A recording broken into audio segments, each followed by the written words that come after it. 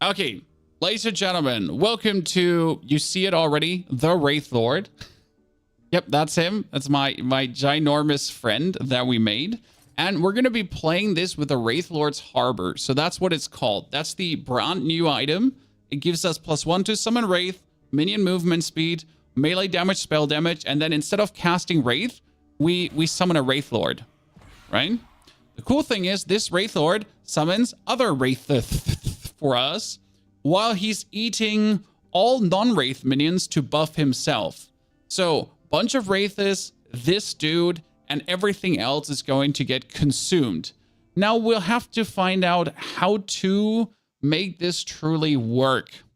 And for that, we definitely need to reskill our skills. I mean, first things first, we'll have to throw our zombies out. I mean, we have to throw the golem out because the golem is going to get replaced by the Wraith. So that means I'm going to get 10 levels at least back. Wow, this is going to be like some backtracking available to make this stronger. So first, a Wraith appeared at the target location, but summon Wraith costs more mana. That doesn't matter because we just want to go down here because here Wraith have more maximum health. So we want to make the dude as big as possible. And then Wraith health no longer decays, but you're limited to only 2 Wraith. That doesn't matter because, well, we get that ginormous Wraith Lord anyways. And then down here, the Wraiths are larger and deal more damage, multiplicative with other multipliers. So you're making ginormous Wraithies, end of the day. Then we can have them deal additional necrotic damage. So we mostly have to redo all our burning damage into necrotic. There's also more necrotic damage here. And we can do Wraith have more additional critical strike when you cast summon Wraith. You get increased critical strike. So we can do more critical strike stuff. And since our Wraith Lord is summoning them, it should work. Do that and then. Unleash portion of the damage they deal in crit S health. Oh, sure. That sounds fantastic. That's the basic setup for the Wraithies, but we'll have to redo that. Then we'll also have to redo our complete... I hate that one. We have to redo this because we're going to be casting Dreadshade. We're probably still on our opponent, but like usually the dude is standing a little bit too far away. But we want Dreadshade now to... The minion targeted by Dreadshade now always critical strikes. Exactly. So I think you actually put this on your dude. Oh yeah, I think you put this on your dude so he does more necrotic damage. Actually, it's so different to what we usually do. So we don't despecialize. Yeah, we despecialize the skills through that because we have to redo all the points anyways. So we get Dreadshade, and Dreadshade now does the necrotic damage. 1, 2, 3. Then gonna have Dreadshade do grants targeted minions significantly more damage. No aura buff, so it's just our Wraith Lord being buffed. Then more critical strikes. They get poison, and when used on Abomination or Wraith, Dreadshade grants the minion more damage. Yeah, see this because we're gonna put it on our Wraith, right? Yeah, kind of like this. Then we're gonna go down here and down here as well later on. So this is just to buff the Wraith Lord. So you have the Wraith Lord, and then we're gonna essentially take our Dreadshade. I mean, Wraith Lord needs to be R actually. Wait a second. This needs to be Dreadshade. This needs to be Wraith Lord. Boom. Yeah. Good. You could play this together with volatile zombies as well. So we could summon armies of volatile zombies that are essentially being eaten by our Wraith Lord. Yeah. If we want to. So there's 2 ways you can kind of play this, or multiple ways you can kind of play this.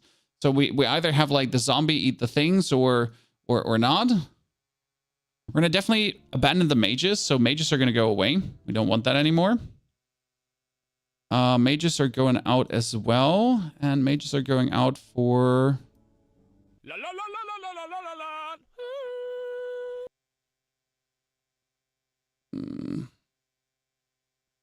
la. If we don't play mages, we need to play transplant, I guess.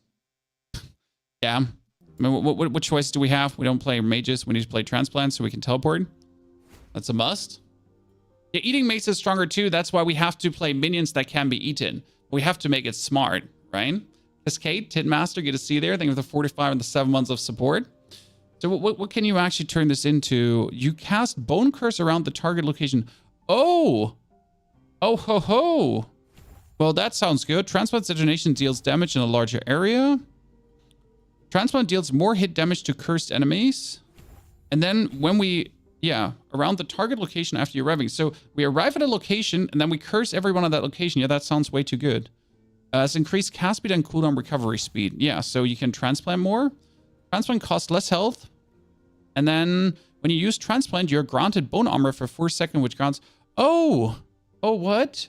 Oh, hello. And bone armor is more effective. Bone armor lasts long. What? Why is transplant so good when you actually play it? Huh. Well, that's interesting. Why not teleport with the mages and have them eat it? Because I think we need the bonus tankiness as we transplant around. Okay, so we poisoned this dude, but he's still refusing to die somewhat. like we just poisoned him. Look at his life go down slowly. But if he would life leech now, I think he's unable to die. And I mean, worst case scenario, we can always summon a new one and just curse it again. So if you choose the mage summons, the problem is the mage summon has the cooldown thingy. Whereas transplant, we can make relatively low cooldown, especially if we also use our cooldown boots. I think we could get this even lower. And the free curse is nice, because if you do bone curse on arrival, because right now we would do bone curse on arrival, and then we could also tech into bone curse if we like to. So instead of rip blood, we would despecialize rip blood. Oh god, we're gonna end up in so many shitty skills right now. And then you could take bone curse, right? I mean, on bone curse, for example, bone curse base physical damage is converted to necrotic. Consequently, this damage scales with increased to necrotic damage, but not increased to physical damage. So instead, apply a curse to enemies in an area for 8 seconds that causes physical damage when hit. The damage is tripled if you inflict the hit yourself. But this would turn everything into necrotic damage, and since my ghost does necrotic damage, then he does more necrotic damage. Yeah. And then Bone Curse applies Market of Death for 2 seconds, but costs more mana. But we're not actually casting Bone Curse, right? Who cares about this? We're just teleporting around. And with the teleport around, we're putting Bone Curse on. Yeah. I guess. If here, Bone Curse deals more damage. Bone Curse deals damage more multiplicative. And Bone Curse has a chance to reduce enemies' armor. That sounds great. Yeah. See? I mean, that seems good. But Illusionist, I like your thought. So we could definitely think about swapping out Transplant in the long run to kind of what if we use something else instead. It's not the worst of all thoughts. I'm just trying to like figure out what I want to do, because that Transplant Bone Curse thingy can be quite funny, because that see, like I could just not use Bone Curse in my bar. You know what I mean? So instead of like actually actively using Bone Curse, which is useless in this regard, right? Well, why would we use Bone Curse when I essentially just teleport around to apply it already, right? Wouldn't need it. So we do we clap 2 flies with one clippity clappity. What I was thinking about is I could use summon volatile zombies, and if I actually use these rings, Chad, you see these rings here, cycle of putrescence. If I do this, my zombies never die. So here, my zombies automatically resummon themselves. Okay? So if you now take the Wraith Lord, see, the Wraith Lord kills them all. It's an infinite loop. I don't have to do anything anymore. These rings here that resummon my zombies, they just make them come back. You know?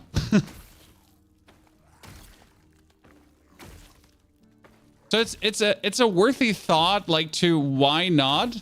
And then we're essentially going to be teleporting around, and he's just going to resummon things, and I don't even have to do like anything. The question rather is, what will we then tech zombies into? Because that's like the problem, since we couldn't really, like, he's killing zombies, correct? But our zombies wouldn't be doing damage, I think, right? Or do they do damage when he kills them? Wait, do they do damage when he kills them? We need to just go into a monolith and probably die. So right now, like, this is all like very shoddy thrown together. I don't know, like, if it actually works.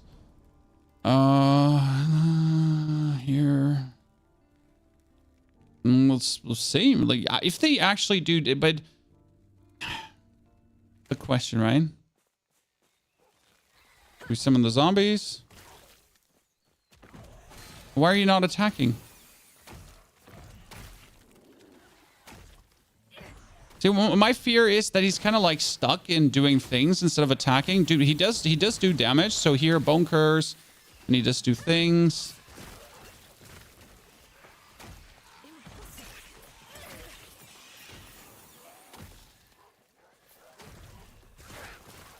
Yeah, I feel like he's like due to the things, he kind of gets stuck and doesn't come with me, you know? So I need to always like transport to then have him like come with me. I mean, he still does tons of damage though. Right? He's just standing there in the middle and just doing tons of... Oh, 14,000, 16,000, dude. He's just mashing things, dude. Okay.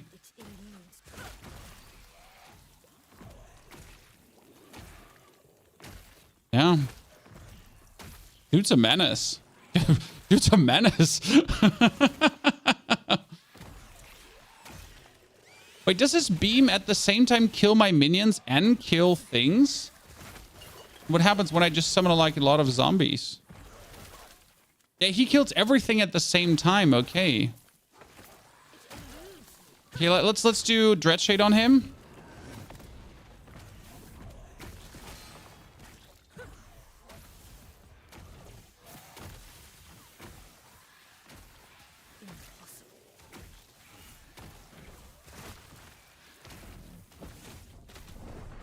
Sir, you're supposed to kill him. Like he wasn't killing him, right? I feel like he's like too busy doing things. You know, this is where I said like the build feels a little bit too hands off so, at times, right?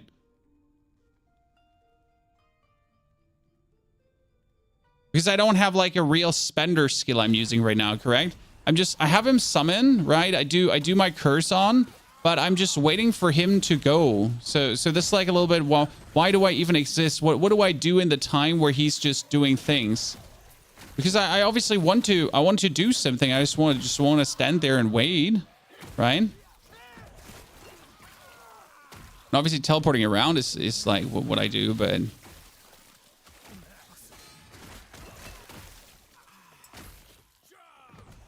you know what I mean, right?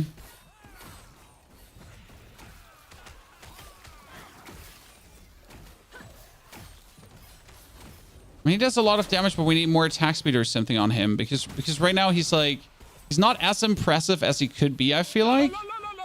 I mean, also we're not really boosting necrotic damage right now, so there's like a lot of things that we're not boosting that we can boost further.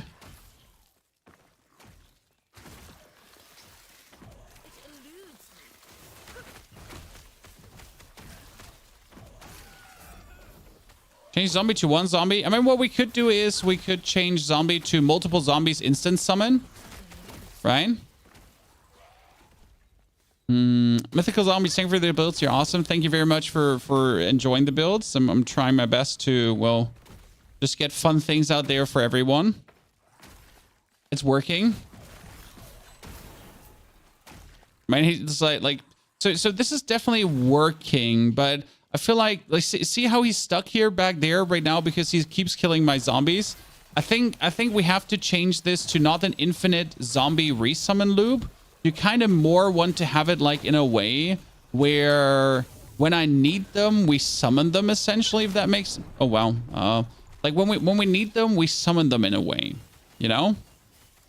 Okay, so that's just like to get a feeling for this. I think the zombies plus that is not what we want. When we get at least some levels in Wraith now, so another 9 levels that we can put more points in, that's what we're looking forward to, right? To boost the Wraith levels further.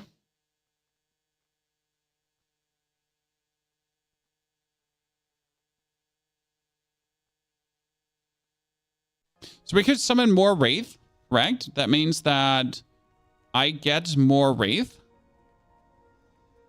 Wraith move faster and I get more Wraith. So he, like, the Wraith Lord can summon more. If I'm not mistaken. Then we can have him necrotic damage. This is deal more necrotic damage and leech a portion of the... Yeah, see, they leech and they heal with this. This was also a leech heal thingy. And critical strikes deal more damage. Sure, why would I not want that? Right?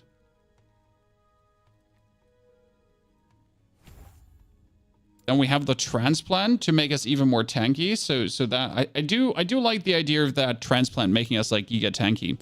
So we get like the bone armor here, which gives us 300 armor as we jump. And then we can make the bone armor more effective. So that is just making it more effective and last longer, I guess. And lastly, casting transplant grants you haste, frenzy, and fervor. Haste and frenzy. Frenzy was what? Frenzy was... Yeah, sure, why not? And the Dread Shade. Well, what we could do with the Dread Shade is, so we have buffed this already, correct? Have the Dread Shade be like these... Amazing thing. What I'm thinking about is technically you want this 1 point here and then 1 point in here. Maybe. Because the question is if we want Dread Shade's aura to affect us. So if I do this 1, 2, 1, 2, 1, 2, and then here. So now if I make a Dread Shade and I stand around the dude, then I would get buffed by the Dread Shade as well.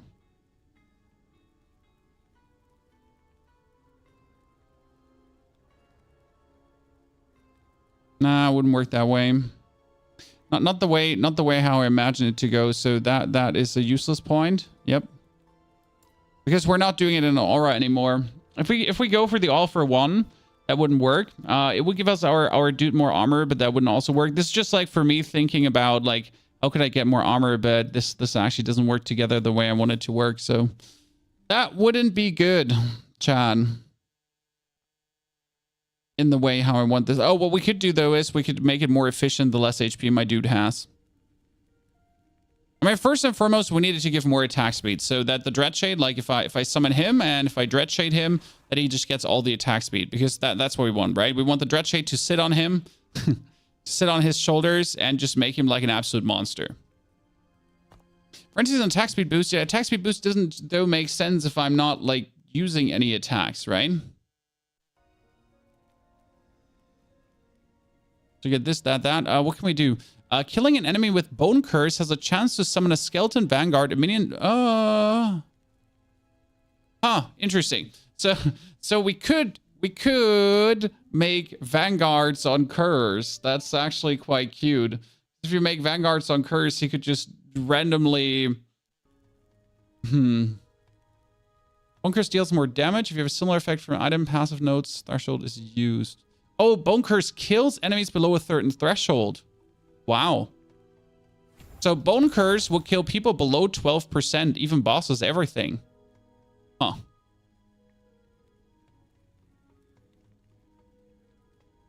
That's not bad.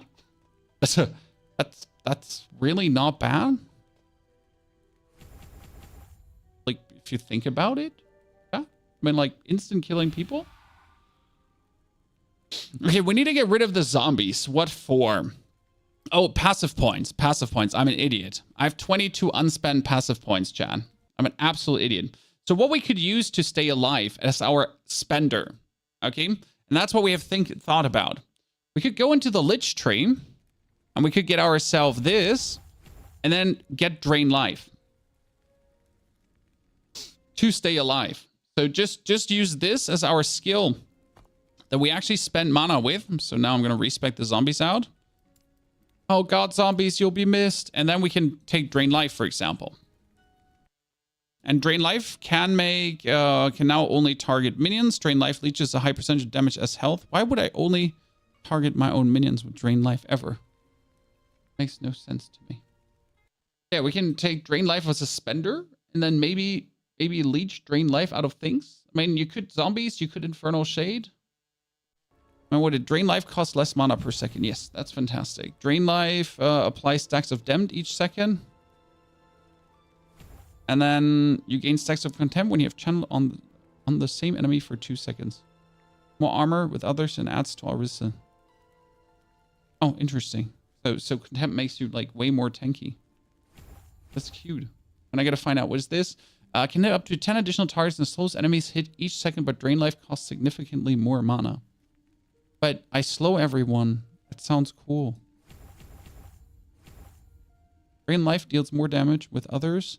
When target is killed by drain life, you cast Soul Blast at their location, dealing spell necrotic damage to enemies in an area around them. Drain life can now target your minions. You gain 10 mana per second for each minion you are draining. Oh, interesting. So I can just cast it on my minions to just get mana back. Oh, I gotta get into the habit of using like drain life and see if I like this. Oh, this is how drain life works? You just haven't... So you just teleport and then drain life, and then and then teleport and then drain life, right?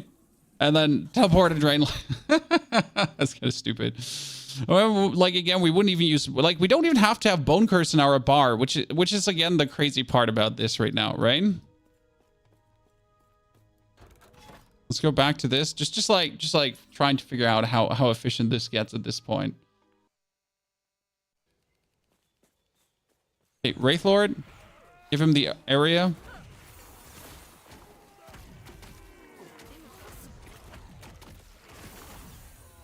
See, now that he's like not bound to stay behind because he's like killing things, he's just way more efficient. I mean, dude's just going places. Like he's just nuking everything. I mean, like he's seriously. So now he's not being. Oh God, he's not being held back by zombies. So he's just.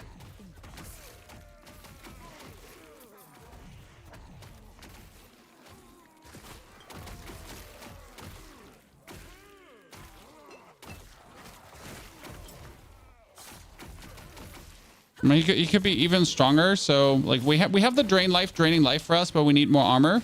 So right now this is not as efficient as it could be. I mean, we're getting to the point where things start making sense. See now we just have the drain life working and just working for us, and he's just killing everything. And we teleport, and then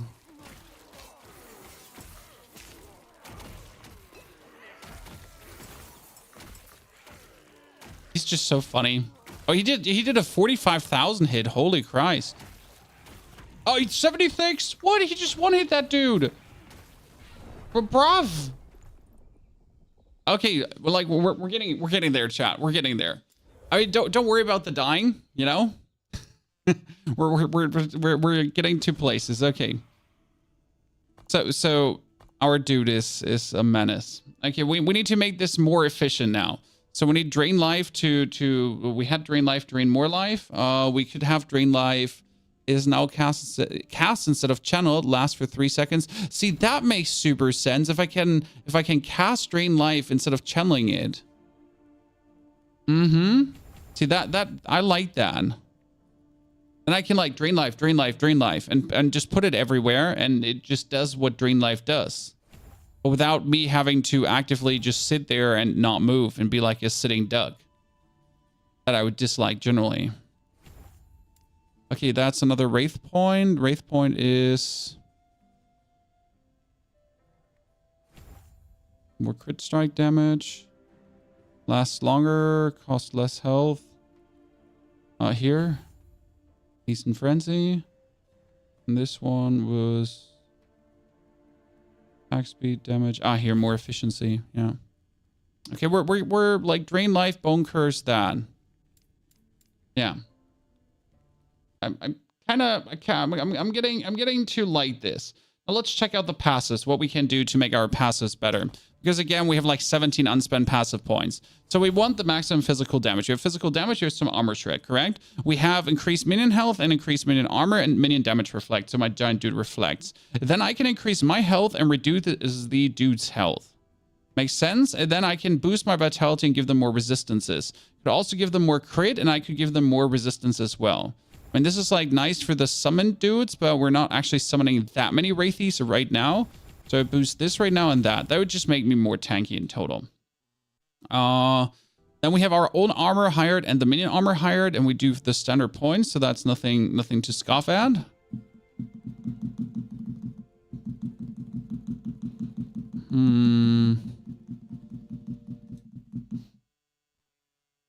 And we could hire the necrotic damage and fire damage, which we have been doing anyways. We have crit strength, crit chance, and this was minion critical strike multiplier.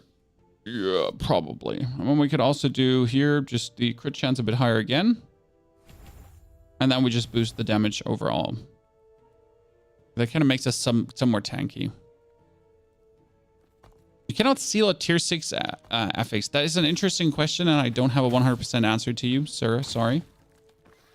Okay, could you stop killing these? No, no, no. Stop killing them. Stop it. No more zombie killing. Okay, we need to get rid of our idols, because right now this dude is doing necrotic damage, right? Wraithies are dealing physical necrotic melee. Okay, I need to get rid of here. This is fire damage. This is physical damage that can actually stay. That is volatile zombie explosion. And that was fire damage. So all of these are useless right now. Kind of sad because that's what the whole thing I was going for, huh? Minion. Let's see what we have alternatively. Probably have some necrotic damage, right? Do I have increased minion critical strike chance? And I need more health, right? So, but the problem is when it comes down to health, I don't have any here. So I 5% increased health and minion critical strike chance. Okay, let's take that. Let's take that. Okay, 5% increased health. 3% increased health and lightning damage. Nah, can't take that. Okay, so we have this increased health. We have that increased health. So that's good. That's good. That's good. I can work with this. I can work with this. We have this 3% increased health. So let's put that there. This is physical damage. No, that one can go away. This was mana and fire damage. This was health and mana, just like as a tiny one. Okay. But the fire damage got to go out, right? So now we need minion. Wait, I got necrotic. Don't I have necrotic here? This was vitality and minion poison damage. This is increased minion necrotic damage, I guess. And then what do we have? We have physical. So that was physical damage, physical resistance, and physical damage. Bunch of useless things, to be honest. There's fire damage. There's physical damage. I guess put it there. Then we just take wood. And here. We'll prefer more tankier things, but hey, we're almost at 2,000 life, right? We're getting there. Masse, thank you for the 18 months of subscriptions. Masse, very good to see you there. Hope you're excited to see what our Wraith Lord can do. Well, right now, we're in the process of making ourselves more tanky, so we would survive more. We'll keep the rings currently because I don't see a reason to like throw the rings away as of right now. But uncertain. Like, we definitely need more minion damage. We need to get rid of this one because that one doesn't work anymore. We can seal away these idols though, finally. So we need the armor. We need a new chest because Aaron's will wouldn't work. Again, we can put the bone curse away, but what I'm asking myself, I have the bone curse here, right? But we don't technically need the bone curse. By the way, this is how it looks when it's cast, chat. Oh, this is actually... This is draining a lot of mana. Oof. This is another build. Yes, we're trying out the Wraith Lord. So we got this specific unique, the Wraith Lord's Harbor. And we're currently trying to see what we can do with this. And how we can make this better. Because, well, there's always things to make it better. I have an amulet that could work, and that's the Death Rattle. Death Rattle gives us more critical strike chance and minion damage. And we get health on minion death. That could be nice, because if my minions die, they would heal me. Right?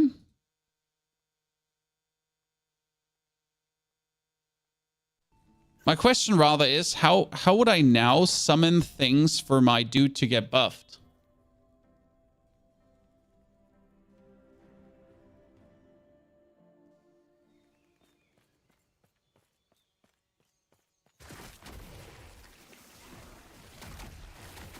Oh, as soon as they walk through, they get affected. Oh, that's cute. Okay,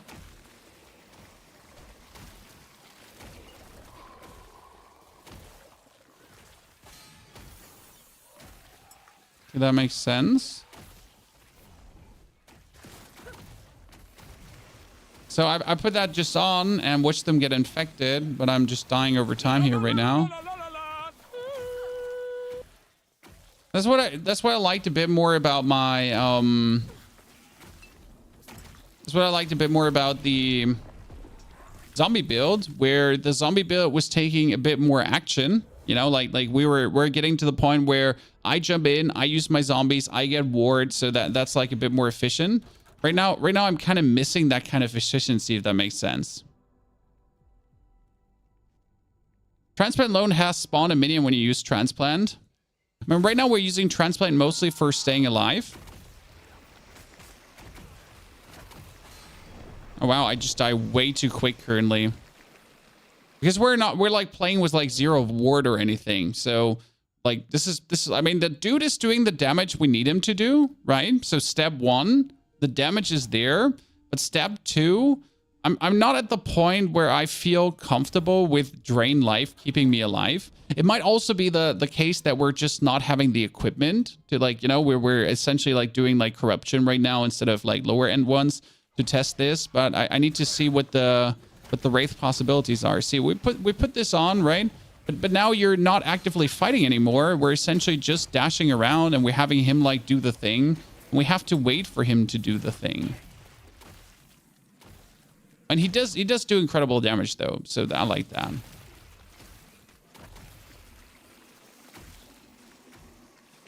So now I know how to restore mana, by the way, because if I would cast this on my minions, that would be... See, like, I would cast this, and it would hit my minions and the things at the same time. That makes perfect sense. Because then I would leech my minions, and I would gain mana back from leeching my minions.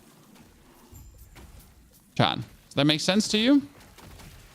Actually, a really interesting concept here for this right now.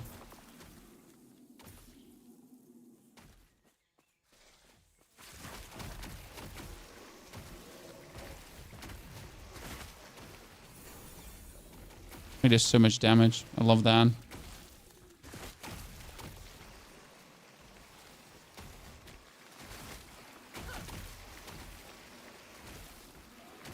Kill them all. Look, go. Sometimes he seems like so preoccupied, and I'm essentially just going around and trying to things. It's like Drain Life is draining your life instead of the mob's life.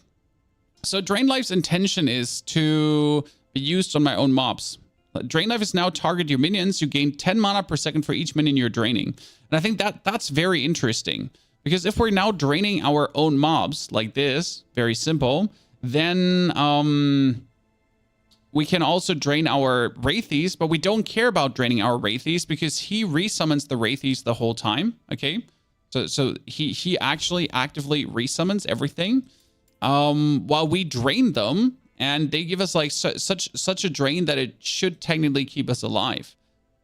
And when they die, we also get health over the amulet, right?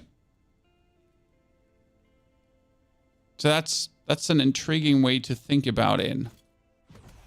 What level or what stage of Monolith or Telescope you started getting the cool gear for Necro? I got mine around level 70, Tall Grinder, 75. That's where things started to get interesting. Our resistance is capped. Oh, we're not really looking at any cap here right now, so don't worry. This is like really the testing stage of this build. So we, you know, like I'm not wondering why I die. We're just trying to figure out what this build can do, where we can go. When I could do lesser demanding content instead of like doing the harder content here right now, like instead of jumping straight into corruption. But it kind of makes no sense because we got to do this content anyways. So even if the build is like working inefficient, it's still going to be working good, if that makes sense, right? So even in the most inefficient state, it gotta, like, you gotta feel it, you know? Where am I getting zombie summons from? This is currently my main question. Where am I getting the zombie summons from?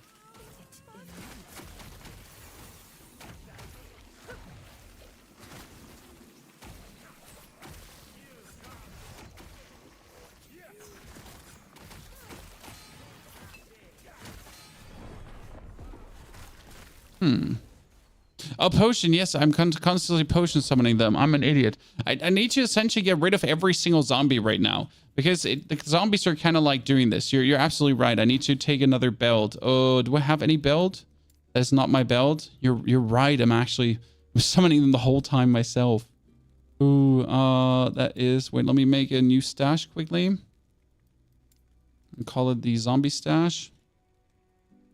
I can put like my gear that I need for the zombie build right there. Right, I'm constantly resummoning them. The best thing I have for a build currently... Random belt put on. So you're right. And this now drains my minions. So let's see how different that feels. You're absolutely correct. This was me like hurting myself. So this, I think the setup is sound. See, now he's not busy again killing zombies because whenever he's busy sacrificing things, he's not doing damage. Notice the difference now? How he's essentially just lasering everything instead of like worrying about stuff. So I teleport and he starts lasering things. I teleport, he starts lasering things. So he's not like busy sitting around and doing stuff. I mean, I still have to look out that I'm not dying. So that's like currently my problem, like actually just dying because I teleport into people, right? But it's just that he's now finally doing what he's tasked to do. Here.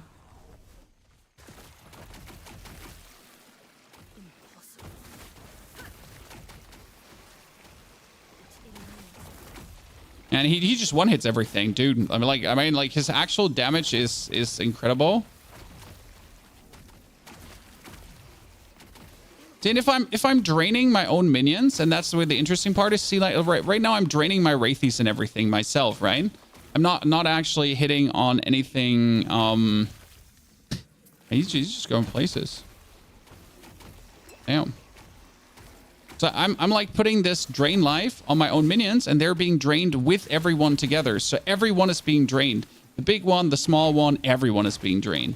And that one gives me bonus life and mana back. You notice how my mana is going back up? So I can essentially, by draining all of these, I can create like an infinite mana drain and health life drain loop. Interesting thought, correct? So now things start making sense here. Again, I drained them, and look how that... So the more Wraiths I would have now, right? See, now he's dying because the... How do I put that now? Like, on him, the actual...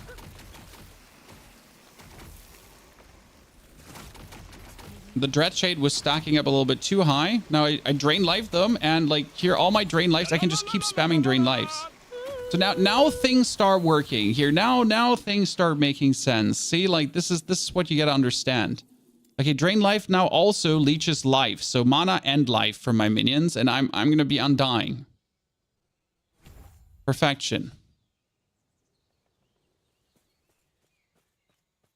Staying alive is the problem with the build. Yeah, but I don't feel like so anymore. So if I do this now, look like how much life I'm regaining at the same time. Look how my life is like really just flying up currently.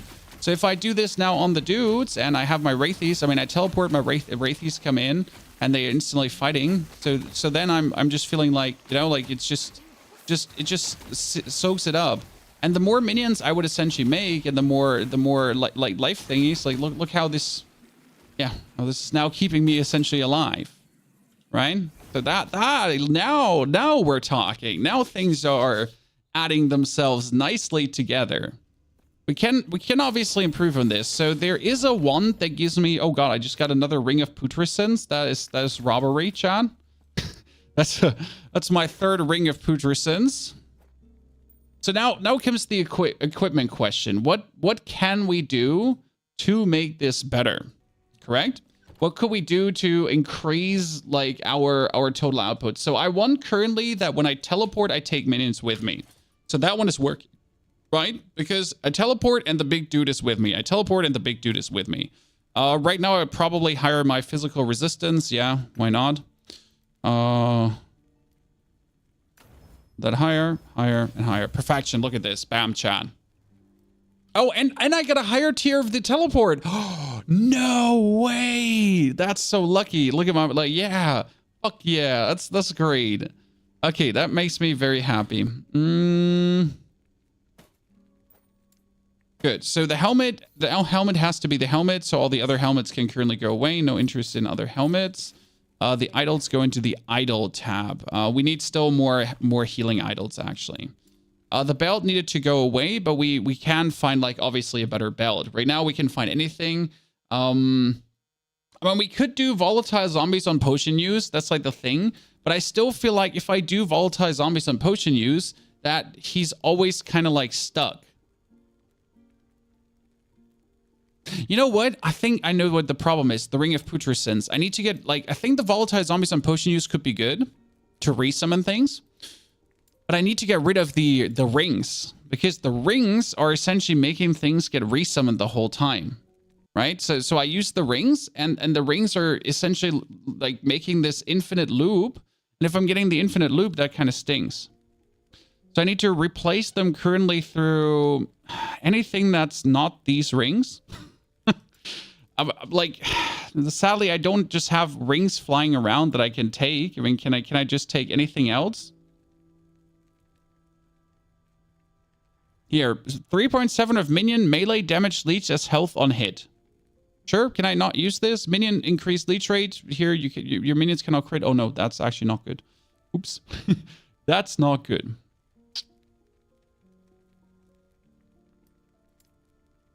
Here, like, do we not, can we not just buy random rings? I mean, I just need rings that are not this ring.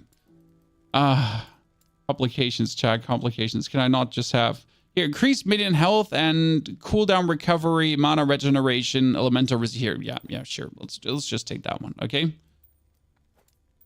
Just something that's not the Ring of Putrescence, because the infinite zombie resummoning makes my dude just kill minions. Where are we at? See, like, our resistances, we have no void resistance. Yikes. I wanted to say our resistances are quite good. We have no void resistance.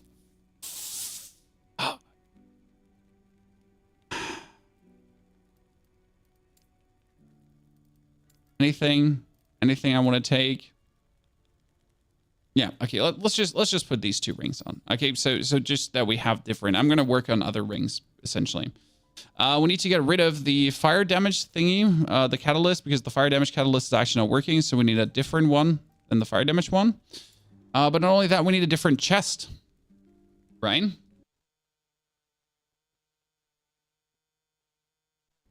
There's a chest that has Summon Wraith Plus. So I need to now go into my loot filter, and I recolor 8 affixes and select, and I need to have Wraith. So everything leveled to Summon Wraith need to also be recolored, and chance for Summon Wraith, Putrin. No, just level to Summon Wraith. So I need that affix, actually, that I can Summon Wraith on the chest piece. But didn't I have a very good chest piece? I had a very good chest piece somewhere. This was volatile. This was actually a lot of volatile zombie damage. Can I play Woven Flesh so long? I mean, this one just increases my health and my minion health and my minion health, and plus on 1 to all minion skills. So I guess that ain't the worst to have right now. And I could still play 2 golems. Wait, would he kill golems? Would you kill golems? I mean, these golems wouldn't do anything but exist right now. Oh, you would kill him straight away. You bastard. Yeah, he would just kill the golems. I'm just like, because we don't need the skill again, right? I don't actually need the skill.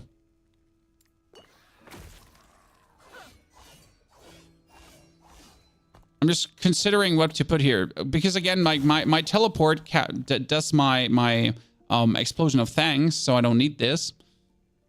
I mean, we could play with sacrifice, but sacrifice kind of feels weird still. Could play with Wandering Spirits just out of the blue, but I mean, right now might as well play Harvest. You know, might as well play Harvest in between. Let me go for these rings so I get other rings.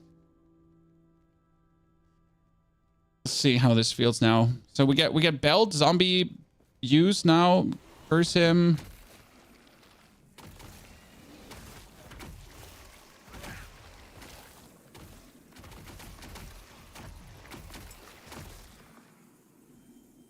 Now our mana is always up. That's good.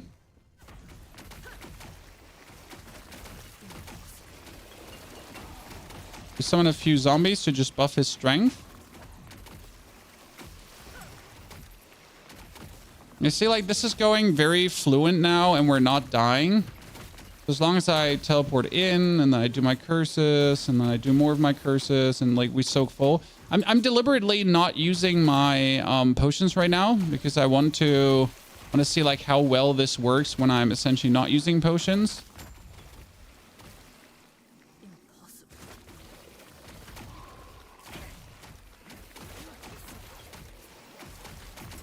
Yeah, this is going way better now. If I now had more to summon,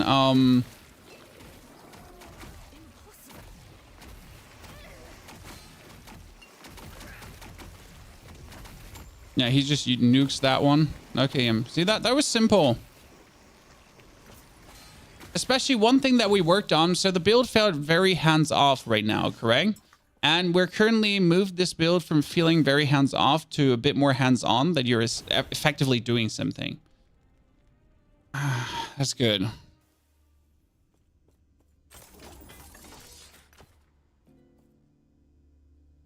mean, still our like, there's one unique two-handed wand I want. 32 stationary fire tornado. No, I don't want stationary fire tornadoes. I don't want stationary fire tornadoes. Well, what do I look like? Okay, there is an item like Jewel Rust Obsession that you could play, but I don't think I have that. Yeah, I don't have like the actual gloves or good gloves.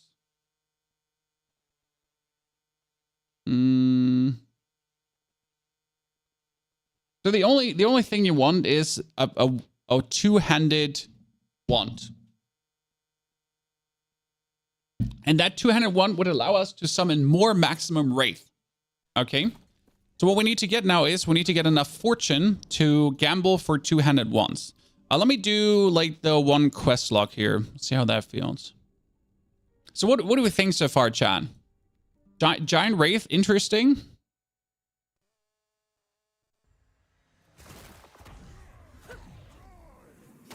Okay, why are you not attacking?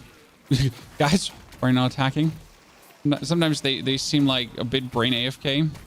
Oh, did you see that damage? Dude, he just like, the damage though he deals is just insane, like, right? Like, notice, by the way, I'm just putting all the life suckening down here. So he does like 40, 50k, like, and I'm not even, I don't have good equipment, right? So this is, my equipment is not even good for what he's doing, and he's still like doing all this damage.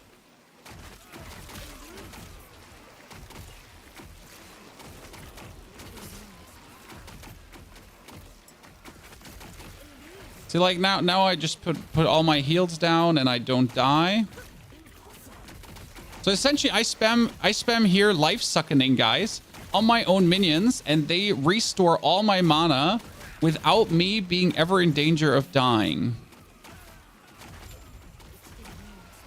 Like, see, I'm just putting this on my own dudes. And it's working. That's interesting. Right? We're just spamming our cooldown on our own Wraithies, and they're just healing us up.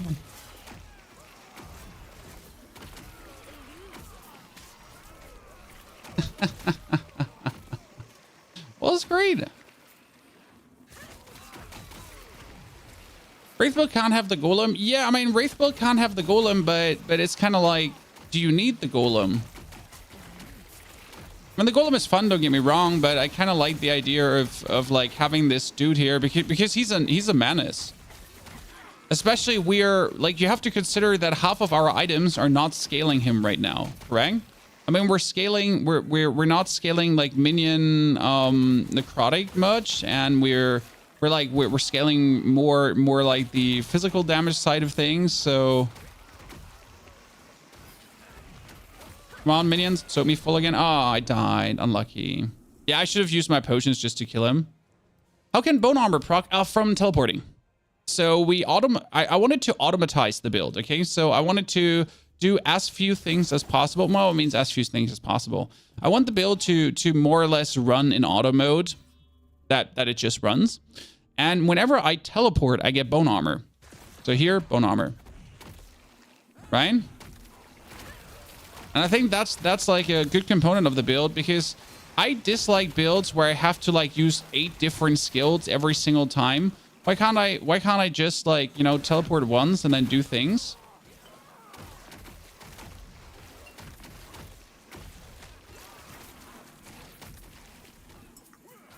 You know?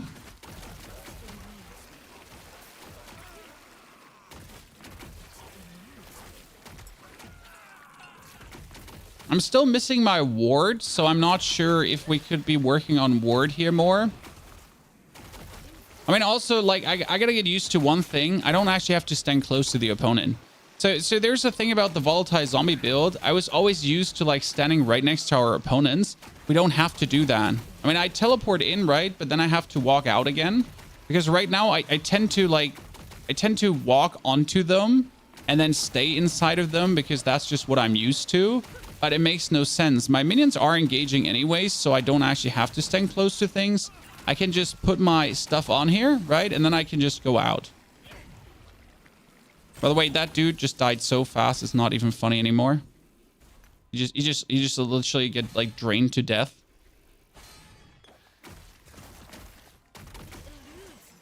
And that's like, I think this is like more a playstyle problem. Like right now, it's literally not the build, it's me.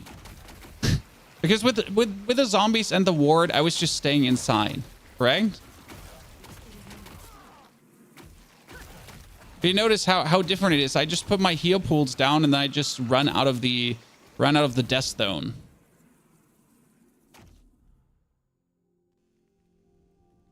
Inferno Shade. Oh, Inferno Shade. Interesting. But even if Inferno Shade, the problem is it would be too much clicking. I was thinking about using Wandering Spirits. Because at this point, like, I could just use Wandering Spirits. Because again, I don't need the, like, this one is being auto-cast. I don't need to cast it. Correct? I teleport and I play the curse.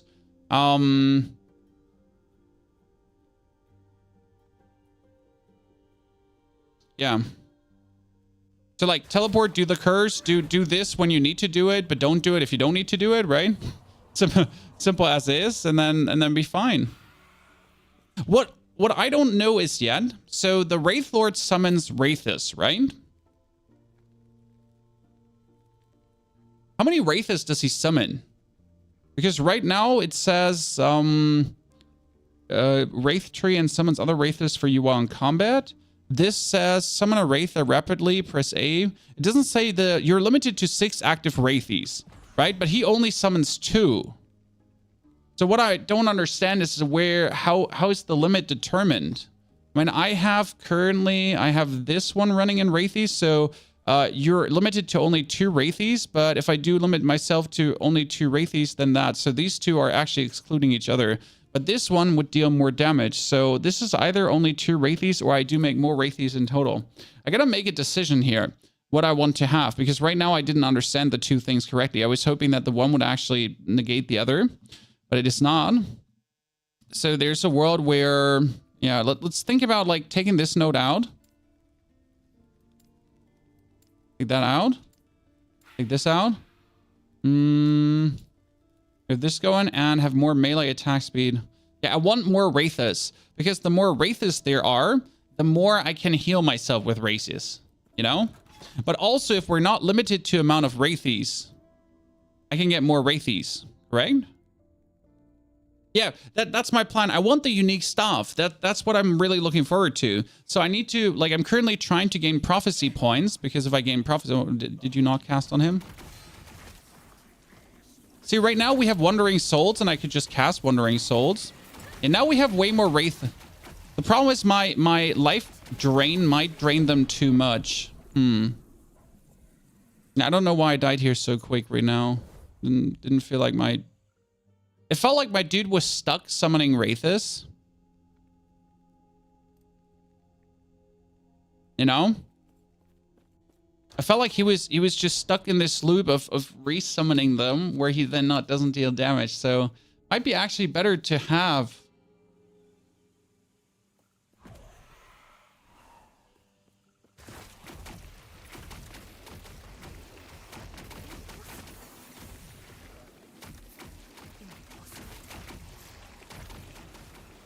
Because my Wraithies are about to die.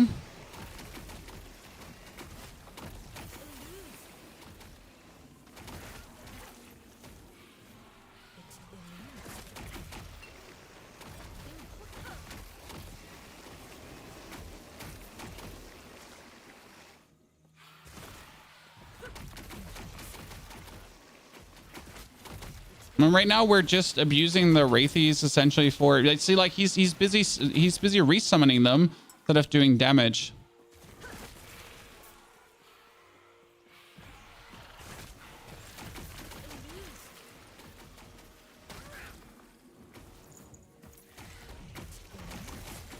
Also, with a lower amount of Wraithies, I always like teleport in with me. There's less targets for me to target, but I think it would be better in total for things.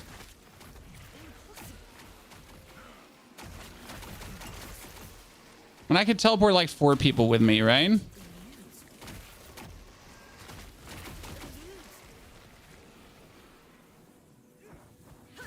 Oh, this is the ambush. I was wondering, like, you know. And he just gets, yeah, he's just more busy resummoning things than anything else. Okay. Yeah, that's also why he dies. Interesting. Okay, we need to reskill that back. Yeah, but so like the staff doesn't make sense. Because I don't want the maximum Wraith. So, like, I want the more points in Wraith, but I don't want more Wraith. The way this build plays right now.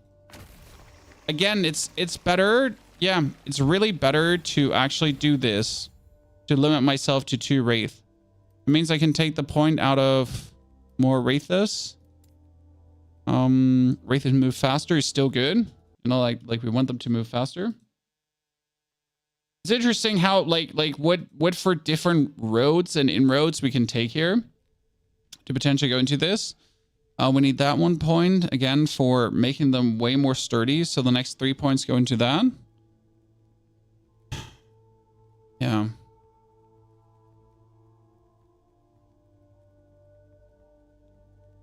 This is better. This is better. It's odd, but it's better. But that means I can still play one-hand and offhand. I am not forced to actually play the 2-handed weapon. It's interesting because that means I can keep these 2, right? And keep these 2 things. For now. I need to check my loot filter because I recolored 2 types of relics. We had the minion movement speed and damage, and we had the increased fire damage, but I want the one for necrotic damage as well right now. Because you're doing necrotic damage, might as well just see that one too. We need a different chest piece, so I need a chest. 24% health.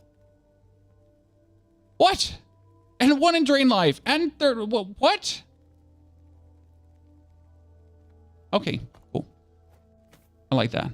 What other stat can I put on?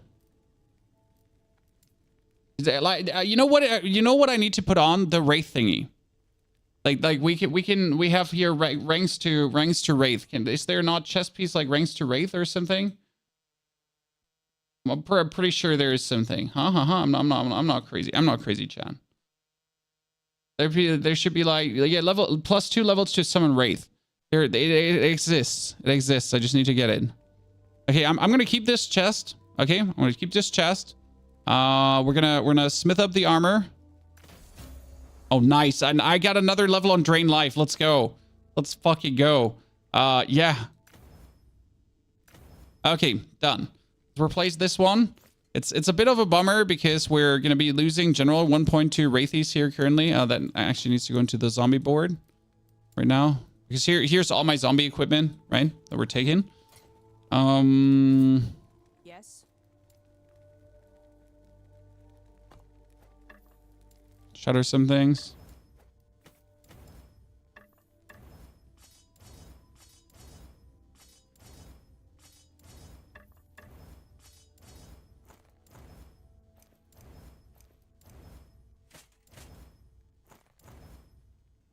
Yes.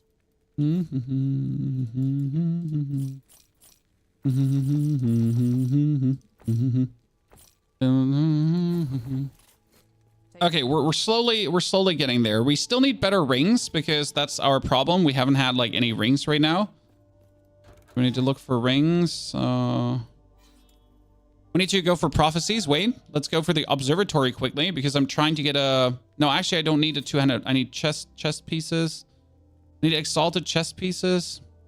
But technically, I need to make my helmet legendary because this one has legendary potential, correct? What do I want on it? Probably increased health, correct? How hard is the helm to drop? It's super easy. Have you not watched my video on target farming, sir? There is a way how you can 100% get the helmet super quick. Do you want to know how? If not, that's okay. I don't have to tell you. I can keep this secret, but like it's super simple and super fun, and like it's essentially by just playing the game.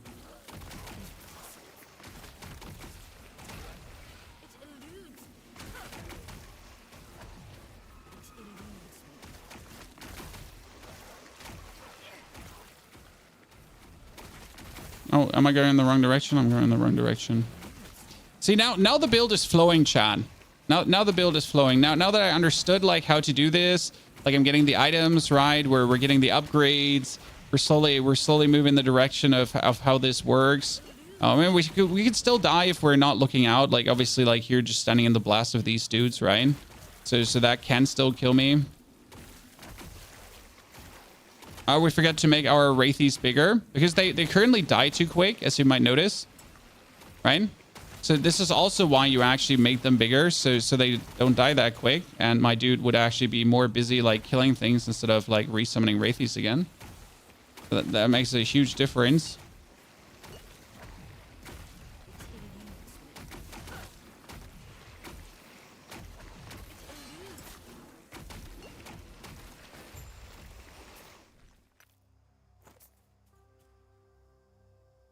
No, we don't need Chthonic Fissure. We need like the summon wraith thingy. Let's get out of here. So, I went merchant on my Necro though. No, you didn't. You went merchant on your Necro. Well, if you went merchant on your Necro, then you get to find someone who trades you things. Well, the best thing I can tell you is if you went merchant, then you get to find someone who trades you things. Right? So, like, what can I tell you? You brought this on yourself. Okay, what more points could we put into this? So this was Drain Life deals more damage. Drain Life costs less mana per second. But does less mana per second make sense if it's a cast? Because right now it's a cast, right? It doesn't cost mana per second. It's a cast. So mana per second doesn't actually make sense. Or does the channel cost... Oh, it works. Huh. Interesting. Yeah, but like I thought it would like counteract each other. You know how weird it is. So yeah, so if you're merchant, then you have to target farm over this. So you have to try to essentially find the islands that have helmets on them, or you have to kill the boss that has helmets. But if you're like me in the Circle of Fortune, right, you can just go for the observatory, and I mean you can swap at any point. The stuff also rolls 8 to 12 max rates and 1 to 3 skills. Yeah, I want the 1 to 3 skills, but I don't want the rolls. So right now we need 2 lenses. Wait, I need 2 lenses. We're gonna buy the lens of no arena events and no vision events. Okay. Because then I'm gonna equip this to the weapon thing. No, not to the weapon thingy. What did I want? So what do I want again? I mean, we're still debating if we want the two-handed Wraith wand or not. Because it still gives us +3 ranks, right? So since it still gives us +3 ranks, let's try to get that. We're going to put the 2 in. Here, no of that, no of that. Now let's re-roll. Try to get two-handed wands. No two-handed wands.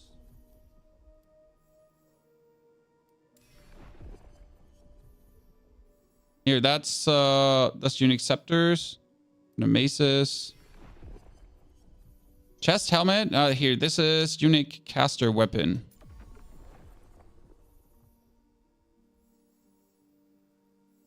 Didn't even check what that one was. Oh, we get robbed. We get robbed. Right, I still have a bunch to actually do here in the Stolen Lands. So we got to finish the Stolen Lands because I have a bunch of prophecies ready for this one. Okay, let's play this build more to get more on vibe with this. So I'm understanding like more the things I'm putting myself through. And we need more health, Chan. I mean, as you notice, my health is only 1,600. That is plenty low. Because it could be so much higher. God, he's doing so much damage though. Like I do love the damage he outputs. I mean, I do the same. My zombies did do the same damage, but those crits are juicy. Especially if we consider that I am far away from the damage ceiling of what this dude can do. Due to having like not the right offhand right now. I mean, I'm boosting like fire damage by 60% currently. And as you notice, I'm actually not doing any, like I don't have any fire damage going on, right?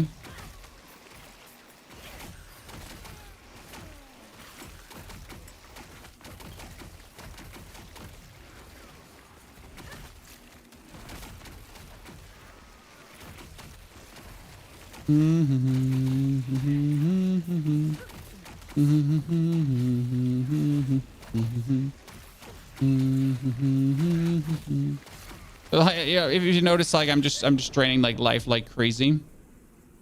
But he didn't really kill everyone fast enough. So right now he was a bit lackluster. My zombies would have been better. See, right now I like the build, but we're kind of getting to the point where I like the build, but right now, in most of the cases where I died, zombies would have performed better.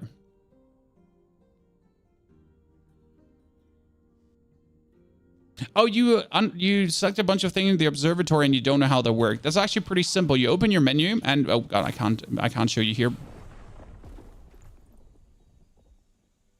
Okay, sure. I'll show you.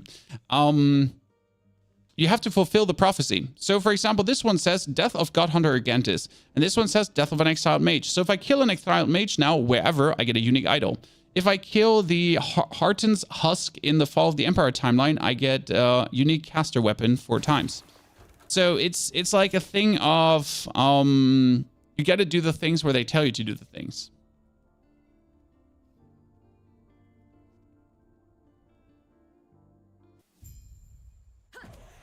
Zombies find the things. I mean, the advantage of the zombies is mainly the huge AoE they do, right?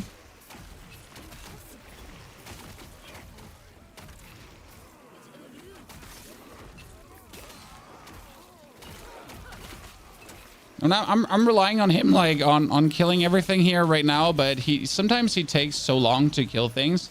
Like, sometimes he one-hits everything, and sometimes he just takes so long, right?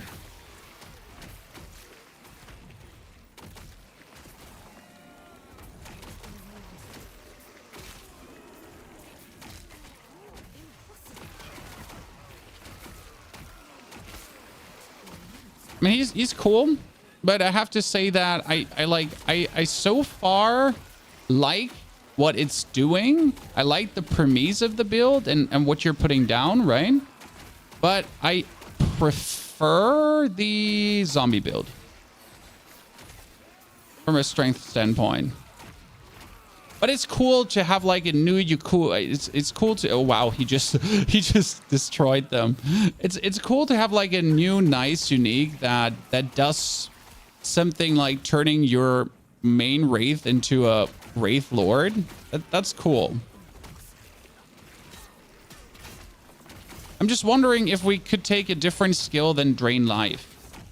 I mean, Drain Life is kind of working nicely with the Wraithies to have us like go on, because it's like it's its own self-sustain. So the interesting part about Drain Life is, right, it drains life from our opponents, but at the same time it drains life from my Wraithies, and it restores my mana too. So it's like a self-sustain. Like, it's sustaining itself. Like, don't have to do anything anymore. Which is kind of funny in itself.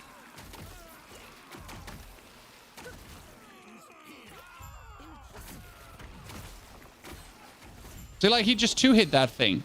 Dude, like, he just went in and 3-hit that thing. Like, do you see this? I think I saw 114k.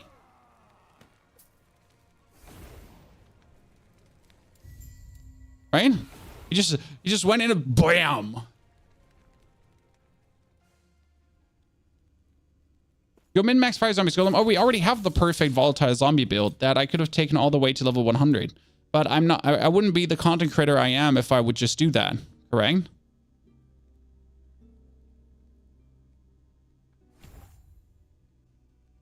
So if I wouldn't take Life Leech, what other skill is on the menu?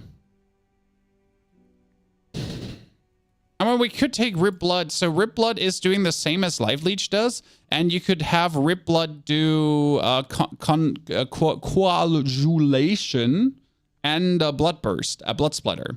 Because what Rip Blood does with Blood Splatter, it essentially, like, you rip blood out, you heal, you heal, you heal, you heal, and then Rip Blood kind of explodes. Maybe that could work better.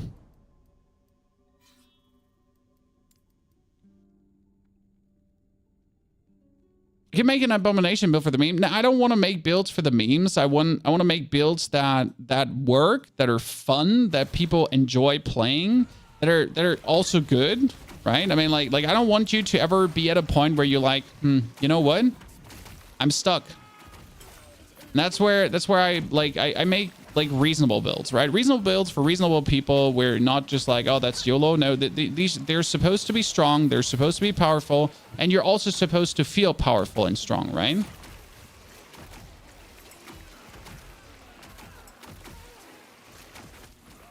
That's very important for me.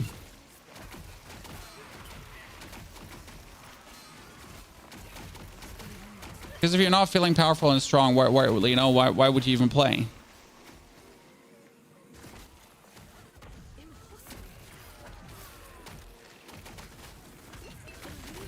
Oh, he's getting, see, like, usually I would now stand on this dude. Did you notice my problem again? I stood on him. Why did I stand on him? There was no reason for me to even walk on this dude and like keep standing on him, but I still did. And it's a mistake. It's a mistake I keep doing because I'm so used from the zombie build to do this kind of stuff, you know?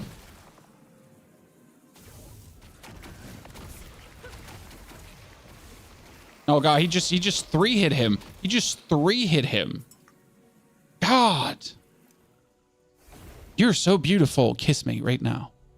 We have a planner for you, build. We built the build in this stream, so you can essentially check out the start of the stream to see the build. But no, we don't have a planner yet because we literally just, yeah. +2 to Acolyte main skills. 24% chance to gain 50 health on minion hit. 24% chance to gain 50 health on minion death. 84 health and your minions cannot be stunned.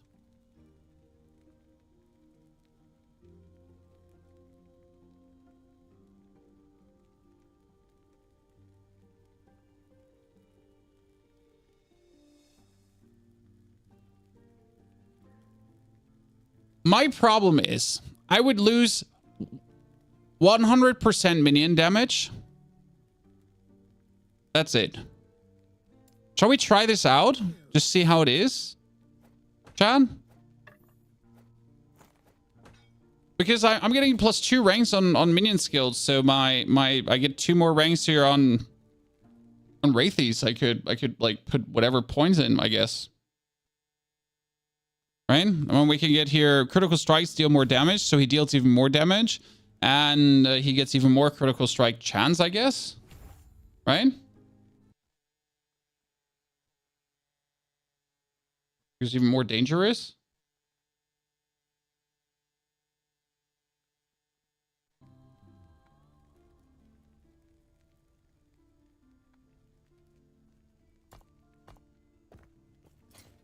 Okay, so now this. We lost some resistances again. No, actually, I'm fine. I'm fine. I'm fine. This is good. We have chance on bleed, minion health, so let's shatter some things. What I'm currently looking for is the plus Wraith. So you notice, like, my armor only has 3 stats, right? And you're gonna be like, what, Pony? 3? What is wrong with you? And I'm like, listen, many things, but I can explain. But where do I start? Chat, where do I start? I'm sorry. Don't hate me. Okay? Oh, wait. Is this my wand? No, this is not my wand, right? Is this my wand? No, actually, that's a really good wand, though. Like, wand. It's not a bad wand. Good. Yes. It's actually good. Okay, here. This is throwing attack, health regeneration. I need better rings. So again, my rings are currently complete trash. I need just really better rings ASAP. Okay, because mine are horrible. Like I just have like I took random rings as you notice. Like so this also contributes to me being weak, Chad. My rings are doing nothing I need right now. Okay? Nothing I need. What we could do is we could turn the helmet legendary. The problem is, in order to turn the helmet legendary, I kind of... What do I have? Spell damage for curses, additional projectiles. I have, like, no good helmet to use, essentially. To kind of, like... Okay, this gives bonus armor, health, and intelligence. It's actually not bad. Like, each of these stats wouldn't be horrible to take over. I'd have to smith this one up. Wait, can I do percentage of health on this one, too? What can I put on? I could put on... That's... X health, yeah, but... I want X health, I want...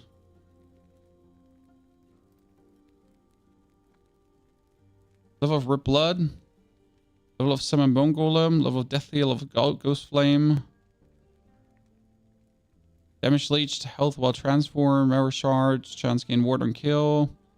Spell damage per skeleton mage. Vitality. I mean, Vitality, I guess. Vitality? Let's get a huge bunch of Vitality. Can I do that? I mean, I would want to get the health or the Vitality or the tier 6 armor, I guess. Right?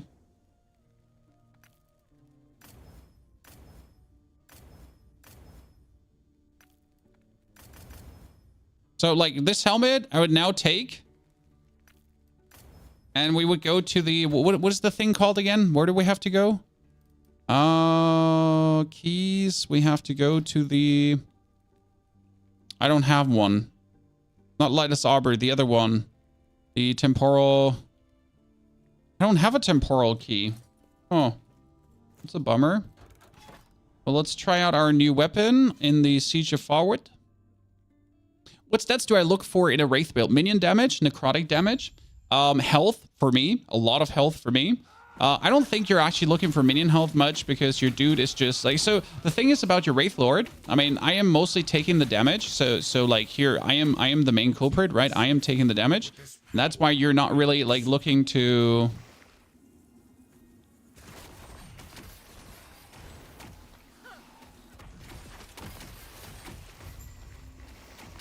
We're done, chat. Did you see the opponent? You didn't, right? Hey, chat, did you see the opponent? I didn't, because he just literally went boop, boop, and the dude was dead. Random number, good to see there. Like, did you notice that was like a boss opponent? I mean, right now I'm trying to get to the boss of this, and I want to see what the Wraith Lord does to him. But see, this is where the fun comes in. So as soon as we took care about we're not dying anymore, we get to the point where we survive everything, right? Where nothing like hurts us. As soon as we have reached that point, then things start getting interesting. Then things start getting like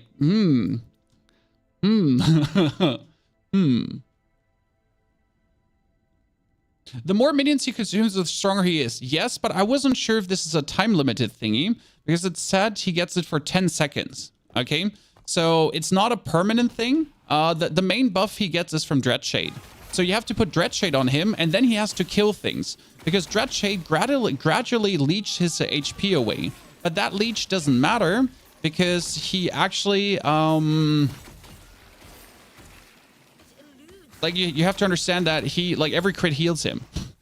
So you might leech his HP out, but he's like healing himself. The same goes for your normal Wraiths. So if your normal Wraith attack, they also heal themselves with critical strikes. That's why you want to boost the critical strike of your minions like significantly. Because then when everyone does critical strikes and critical strikes are critical striking, then your minions, okay, I'm just getting healed like crazy right now. Isn't there like overheal into, oh no. You know what I need? Oh, they're like, yes, this is, yes, this, everything. Chat, I solved it. I literally solved the riddle on how to stay alive. This is it. This is the end game. I found it. We're in the end game now, okay? You just 3-hit him. What we need is gloves with a certain affix, okay? When you get the Wraith Lord to follow you, he just automatically follows you, usually. I mean, you can press A here. Follow you. Now I see what you're asking. I have boots.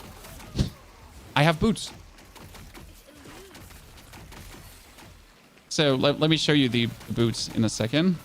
Oh god, you just get destroyed. Absolutely obliterated. I mean, shamackled. Completely disfigured. Like, he gets slapped silly, Chan.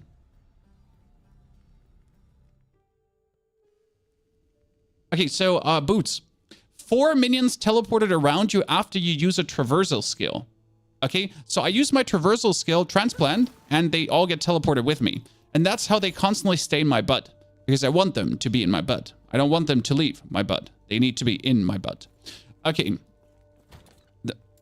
Coming back to the topic of butt stuff. What we need is, we need gloves with ward into health. Like,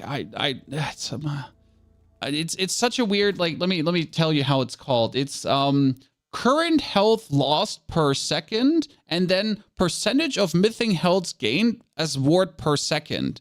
So you lose HP and you gain that as ward, but then you're continuously soaking back up your HP with drain life.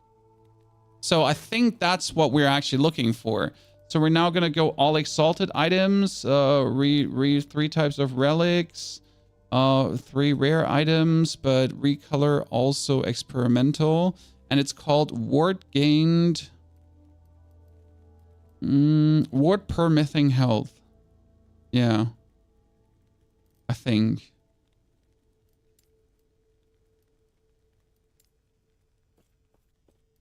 That's going to be harsh to find. Sold tons of them. Yes, I sold tons of them as well. But if you consider that you use life leech essentially consistently to leech life, and that's the whole thing. Oh, what are you? You're dead. You just got, you're gonna smacked Charlie by my dude again. And where did he come from? Ruby Captain of Orjani. Yeah, he just got... I mean, sometimes don't forget to actually press A. So this is something very important. See, I can press A now and my lord just kills him. So this is something I often forget. Tell my dude to do. Like, if we're... Oh, I forget to heal. So if you want him to attack something directly, you can do this. Did you level with this build? No. I level with a zombie build. So we have my zombie leveling build on the channel. I am currently trying to see how good and if this build is any good. And how I'm vibing with this. More melee attack speed. Does what the Wraith Lord count as melee attack speed? No, it counts as minion cast speed probably, right? Probably counts as minion cast speed.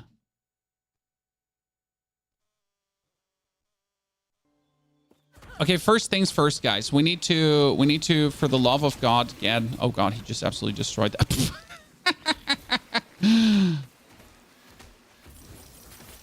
There's something very relaxing about watching him just one-hit Shin.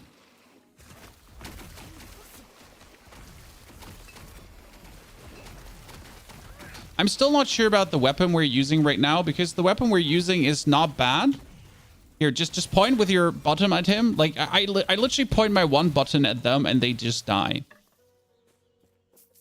So what would,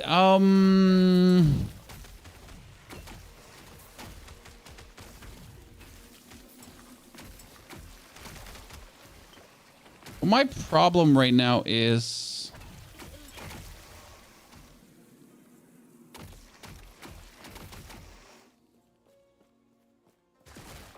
Oh, come on, you can teleport over there. I'm pretty sure you can. I need to find rings that actually give me any resemblance of HP. Because right now, what we're lacking is rings that make us healthy. And I might be like having that my loot filter actually exclude the rings currently, which would be bad.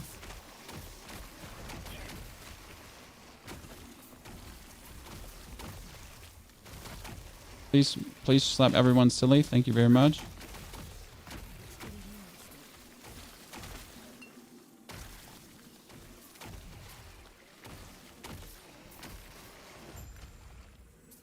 Everything dead? Cool. Well done.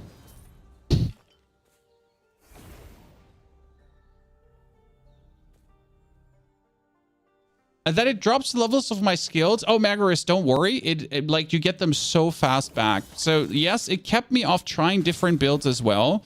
But I literally went into one echo and I almost had everything maxed out again. So it's not like it does take a while. It's really quick. It's really fast. It's just like soaks up in no time. And that's a good thing. This is less damage taken over time. So you're not going to be waiting here. This is 14 health, but 14 health is useless. I mean, I have percentual increase of health here right now, which obviously works better. Ring. Physical damage, dodge rating. Just give me rings. Give me useful rings. Seriously. Don't I have this experimental glove skill? How do I check if I have the...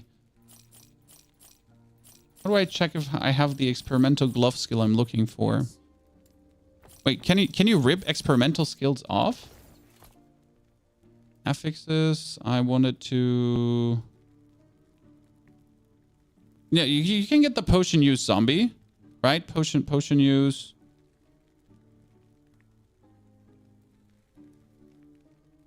Warp per second. I mean, warp per second, sure. We're getting on kill. We're getting potion use. Wait, what was that? Yeah, experimental can never be ripped off. We have ward on potion of health converted into ward. Here, this is what I mean. Adds X of potion health converted. No, that's not what I meant. That's not what I meant, chat. I'm crazy. Okay, let's finish this one up so I can more focus on the things that we want to go for. You find this game challenging? In what regard challenging? I find it challenging in the regard of trying to figure out how to beat things. I mean, the game is not hard, no. I mean, once you figure out what's going on, I mean, once you get a good build, like things are going smooth. But that, I guess the challenge is the good build, right? Because not every build is good and not everyone plays their builds good. I think that's also something to keep in mind, right? And right now, like the min-maxing to figuring out what items are actually decent, what items do you want to play. Because right now, like we essentially have a good build, but the build is being held back by my lacking of items. So if I had better rings, like my rings would boost the damage of my minions by another 100% plus right now. So we're doing way less damage than we could. But not only would my rings boost like my minions, my rings would also boost my own survivability because I'm only at like 1800 HP. And I could be at... How much higher could I be, Chad? Roughly?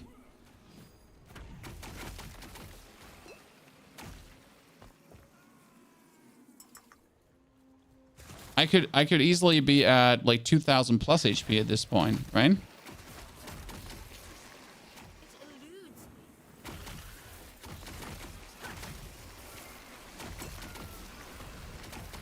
You know what would be also good? An item that gives me ward per second right now.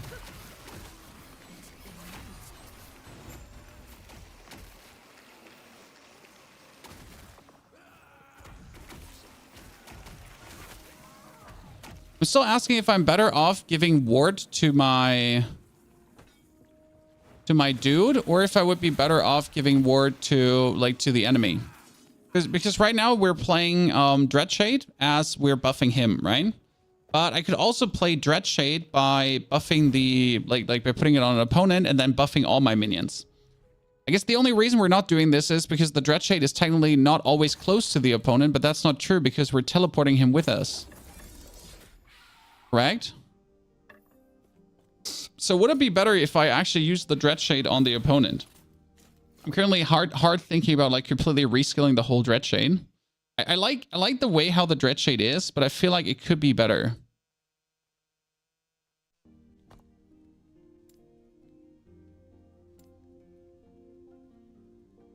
Because currently, as you can see, we put it like...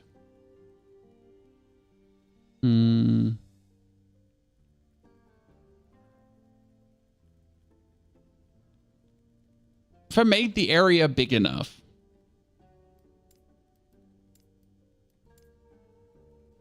Let's see.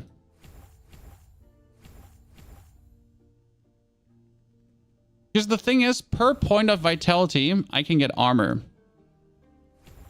If I play this.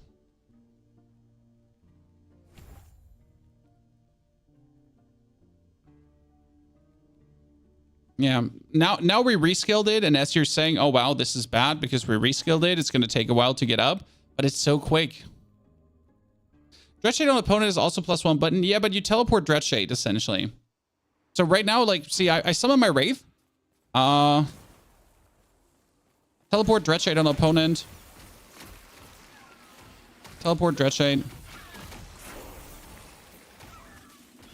You know, it's not like that it's costing me much. It's mostly teleport Dreadshade. Dreadshade. Dreadshade.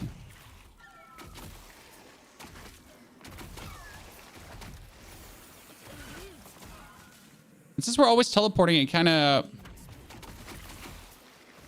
And the thing is, you don't need Dreadshade against the rabble, right?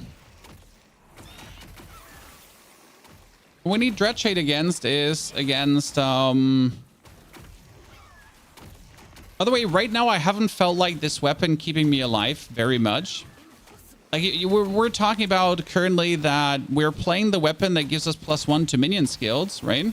But honestly, it doesn't really feel like it's keeping us alive like crazy. So what you mostly need Dreadshade for is big elite monsters here. This thingy now. See, I teleport on it. I put the Dreadshade on it. Like, right? And he does more damage to it. But without the downside of me, like, having to... Like, if I now use the Dreadshade offensive, right? This, look at my armor. I get 400 armor plus for using Dreadshade. So if I put the Dreadshade on and then I teleport in, I instantly make myself tankier.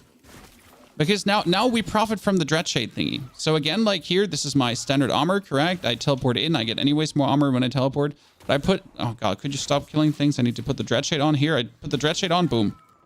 Like, and it just makes me so much more tanky. That's the... You know, that's the idea.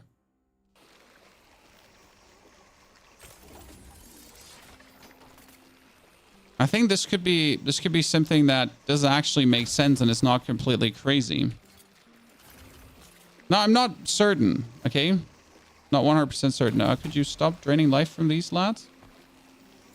Okay, wait. We got Dreadshade. Again, we have Dreadshade buffing me. Dreadshade area. We still want the Necrotic. We want Dreadshade to be cheaper because it's kind of like annoying if you have to cast them and they're... it's 21. It's actually fine. So we want the Necrotic damage boost. We want the attack speed, so as fast as possible. And then more area and more damage. Yeah. Okay, so right now we're playing this weapon, correct? And this weapon gave us... Here. This gave us 2 Acolyte minion skills. That gave us just 2 Wraith skills. So it didn't do that much. And I don't feel like we're actually being healed this much by it. So I felt like this was better. And this was better. Currently. Just giving us more damage overall. Like, I don't feel like we lost there much. I mean, sure, the 2 points, which is a bit annoying. I'm actually going to yoink that point out I'll remove the point from this skill so we can level this up one more so I can put that here. Yeah. Did we get more passive points? We got one more passive point. Did like this spend intelligence plus vitality boosted. Vitality was amazing. Then we had all of this boosted to make us sturdier.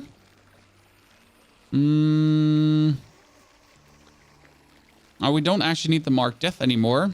These points I can take out. Interesting.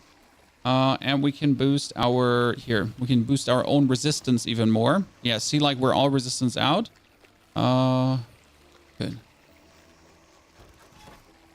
Lord's Ear, sir. Nothing has changed about that. It's still Lord's Ear.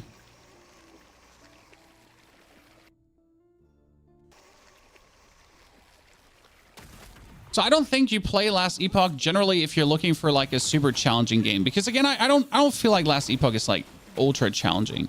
It's like it's a nice, decent, fun game to play, but it's not like, oh my goodness, I've never played anything more challenging in my life before. It's good. It's good. So again, it's good. I feel like either no rings are being shown to me or I'm just not getting any rings I'm looking for, right? I'm just unlucky I'm being cursed because I haven't used rings. He just lasers these big ones. See, like if you have any threat, like any one of these big threats, just point your finger at him, like here. Just press A and he just goes and kills them. It's really nice in the game that we have a kill command, right? Oh shit. Because otherwise we never had a kill command. Right? Currently, I'm like, kill command. Kill command. Kill command. Go. Be like that. Don't be a loser.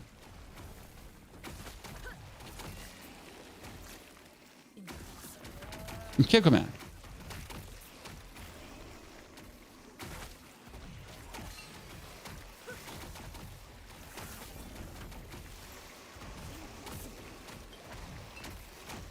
Teleport on in. Oh, 34,000. See, like the damage output in total, same as before. That damage output hasn't really changed. Good to see. So we're doing the same amount of like damages. And I gotta say, like when you put it on him, his damage ceiling is higher. So that's a fact. So if I directly Dreadshade buff him, his total damage output is higher. But I think I need to see this now against the boss, right? We haven't fought like a boss in a while, and I need to see it at the end boss. So the real challenge in this right now are the dungeons. So the Monolith here in itself, like the bosses are fine. They're fun to kill. They're also not the craziest challenge. The real challenge are the dungeons. They're so much fun to play and so much fun to beat. And I'm still struggling with one or two of them, you know, that I haven't like actually beaten them.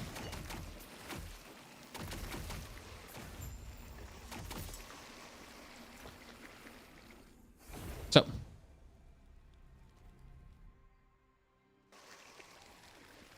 Okay, right now when we're not playing this, so what we're missing out on is where Dreadshade now increases poison damage instead of necrotic damage and converts added. No, we don't want this. So we're missing out on minion targeted by Dreadshade always. Yeah, see, we're missing out on this one. The minion targeted by Dreadshade now always critical strikes. That's what we're missing out on. The problem is either we go over this like 40% more damage and always critical strike, which is really nice, correct? Well, we could go away from the necrotic damage and make everything poison damage, but I don't feel like that's what we want to do. So yeah, I'd rather like probably this was here for percentage of missing health.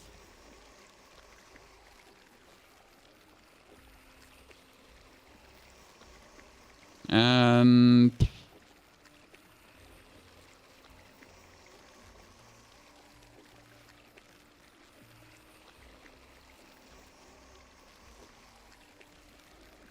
probably increase the area more so it actually always hits him. I just like this more from the way how I play.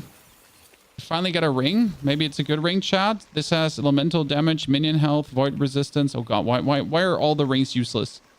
Could I please get a useful ring? Like, do you maybe sell useful rings?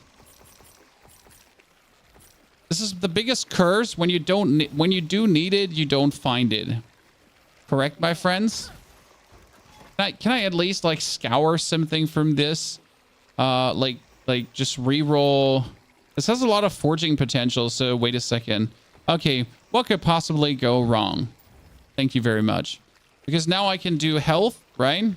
And we can just add some health to this. Just make me more tanky. Thank you very much. So now we get even more health, which makes us even tankier. The little things. Okay, now we're gonna get the boss after this. Oh, I'm offline. There's no market for me, Chad. If I want rings, I could just go to the dude and have a give me rings. Okay. Okay, Dread Shades no longer drain the health of the minions attached to and last much longer, but you're limited to one active Dread Shade. Increase the health drain from this tree instead of increasing damage taken by the minion. Wait, what? Increases to health drain from this tree, increases damage taken by the minion.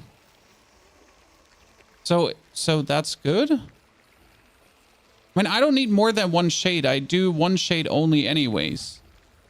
I can make one shade and I put one shade out, and that shade now just makes the damage even higher. But do I understand that correct, or am I just not like sometimes I'm just reading things and I'm like,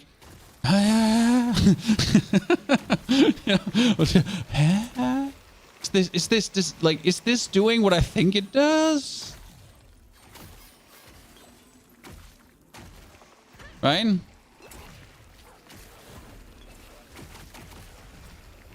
Kill him faster. He's chasing me. I need more damage output. Thank you very much.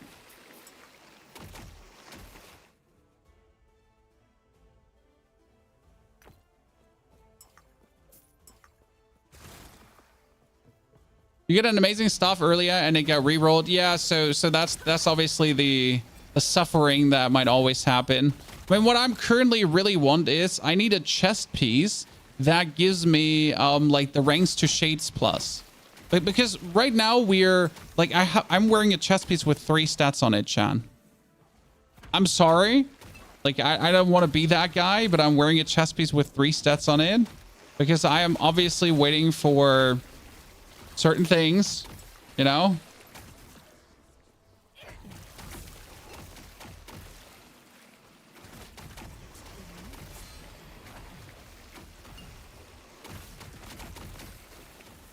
Oh, that's cute. You summoned all of them just to die? Ah, cute.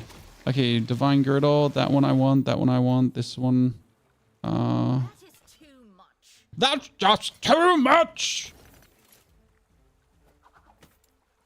I want this one. Oh, no, wrong. No, actually, that one is really good, but not for this build, which is kind of like robbery. Because now I get like the right thingy, wrong build kind of situation, right? Come on, do it more. Do it harder. Punish him. Laser. I mean, seriously. What I wish is if we could turn his attacks into like more area attacks because he's already doing like crazy damages, right? But we somehow could turn his attacks to be like more explosive. Like everything he does is like an area attack. Then he goes like bam, bam, bam. I made a spec myself yesterday. I'm zooming through content now. It scales given necrotic damage and cast speed and the size for the necrotic penetration. Yeah, so we used a scythe, but I threw the scythe away because it just didn't feel good enough.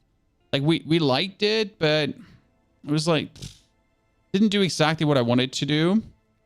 So we had to get rid of that one. Like right now well, that's melee damage and bow damage. Interesting. So right now we're a little bit just keeping what we have going on here with the equipment that we had before, because the equipment we had before was already really good.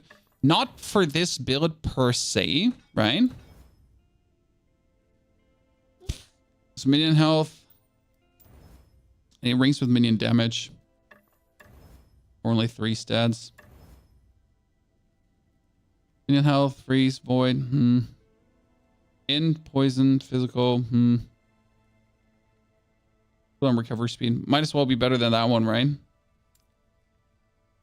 Useless. Right now, just mostly selling things. This one like this idol had like the max health I want, but minion fire damage, so that's kind of useless. I don't want that minion fire damage.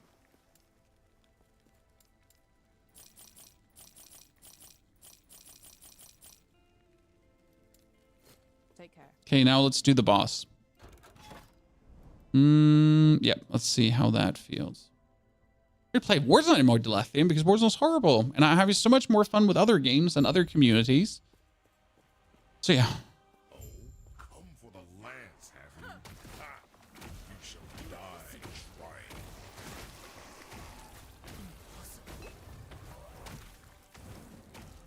This lance will make me a god. No, he's just pummeling that dude.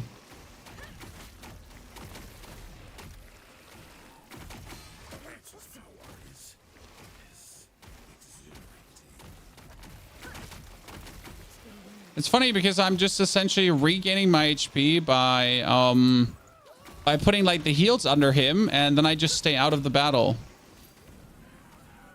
And this works plenty well.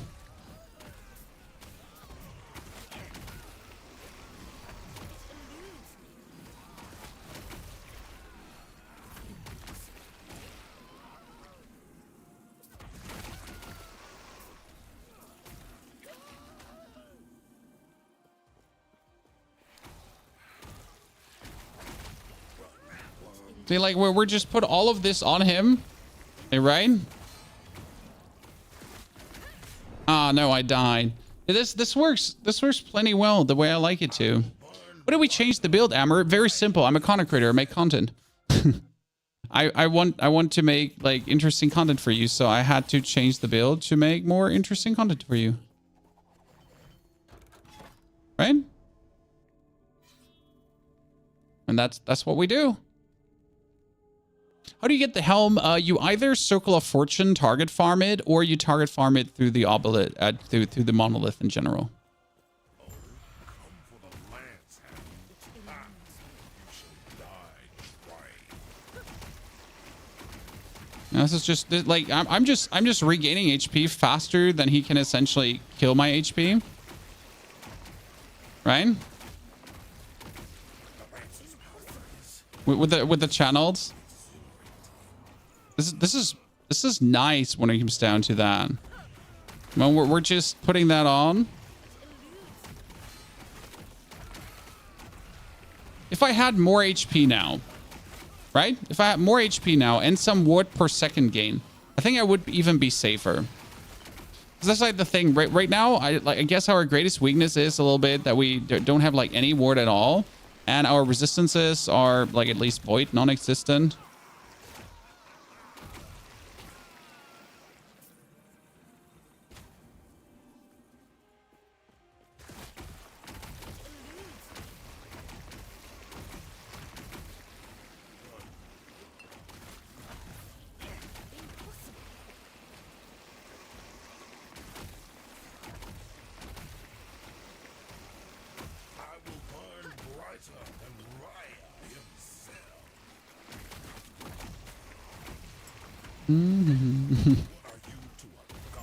Yeah, that's nice. Okay, our current blessing is raindrop rate, but we could also go increase boots drop rate.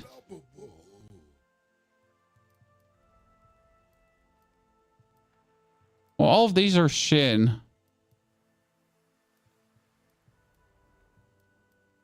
Oh, relic drop rate.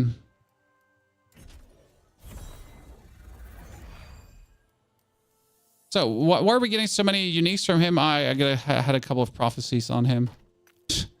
Don't worry, chat. I had a couple of prophecies on him, so... It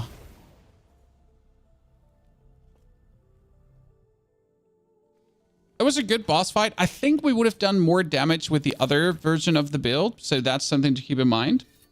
Minion armor. Increase movement speed for you and your minions. 10% chance to summon an illusionary tree when hit.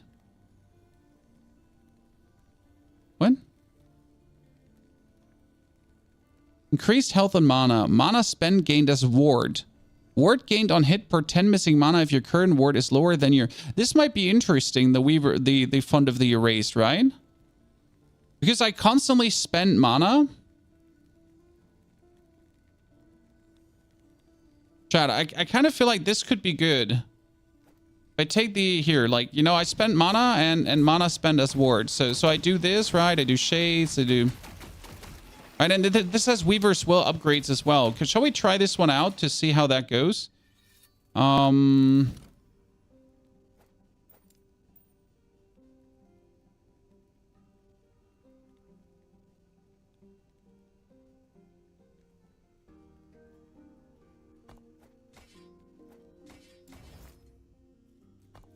me do the... I was told to do the resistance one first, right? We're telling me I should technically do... Which one gave we here? This one gave resistances, so do that one first.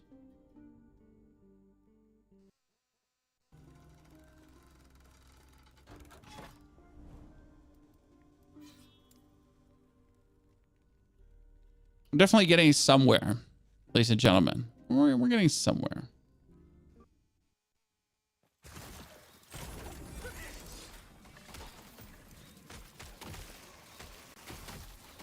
My biggest sadness right now is that we're still missing the 5th stat on our chest because I can't find it.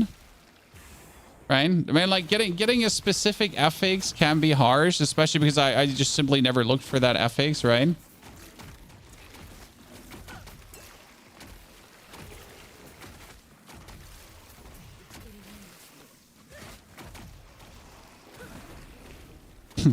You just get destroyed.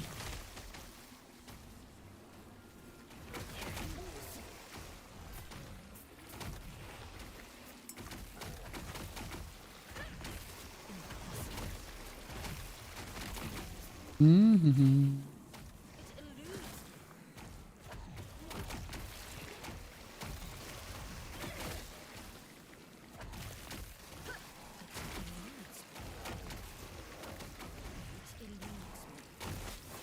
Yeah, I'm slowly getting like to the gameplay loop of this one. It's just so different to what we're doing before. By the way, we're finally getting ward chat, as you notice, right? Due to the Weaver's Will ring.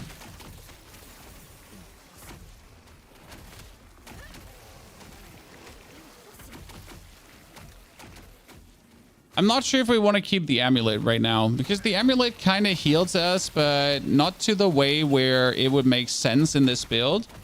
And I'll explain because technically we're not playing the build as some others do, where then the amulet would make sense. I mean, like the amulet gives us more minion crit, but I feel like I can get the minion crit also otherwise. So I'm necessarily not beholden to actually taking the amulet. Right?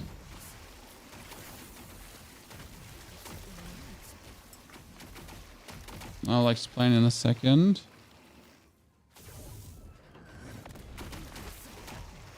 Oh god, poor exiled mage. Poor exiled mage. It's shat on, chat. Absolutely shat on. I mean, yeah, like you notice how we are just gaining on speed because I'm just more understanding what I'm doing.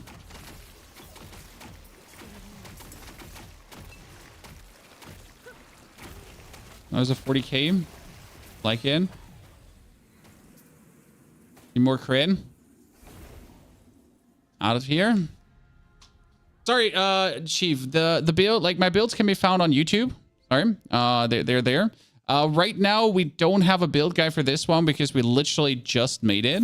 And we're essentially experimenting around with this right now to kind of like find the best working way this could be going.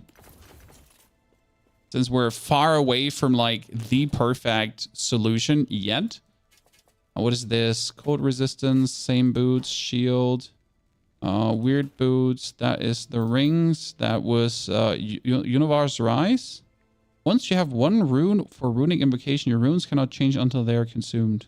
Huh? Huh? I don't understand. It's my idols. It's a Lightless Arbor key, but we don't need Lightless Arbor.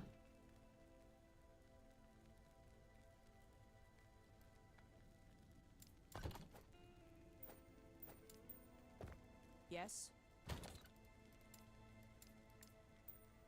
Minion damage and necrotic damage. See, this is minion damage and necrotic damage, intelligence and endurance threshold. That's great. Especially because this one does fire damage, is useless, but it also gives us 32 elemental resistance. So we currently have to put elemental resistance on it.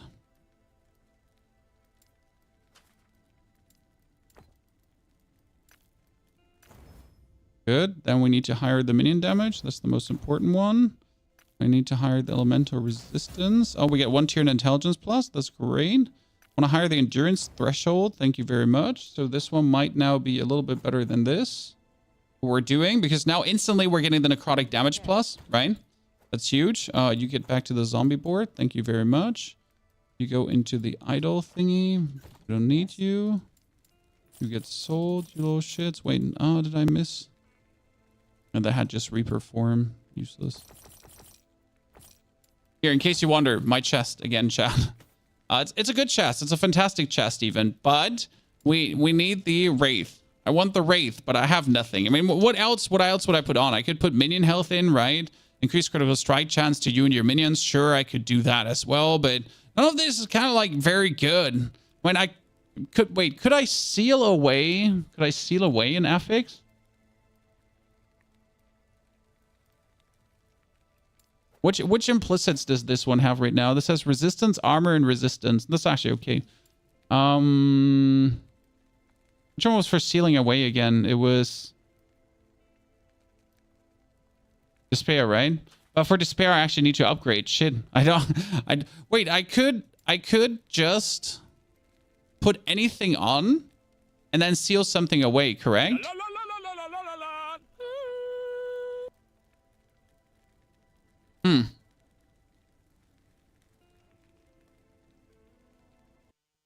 Would that be an option for us?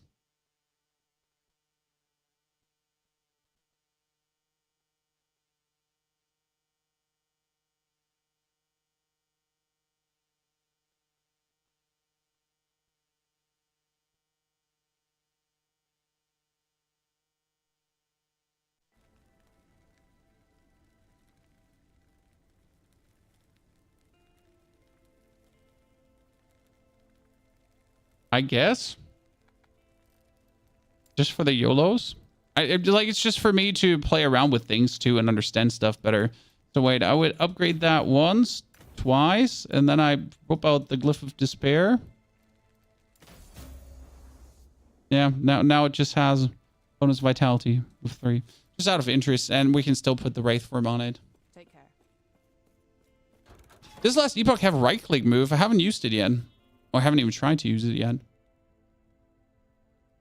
Just do Circle of Fortune. Yes, we definitely should do Circle of Fortune and just get a bunch of rings. But we also want to do chest pieces. Because I currently... I know there's a bunch of unique chests as well that could profit this build. There is like... I want to have the Reaper form affix, yes. But there's also chests that just give us a huge amount of life plus. There's chests that make us way more tanky. So I think that's also something that I could be focusing on to get this build like kind of to the next level. Well, it's rather fun how the build is actually already working on this level just with me having like this is essentially my zombie equipment, right? I don't have any like specific equipment for this. It's me using my zombie equipment and it's working out. Now that's the crazy part. Thank you very much for healing me full. So like I didn't have like any specific equipment. I just whooped together what my zombies gave me. And that's where we're going here.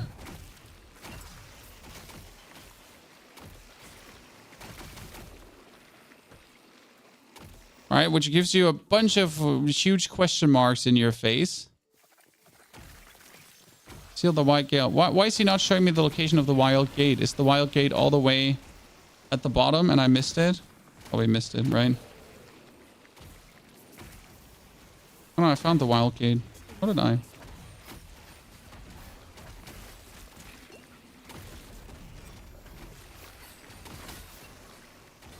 No, destroyed.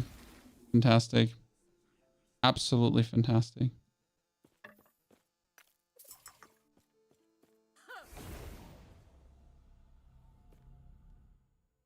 I like the craft system of this game. The craft system is just brilliant.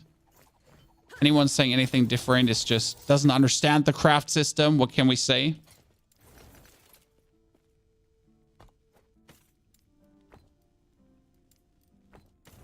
My favorite part about the craft system is just being able to take items with me. Okay, so this one gives me 102 health.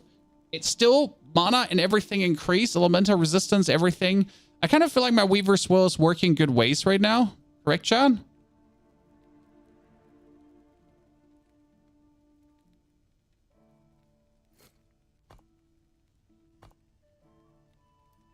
Okay, let's go to the observatory quick to see if I can spend some fortune. Visit observatory. I'm currently doing the dragon timeline and I want chest pieces. Because there's a couple of chest pieces that are extremely good. Let's see if we can find more unique chest pieces. Okay, Chad? So that is for Lightless Arbor dungeon. 5. Okay, screw it. Tier 3. Okay, that would be arena, but I don't do arena. That would be arena tier 4. No, reroll. That's Soulfire Bastion dungeon. That's it. And I get 4 unique chests.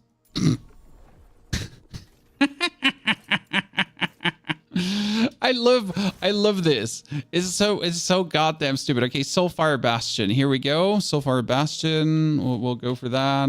Wait, give me Soulfire Bastion. It didn't say which level of Soulfire Bastion, right? Ladies and gentlemen. Hey, you over here. I'm pretty sure I could do any. I mean, let's do the tier 75 one though. Okay, I need to kill these enemies. Let me just swap this over to fire.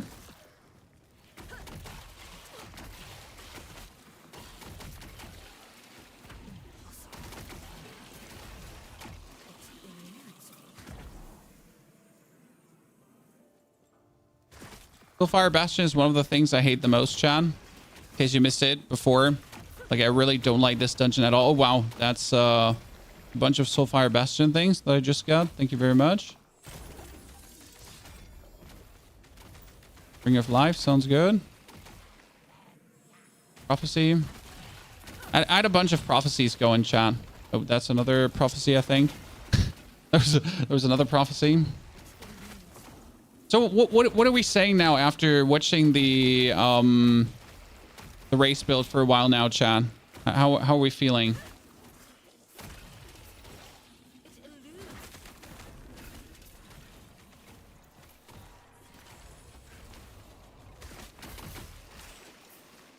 Impossible. Zombies definitely more flashy. This one has like this really big fun of the Wraith Lord.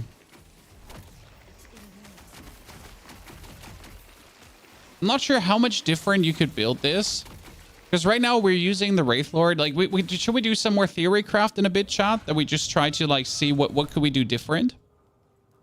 Because there's always the question, what can you improve? How can we have him do more damage? I mean, technically we haven't at all dabbled around with Infernal Shades, for example. Well, we figured out that summoning minions is not important, because like he only can eat a certain amount of minions, and if he gets stuck in actually summoning minions too much, then he's not doing damage, right? So this is one of the things that you need to look out for. That if he like just does summon too many things, then he doesn't do damage and becomes worthless. One of the main important lessons to learn currently. I'm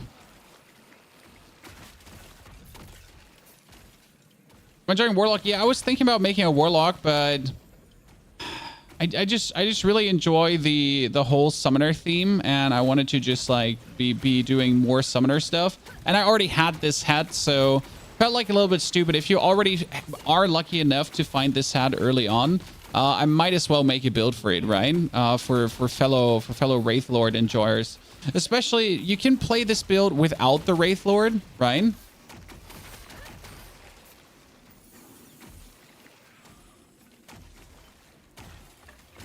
Most likely. Oh, no. I was looting. Sir, I was looting. That is not okay. Sorry, chat. I got stuck looting there.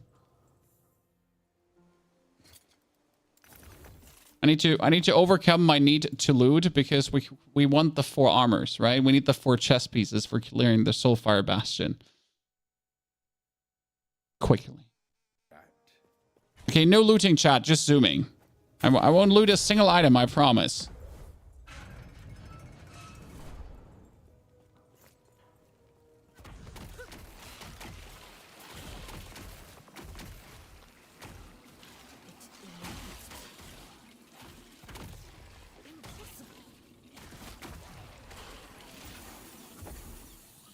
No looting, just zoom in. The Weaver added an FX font has been erased. No, what did he do? Weaver, what did you erase and add? Vice versa.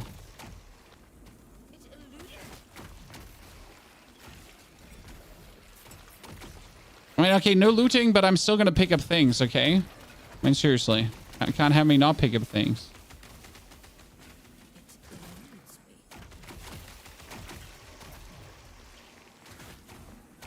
So the game is absolutely playable if you refuse to essentially play online. Like I refuse to play online, for example, and for me the game is more than playable. I mean, obviously for the people that want to play online, that's a bummer.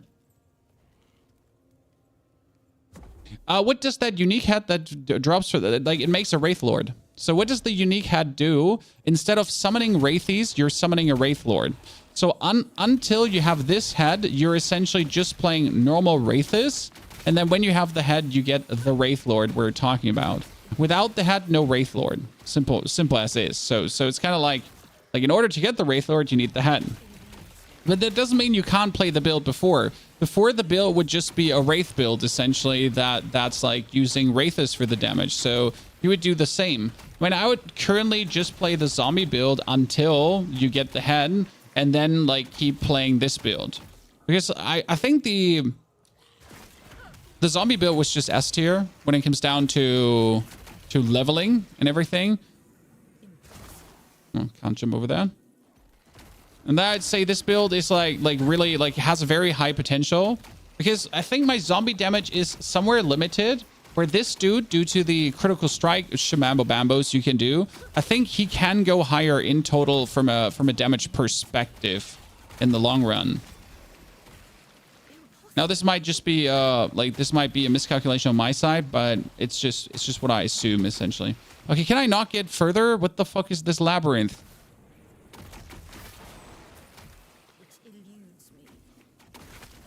Stop blocking my path. If you block my path one more time, we're throwing hands.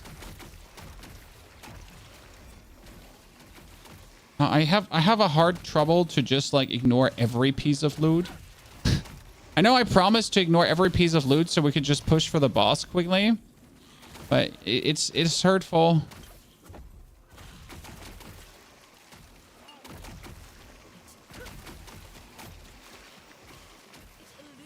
Okay, I made it, chat. I've actually never fought this boss fair, so I don't actually know how much like of the swapping I have to do. Right? Because like the first time I went to this boss, I just nuked him in a millisecond. Guys, are we making fun of the German pronunciations again?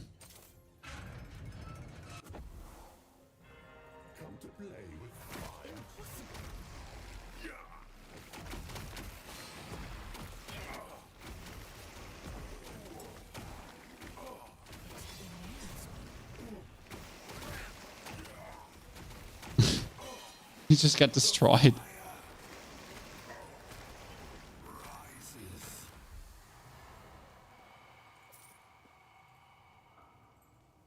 Wait, weren't you supposed to drop a bunch of things, or did I? Oh, it needs to be Lightless Arbor 3. Wait, was it Lightless Arbor? Oh, unique body armor cannot only be chests, it can also be belts, I assume, right? Wait, this is health. Melee cold damage when above 65% and 3% of melee damage leached as health when below 65% health. Okay.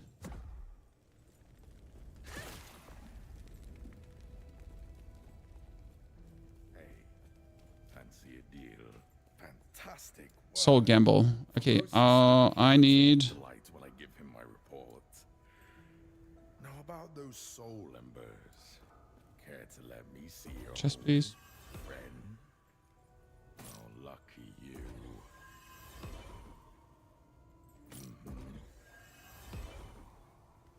Embers well spent. Well spent. Okay, reduce bonus damage taken from critical strikes, damage to minions, reflective attackers. And here, let me just rip some things apart. Vitality, armor, health. Not even bad.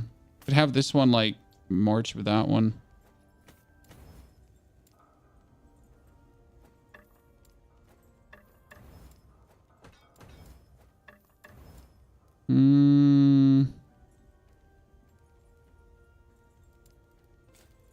Need more health. Need more health. It's like there's no way around it. I just simply need more health. Right? Vitality, health regen.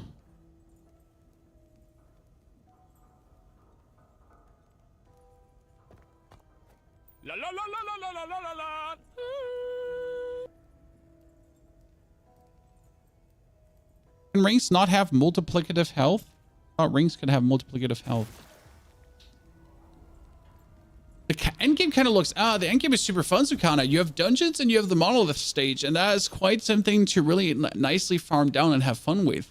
Schnitz also, very good to see there. How are you doing? Sukana with the 75, Schnitz with the 66, Yami with the 11 months of support. Welcome everyone to the Knights of the Round Table. You did find your Prime Gaming sub. Don't forget to use it here on Twitch, chat. Yeah, we need more idols. Like we have 5%, 5%, 3%, but you notice the rest of our idols is kind of like, pff, I mean, we have some, yeah, but most of them are a little bit sad. I mean, I could reorganize this and essentially take the, and then put this one at least on right here. Put this one on.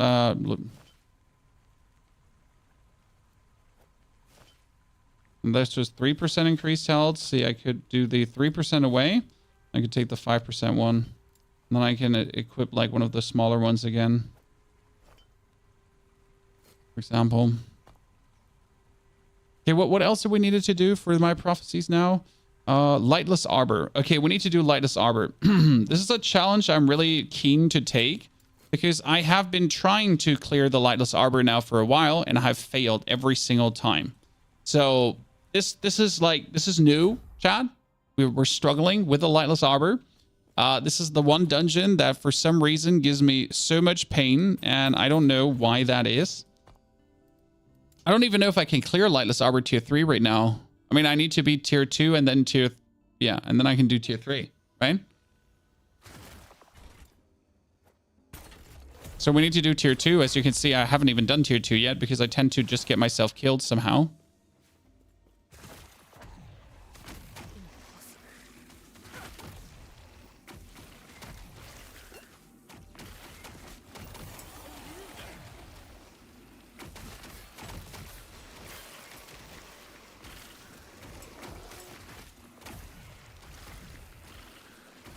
This Lightless Arbor is a bit dark.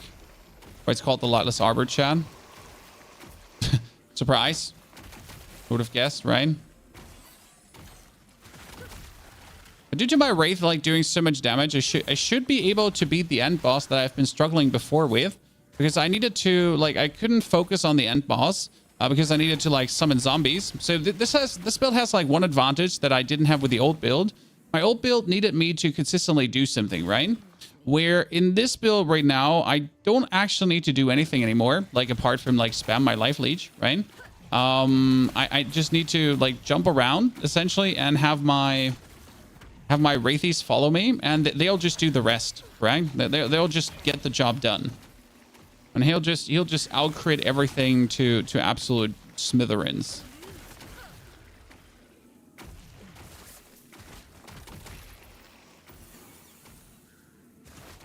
Weaver's Will's just improving by the second. That's good to see.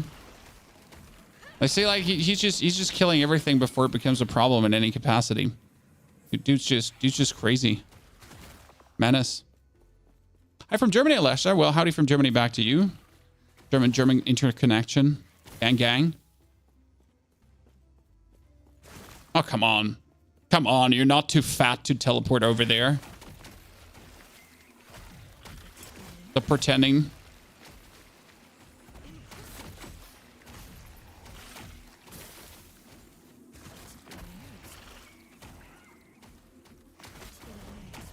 Yeah, right now my idols are mostly doing damage, where they should just give me percentage of HP plus, because I think I could be like, I mean, I'm at 2,000 at this point, so that's kind of nice. But I think I could like be at 2,500. That would definitely be better.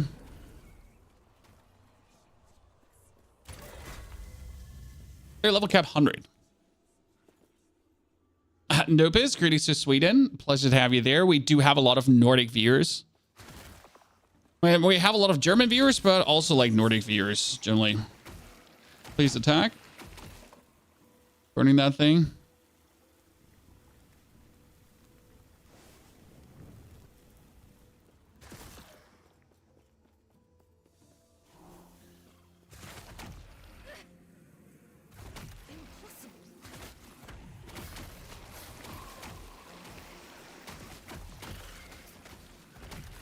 So you're like in the Lightless Arbor, you essentially just really have to teleport through and ignore everything. The thing about the Lightless Arbor, and then keep just zoom in. I mean, this is as far as I have fared well. Oh my goodness. Oh shit. This is as far as I have fared well through the Lightless Arbor. So the level cap is level 100, and that's like, you have to understand that as soon as you're level 90, the time from 90 to 100 is the same as from 1 to 90. So that's where the real grind begins if you then want to get max level. I think until 90 is the fun part about the game, and then it just comes to perseverance if you really want to.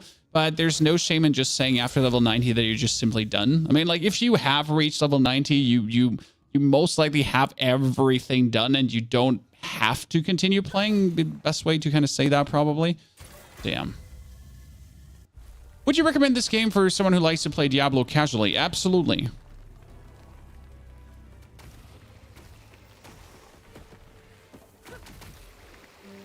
More than just a little bit.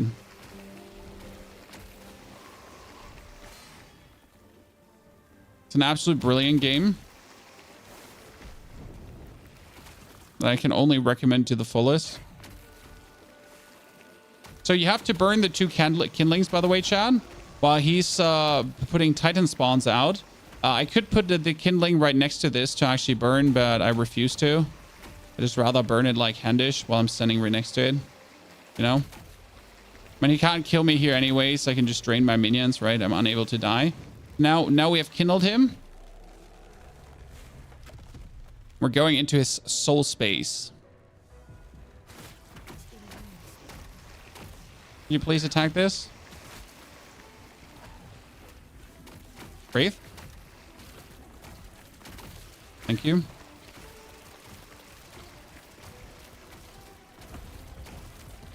Absolutely rampaged.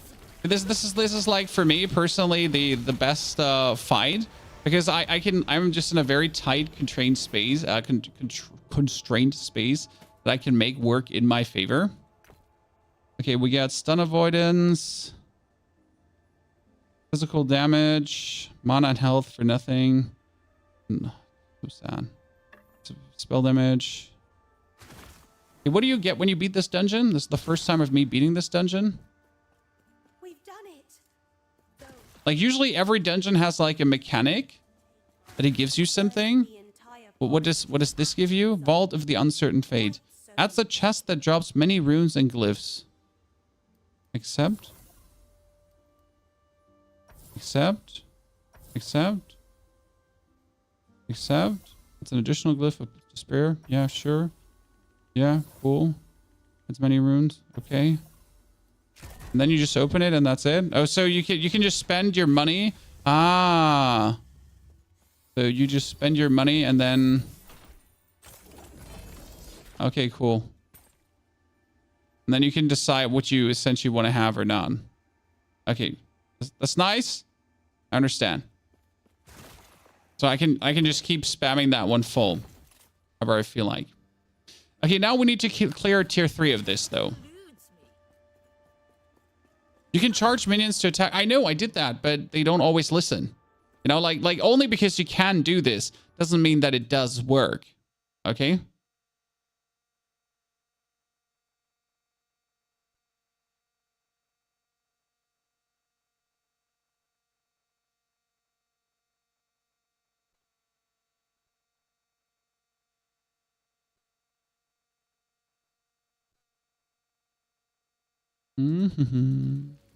Okay, now we need to do it level 3, chat, because if I do it level 3, we're getting all the body armor.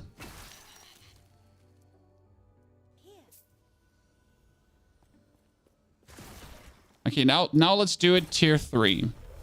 That's level 88 and I'm 86. So the the difference is huge. Please show the build. We can, after this dungeon, run you through what we're doing with the build, if you like to, chat. To give you a feeling what we're actually... and how this is working. Keep in mind, in order to play this, you should probably farm with a different build to then swap over to the Wraith Lord later on. Because for the Wraith Lord, you do need the Wraith Lord. Hey, why are you... Could you please teleport with me? Jesus. I'm just... Where were you? We were waiting for you. Well, that's... Yeah.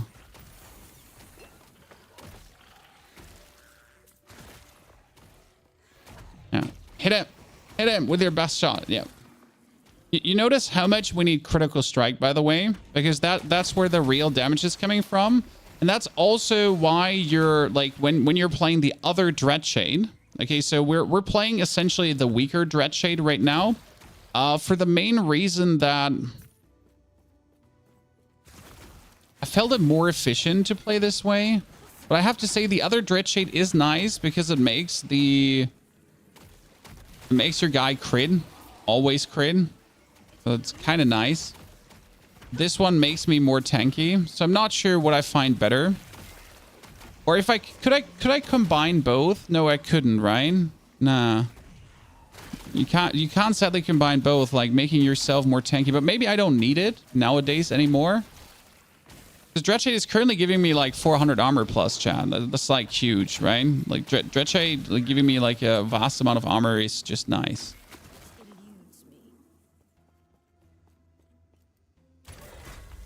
It 40% enemy damage, but we didn't seem to take much damage on the end boss currently.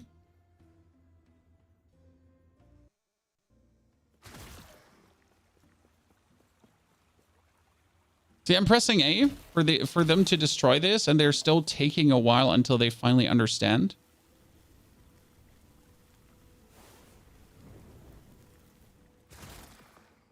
A.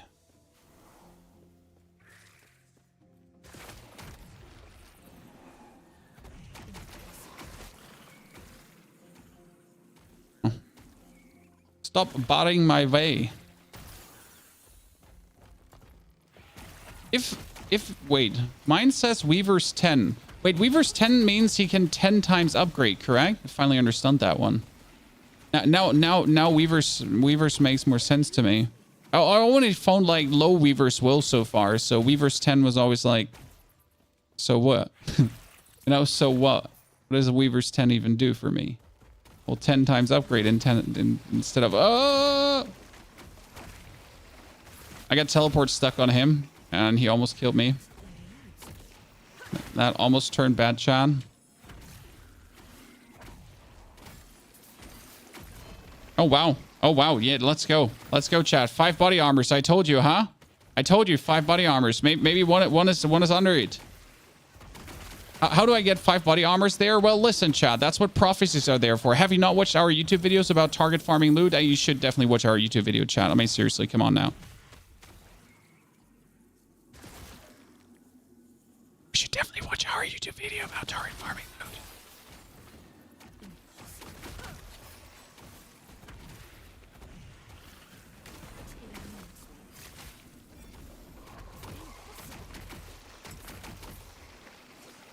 For the health potions.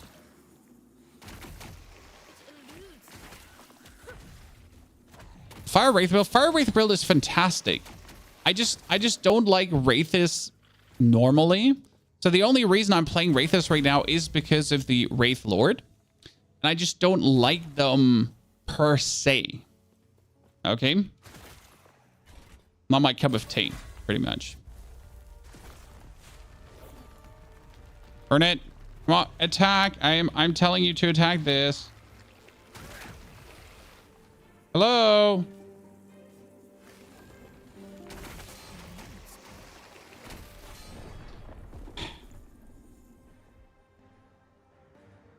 Sometimes weird. We got the armor. So we don't actually have to finish this for the armor. Okay, there is Static Shell, useless. Veil Root, useless. Prism Ward, Wraps, useless. Rune's Wisdom is useless. And Doublet of Honest Tull is useless. Great. Great. So, nothing that we wanted. Good. Well, at least we got 5 body armors, I guess. John? Not a single one that we're looking for, but hey. Sometimes you just gotta take the L's as they come.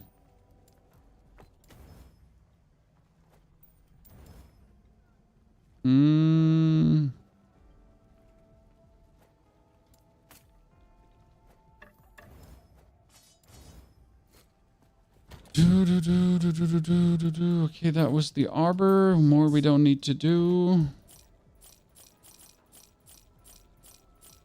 Still need temporal.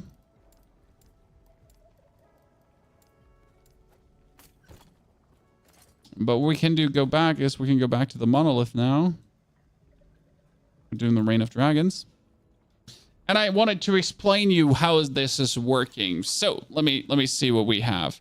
We are currently having the Wraith. Okay, the Wraith here. And we're turning said Wraith into the Wraith Lord. What does the helmet do? More minion damage, more spell damage, increased minion movement speed, and +1 to summon Wraith. Then we get a Wraith Lord. That Wraith Lord summons Wraiths itself, and he can eat minions you're making, like with potion drinking, that empower him and make him stronger. Okay?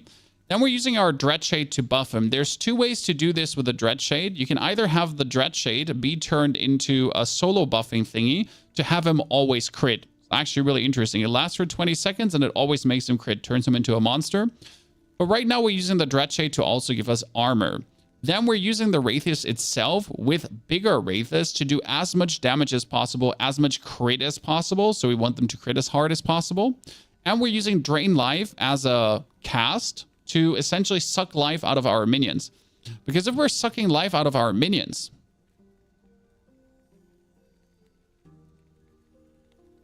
we're also restoring mana. And that kind of works extremely well. And now we have it also cost less. Then we're currently using Bone Curse, but Bone Curse is being cast by us transplanting. So when we transplant, we get armor and we get more sturdy, but we also cast Bone's Curse on transplanting, which is kind of funny because now we just have the Bone Curse happen. We could also have the Bone Curse actually, we couldn't have the Bone Curse whenever it killed someone, make Vanguards, which is more units that it would eat. But we don't kind of need this. So yeah, it's kind of fun. And that is how the build is a little bit like more autoplay than things we have to do. Because if I now would have to bone curse everything the whole time, that would be boring, right?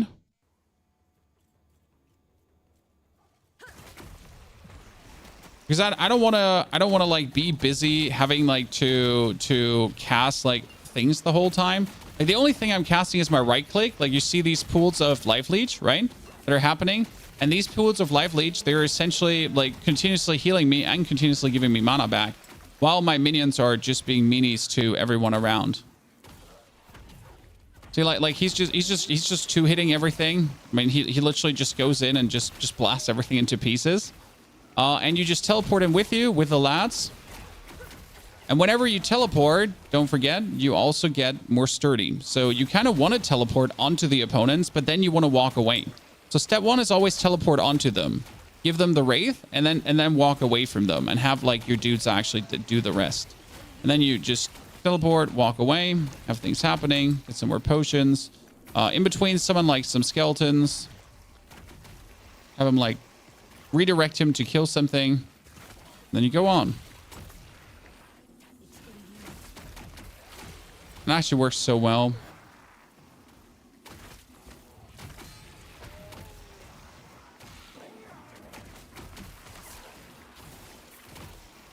So we by the way, we didn't use the staff, the race staff, because we don't want more minions. So right now I choose for myself that I don't want a maximum amount of Wraiths. I want to cut down the amount of Wraiths. What we do want though, desperately, and when I mean desperately, I'm like, that's literally what I'm talking about. We do want a lot of...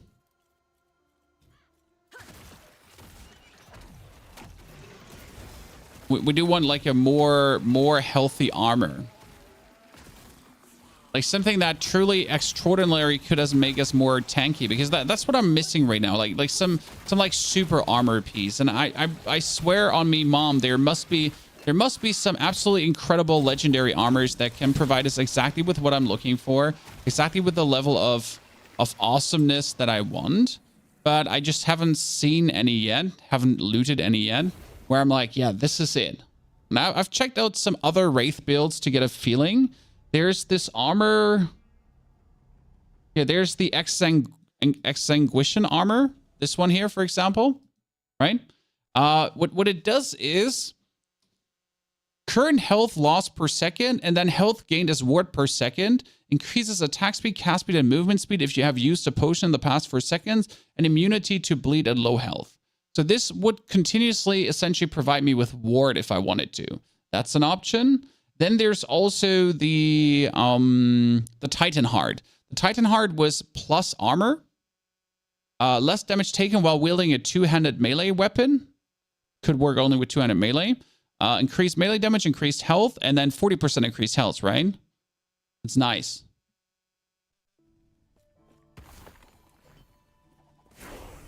Remember, right now we're having an armor that gives me drain life, spell damage, health, armor, and vitality. It's not bad. When I can even upgrade the drain life thingy. I want to. Tier 5, drain life. Ta-da. 2 points.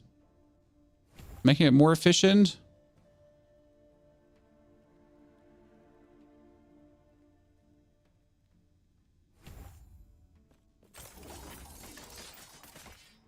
Like a little bit of why not? Increased mini critical strike chance. That could be good. Right now, my mini critical strike chance is only 13%. So that's where our damage is a bit low. But we need essentially this one up here. The mini critical strike chance. And this also the mini critical strike multiplier. That's where the crazy damage comes from. So right now, we want to boost this one further up. Looking to buy this game, just want to ask, what are those Epoch points? The Epoch points are for the shop. I can't access the shop here because I'm not playing online. There's quite some nice things in the shop. If you do think about buying the game, just telling you right now, if you do think about buying the game, go on nexus.gg/ponyhoff. And, well, like, I profit from you buying the game. So thank you if you consider, or pre-ordering Dragon's Dogma suit. But yeah, if you want to buy that, thank you very much. Appreciate it. You don't need the Ultimate Edition or anything. Again, these are just for the store, unnecessary.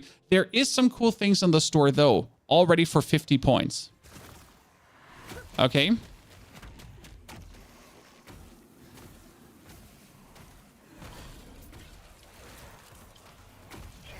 I feel like he does so much more damage when he crits. Chat, should we revert back to the Wraith so he always crits? And screw the survivability that we're getting? I mean, he just does most damage when he crits. Yeah, I think we gotta go back to the crits. Because right now, when you're like waiting for him to like do the things, I mean, he just does nice damage, but his main nice damage is when he decides to critical strikes. That's when the damage is cooking, right?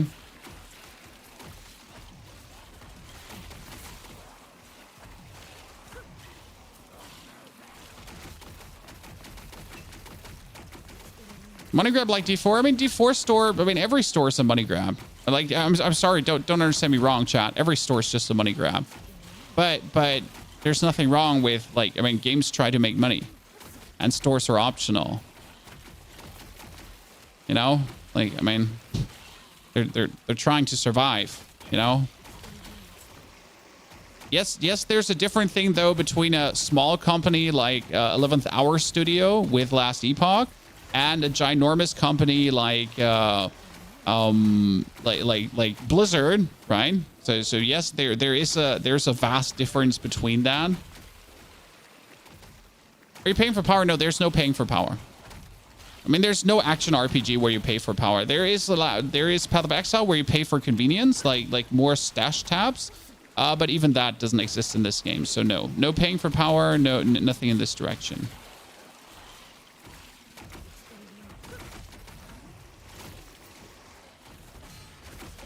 Yeah, so like I do agree. Like I would rather, like I did actually buy the bigger edition. So guys, I did not buy the standard edition. I bought the bigger edition because I was like, you know, if they're already making a good game, then they deserve that for me. Because yeah, there's a difference. I mean, Blizzard doesn't get any game from me because money from me because they're Blizzard. I'm sorry. Like I don't need to support Blizzard further. They're a ginormous company, right? Like they have their cash cow called World of Warcraft. So that they don't need more of my money. Whereas this tiny indie company, right? They're probably thankful for everyone that actually buys the Ultimate Edition, right? They're literally like, thank you very much. We appreciate it greatly. So right now we're playing this amulet, guys, but I have to say I'm not feeling it. I mean, it gives me the critical strike chance, correct? But if I find an amulet that has critical strike chance on it, which you do have, why bother? I currently feel a bit like, why bother playing this amulet? That gives me some heal, right? I mean, I gain 30 health on minion death, but my minions don't actually die.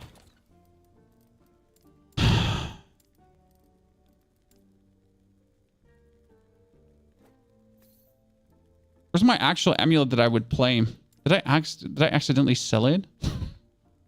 There's a world where I accidentally sold it. So see, I could play an amulet that gives me minion health, for example, correct? And then I could also put like percentual health on it.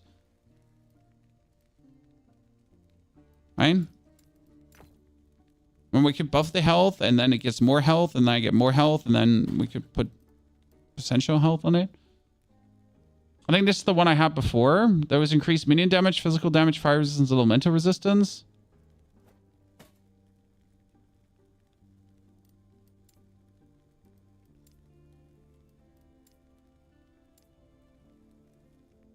I feel like we're getting robbed there. Robbed. Yes.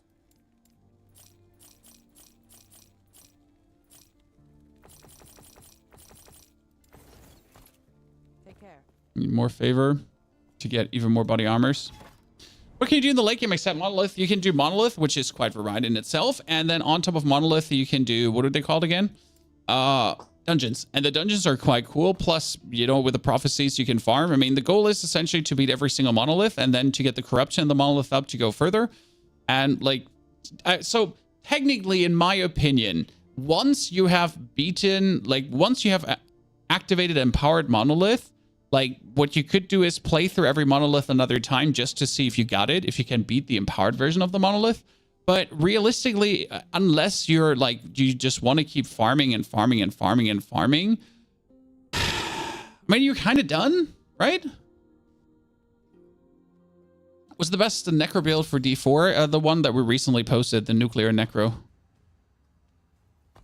So what I'm gonna redo this one again. And we're gonna do it, make it single. We're gonna make it the single version again. Because I want him to always critical strike.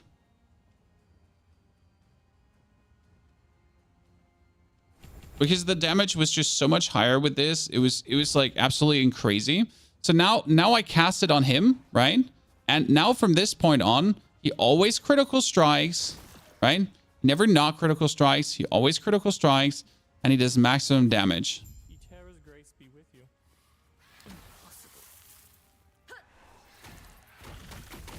So every single hit he does is crit, and he does vastly more damage. But it just makes like such a difference if he always crits, and well, every crit heals him as well. So that's like very important. Ow. But we do notice instantly, and this is like the thing why I was thinking about not doing this with the Dread Shade. What we notice instantly is that the Dread Shade, when I do this,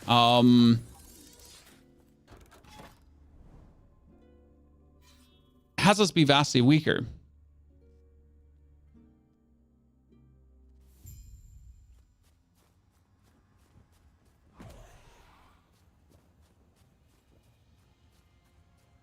Yeah, that's what I'm saying. I'd probably rather go for a different kind of amulet, because then I'll just...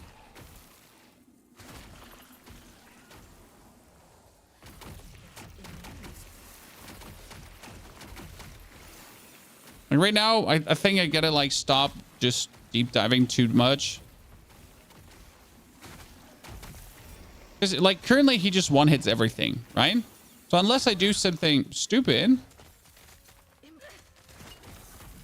I can have him just deep dive everything.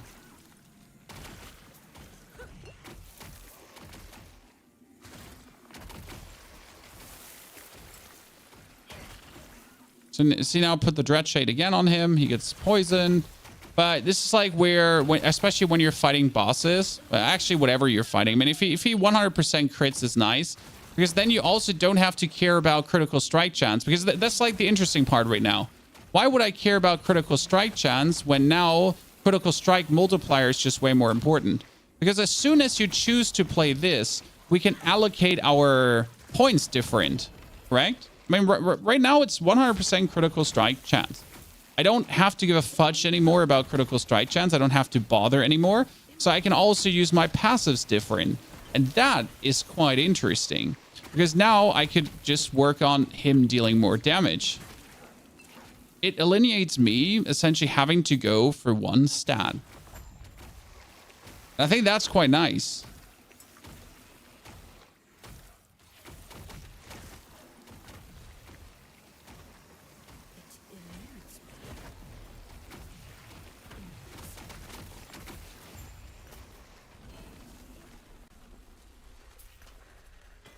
So let's go in the passive points, because now I can show you what I'm talking about. Now I'm going to resummon him and then Dread Shade him again. Because at some point the Dredge... Oh, yeah, he's just dead. He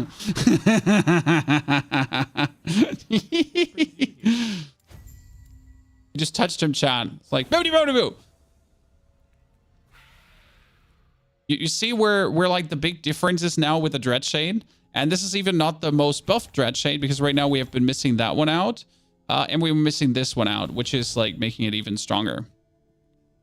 So, what was I saying? I need to go back to the passive dealer for a second. So let me teleport back out. Is it worth to get corruption in normal Monolith? You can't get corruption in normal Monolith. You can get corruption as soon as you reach the Empowered Monolith stage. Shadow Bacon. Good. What was I doing? What was I doing?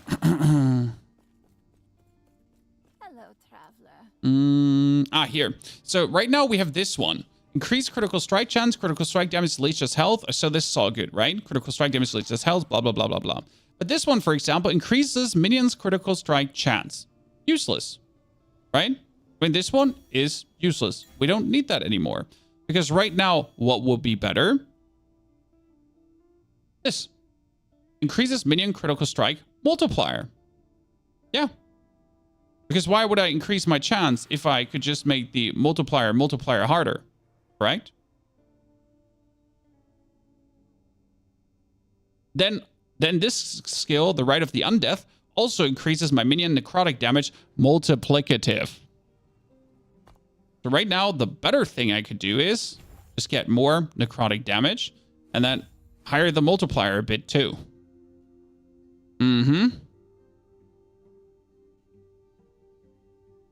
We're getting armor per minion too. This one could go like 1 or 2 points deep lower because, oh, by the way, I still don't know why we have that bonus skeleton mage. Ignore that one.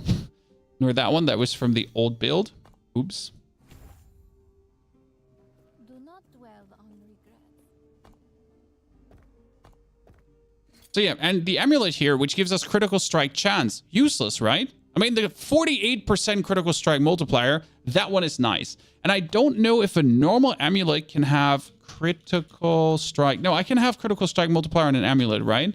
So I would have to find myself an amulet right now. That gives me...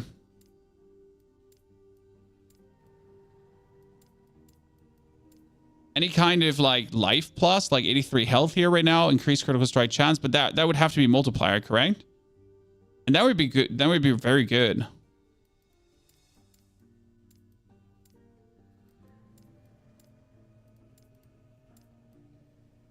This one, by the way, needs to go to the minion build.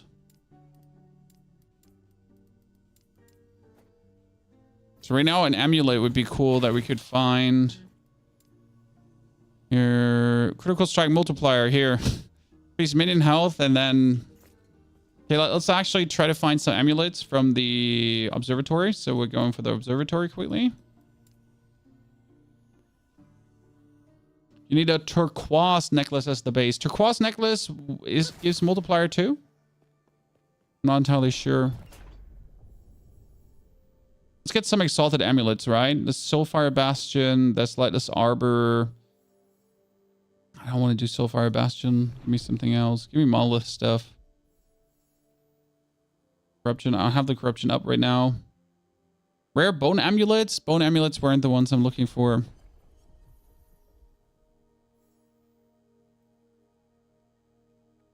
I'll just take one of those. Doesn't hurt. Unique amulets we don't need. The thing.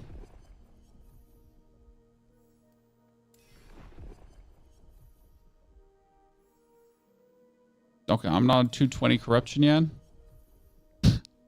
Where do you think I am already, sir? Hello? Knock, knock? Defeat a boss. Oh, I would have taken that just for a bunch of unique amulets. Pretty sure there's probably another unique amulet that I could also take. Life. Okay, screw that. He didn't want to give me any amulets. I'll just go random in. But I could try to get more body armor. Let me see if I can find more unique body armor. Monolith 280. I need more favor. Okay, more favor is needed. This is where you see we're like in the farming phase. But again, I would say personally, if you make a build as the like, let's say you're the complete random gamer, right? A normal gamer. I would probably make a character. I would beat every single monolith once, and then after beating every single monolith once, maybe beat 1 or 2 more, and then make a new character. That's right now how I personally feel. Maybe try a bit around with arena to see how high can you scale something, right? But I wouldn't like be going crazy to spend like my lifetime with this, with one character, because there's like too much fun to be had with like multiple characters.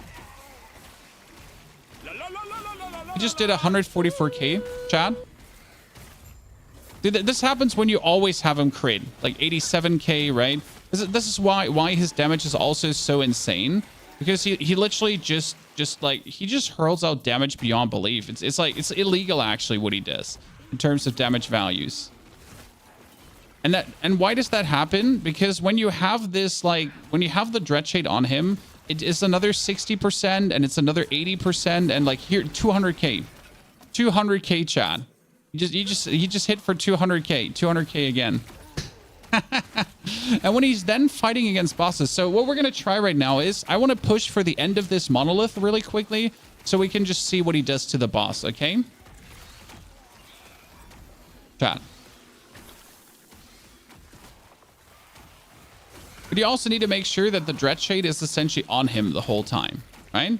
So every 20 seconds, because the Dreadshade has a 20-second cooldown, you need to put it on him. And then as long as he's doing damage, he'll never die. I mean, dude's literally undying because he might get a stacking poison thing on him, right? But that stacking poison thing doesn't matter at all because that stacking poison thing, like he just critical strike heals himself. I mean, and if our friend here does like 300k damage hits, then yeah, I mean, like, well, how do you want to stop him? Right? Who wants to stop him from doing what he does? Who wants to hold him accountable? You know? Just no one can stop him. No one can hold our friend here accountable. He's just going, right? How come you haven't seen this on max roll? Well, first and foremost, it needs a unique, and second and most important, maybe no one has made a good version of this yet. I mean, end of the day, since it's a new item, this is like a new build, so it's not like things that you could have experimented before with much, right? It's not like it's not like a build that everyone could have made before and tested like 10 billion times. It's like new. I'm still thinking about how to make this better. Which unique is needed? The helmet. So you need this one. I'll show you the helmet, and I'm quickly running upstairs, and then we continue.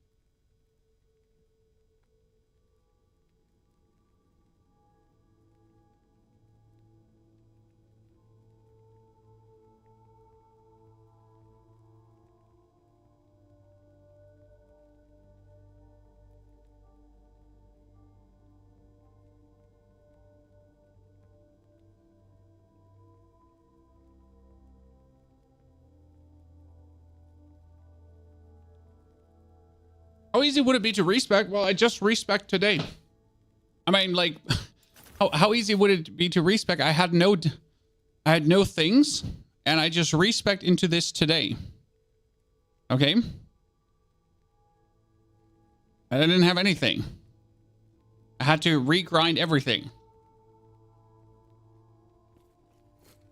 Yes. My equipment is still bad.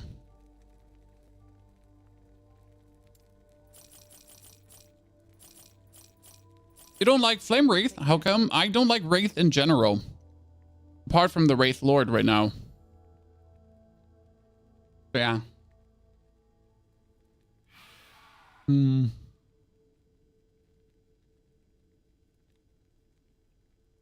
Ah. I'm thinking about what could be better still.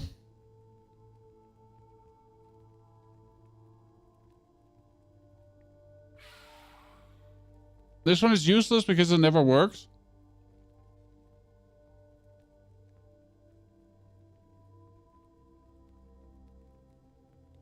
That point is useless for me.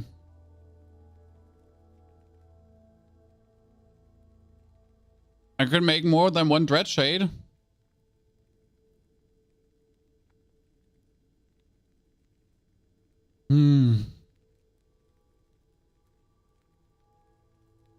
Useless.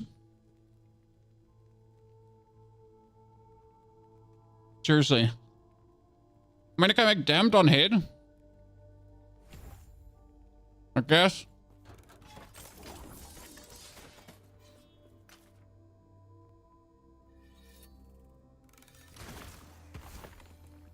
Oh, double books, chat. Double books. Double books. Double books.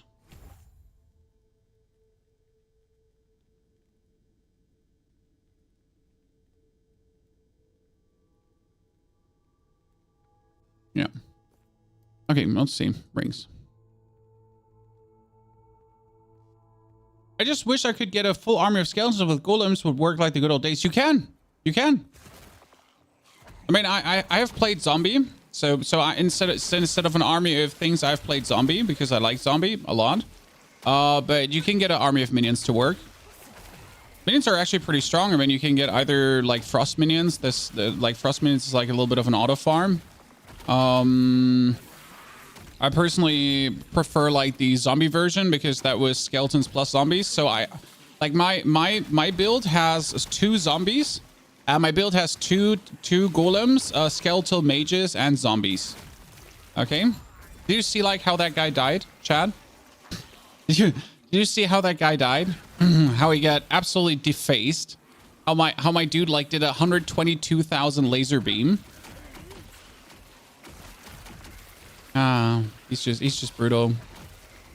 Yeah, we pinnacled, Chad. Okay, so we're still lacking equipment, but we finally have the combination going. Yep.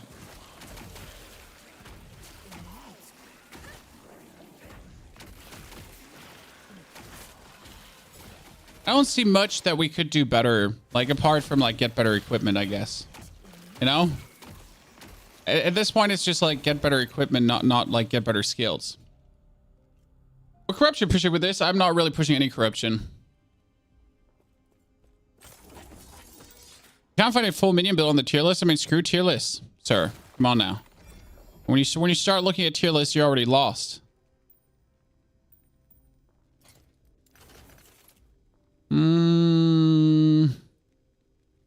Oh, that ring gives me minions. Oh, this. Wow. That turquoise ring has a chat, right? Damage, health, multiplier.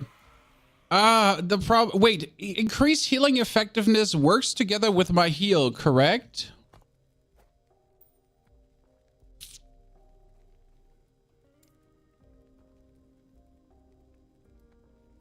I'm currently considering to scour the other shit and to redo the shit.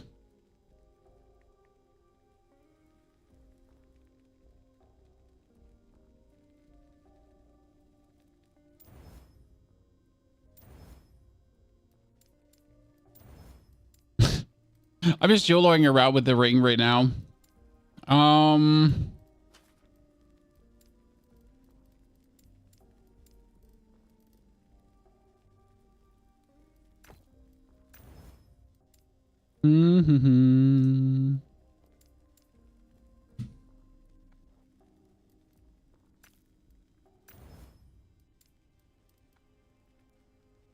do I need for resistances? Void. Yeah, let's just put void on it.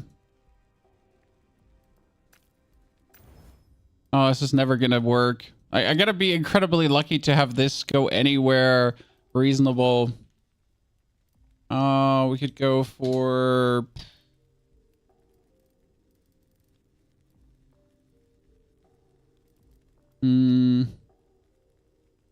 So you're saying that generally when there's nothing on a tier list, then it's not worth to invest your time in? Well, the problem you're seeing there is that tier lists are only created by people, and people are only limited by their own imagination. So you might have a bunch of people who think things are good, bad, or ugly, but unless you actually, you know, unless they make certain good builds, they might just be limited by their own imagination, my friend. You know how often it happens, Dan.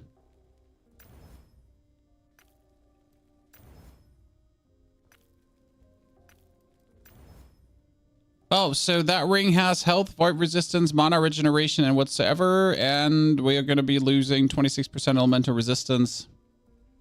Wasn't good enough, cha. We played around with it, but it's just not gonna do it. So we've had that problem in Diablo a lot. Yes. So in Diablo, there's a lot of tier lists, but these tier lists often don't include a certain builds. And the simple reality is that, I mean, there's people that work at max roll, right? There are people that work at max roll, and these people that work at max roll, they will make X builds, correct? And these builds could be good, bad, ugly. But let's assume the person that makes their Necromancer builds is like locked in on just certain builds, right? Like so the guy is just not a fan of volatile zombies. So you probably won't see a volatile zombie build in the tier list because he didn't play around with as much. Right? And he might have made to make a good volatile zombie build. He failed, and he was like, yeah, you know what, volatile zombie's not good. And that's like the thing with every tier list. Like they're limited by the people are making tier lists, and the people are the limit for the tier list. So if they struggle to find a good build for a certain skill, then it just might not be that the skill is bad. It might be just the person was limited in their imagination. That's the best way to say that, right? Where it could lead then to sometimes missing certain builds in a tier list. That's why I would generally not look at tier lists. I mean, I would like probably look for creators that have fun builds to look at, you know, and then see like how well these creators are doing with respective builds, right?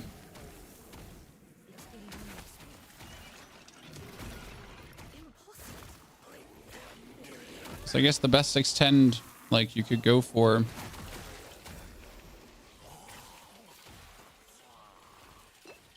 Well, I look it in.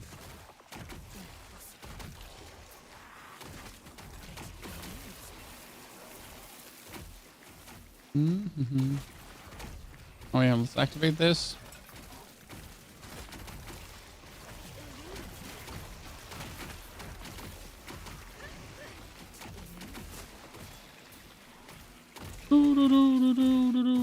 Oh, just keep one hitting everything. Thank you very much.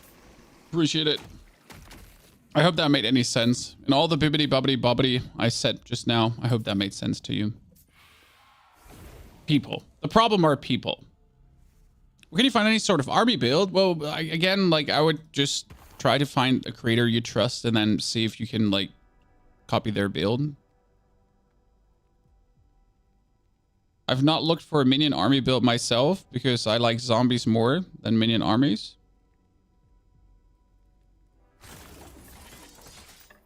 My personal preparation. Okay, we got freeze rate, cold resistance, poison, and physical, but we don't need the poison. We do need the poison, the physical, but our gloves are generally shit. So our gloves are the one thing that we can probably replace through something different if I find something different. Also, yes, these are a bunch of idols just to get not a single useful thing, Chad.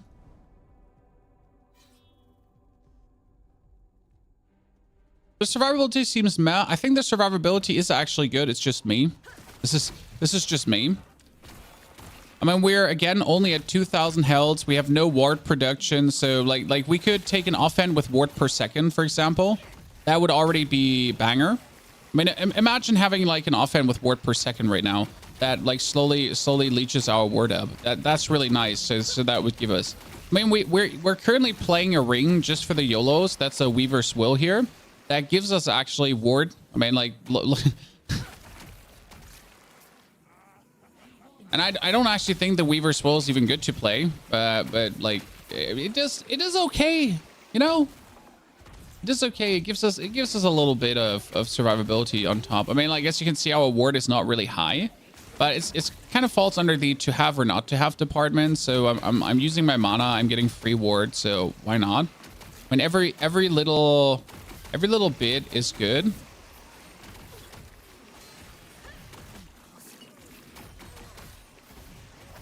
Yes, this is one of these scenarios where I just have to let my Dreadshade do the cooking and essentially just avoid getting hit.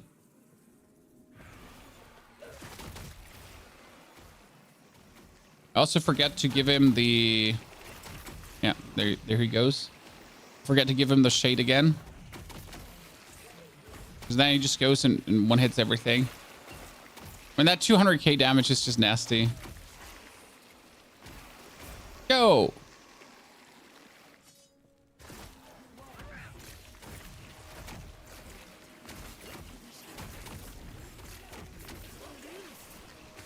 Again,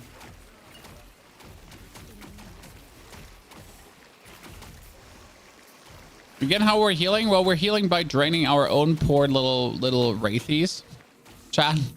We're essentially healing by draining our own boys. We're mean. We're draining their HP empty.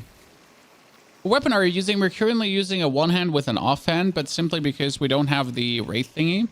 So we're doing minion spell damage. We're doing mana regen and mana, so I can just spam a bit more. We have minion damage and cast speed again. These are my items that I have essentially been using on my zombie build.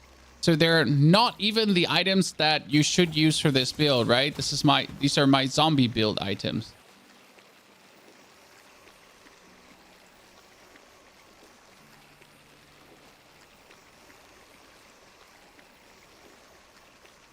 Why am I using them? Well, because I don't have anything better.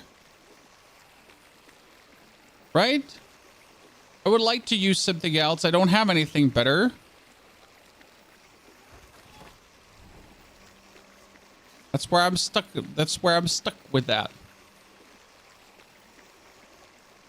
Does the Wraith unique make this even stronger? So the Wraith unique buffs your Wraith skill. The problem with buffing your Wraith skill is that that's not our... how do I say that? That's not our damage. We don't want more Wraithies. So we would get 3 more ranks in Wraith, but I wouldn't even know where to put these 3 more ranks in Wraith in to make our build stronger. Okay. So I'll show you the problem in after this one. We're I don't think that more ranks is gonna do much for us.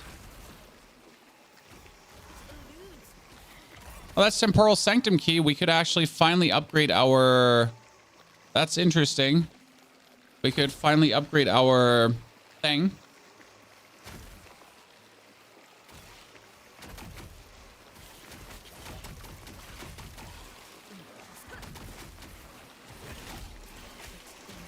Because we have the helmet, and the helmet is currently legendary potential 1, so we can turn it into a legendary. Oh, Burnout, thank you for the 5 gifted. Lanistis, also thank you for the new subscription. Burnout, that's very appreciated. Burn me out. Thank you for putting those subscriptions down. Also, ladies and gentlemen, if you do have a Prime Gaming sub, don't forget to use it somewhere on Twitch. Appreciation. But I'll quickly show you in a second. Technically, I need something with minion critical strike chance multiplier. Regardless, that would probably be better.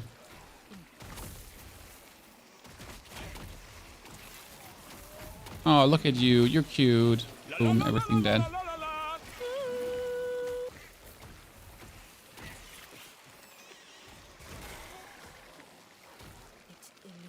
Litterfriend with a 54 months. Litterfriend, dankeschön. There you go. We knew you had it. Just hiding there, not using it. The queue time is horror. I'm sorry that you're hanging in the queue. I play still offline.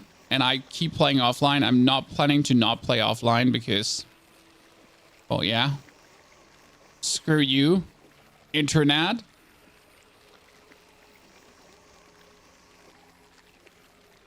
Just too good. So what did I want it to do? Temporal Sanctum. Oh, yeah, we can do Temporal Sanctum to boost ourselves. Ah, yeah. What would 3 more ranks for us do, chat? So if I had 3 more ranks in Wraith right now... I could go for Wraith have more melee attack speed, but I'm not actually melee attacking. Wraith deal more damage with and have increased melee attack speed. I mean, here more damage. I could take more damage. I could go for more armor. I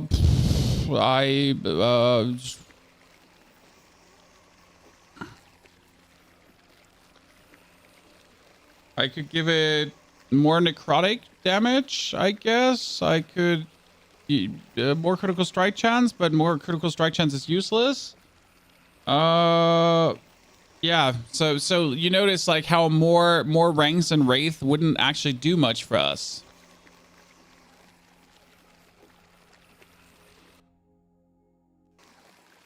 EU West is 6k. Damn. Honestly, the more I hear about the queues, the more I'm happy that I literally choose to just play offline. Right? I mean, again, yes, if you want to play together with your friends, if you want to trade, this is not like, I know that this is not the solution. Yes, it would be better if everything would work. So I'm sorry, you know, for you for not being able to play. I know like playing offline is not, it's not a blank solution.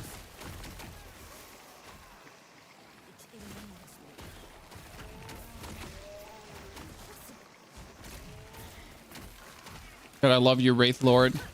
I love you, Wraith Lord. I want to be more like you when I'm grown up. You know, gigantic, undying. Sacrificing my friends for the greater good. You know, the usual. The things you just wish to when you grow up. We're starting the Warlock today. I wanted to start the Warlock today, but we decided instead to actually redo our Necromancer and try out the Wraith Lord, because the Wraith Lord is so much fun. I mean, seriously, how's this so much fun? How's this so much fun? Do you want to see the end boss getting nuked, chat, or should we upgrade our helmet first? What is it you would rather like to see?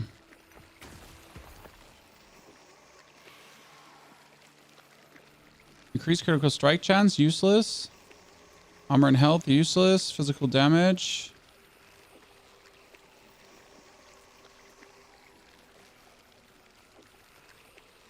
Nuke boss. Oh, that's a humongous sword that we don't need.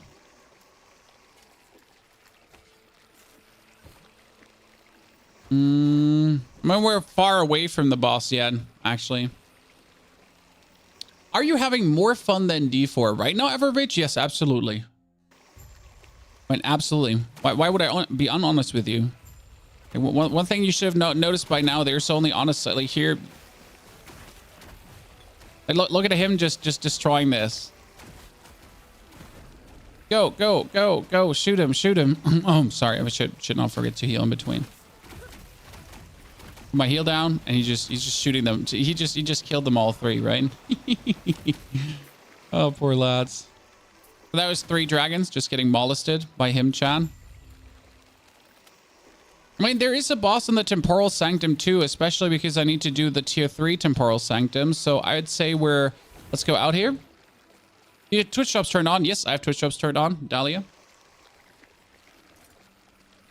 So let's do Temporal Sanctum. Even though it's going to be a greedy one because it's going to be like high level Temporal Sanctum, I might just die.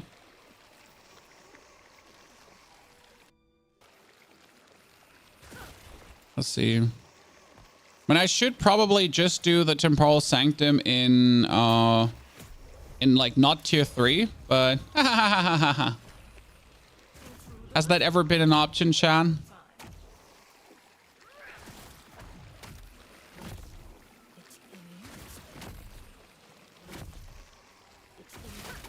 I want to say, where are the opponents?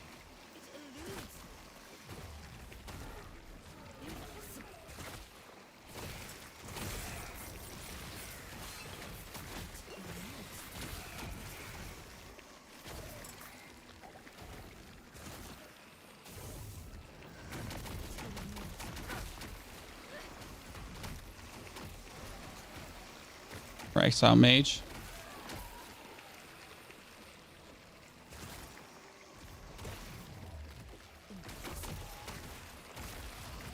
Why am I staying so why am I staying so much in the void? Why not? Come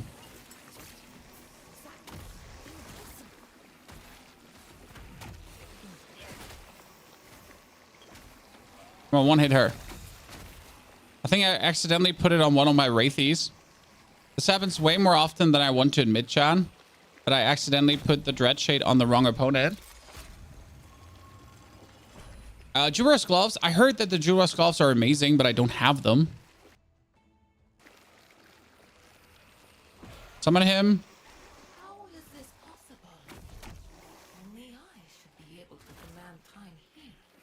It eludes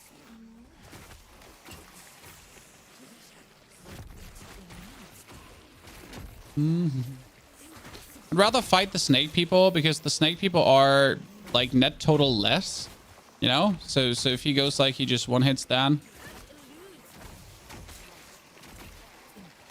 How do you know when the duration of your Dread Shade is over, Chad? Oh, that's actually pretty simple because the Dread Shade has a 18-second cooldown, right? And after that 18-second cooldown, like it lasts for 20 seconds. So whenever you have the cooldown up, you kind of have to just put it on again. It's actually really nice to change it that way because you literally like you don't even have to like pay attention to is it on, is it not on, right? You just know as soon as the cooldown is available, you have to put it back on again.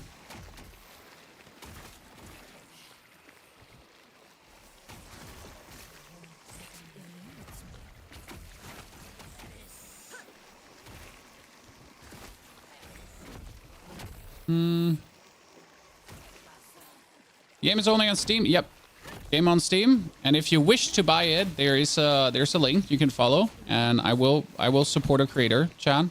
So thank you for considering. Do appreciate it greatly.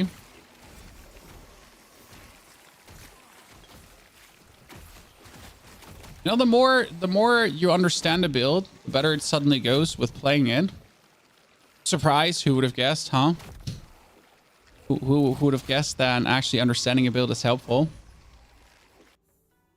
If you buy the game on Nexus, you get a Steam key. Yes, if you buy the game on Nexus, you get a Steam key. Exactly, that's how it works. So we resummon him. We give him the shade, guys. We jump on her. We curse her. Look at her dying, by the way. We're going to wait until she comes over.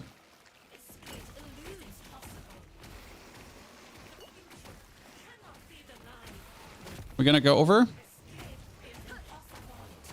Oh, no. I died to the lasers. It happens so often that I die to that laser because I just stand too close to her. I'm still like making my standard mistakes, but you notice how much damage she does? This is just me sucking, ladies and gentlemen. I'm sorry. I had one key. I had one chance and I screwed it up because I'm a bot. Oh, let's do the dragon timeline then. Tommy, thank you for the 7 months. Little friend, thank you for the 54. Greetings. That's me. That's me being a bot, guys, for standing next to the opponent. You gotta warn me to stop doing that mistake, but I will probably not. I'll probably not. Like, no matter how often you tell me, Chad, I, like, have problems. How's the game? So the game is very good. We're currently in a waiting room for Diablo 4 for the campfire chat. So in case you missed it, guys, there is a campfire chat just around the corner that we're currently waiting for. That will tell us everything about the gauntlet, the new patch, the vampire powers returning. So the full actually Diablo like super shamambo bambo. But yeah, we're like literally just waiting for that right now. So we get nothing to do in Diablo until then.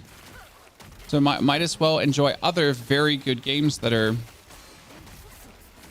just waiting for us, right? That's the beauty about being a multi-game streamer, chat. That you don't have to play a game when it's not so good right now. Let's say not so good, okay? Struggling.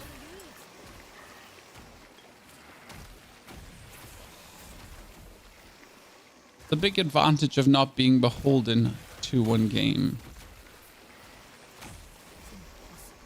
Oh, everyone dead already? There's more? Oh, you're so cute. You're all dead. Let's go on. Might as well just. Oh, there was gloves back there, I think. I'm still looking like for better gloves than the ones I have because I really don't have good gloves. Pretty good Wraith Lord Harbor, like level 75 from the boss, I think.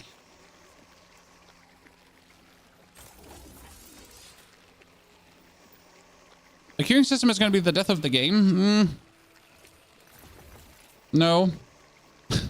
I mean, like, don't get me wrong. Yes, it's bad for the game, how the thing is. But end of the day, you can still choose to play offline. And I think it's just only a matter of time that people just choose to actually play more offline, right?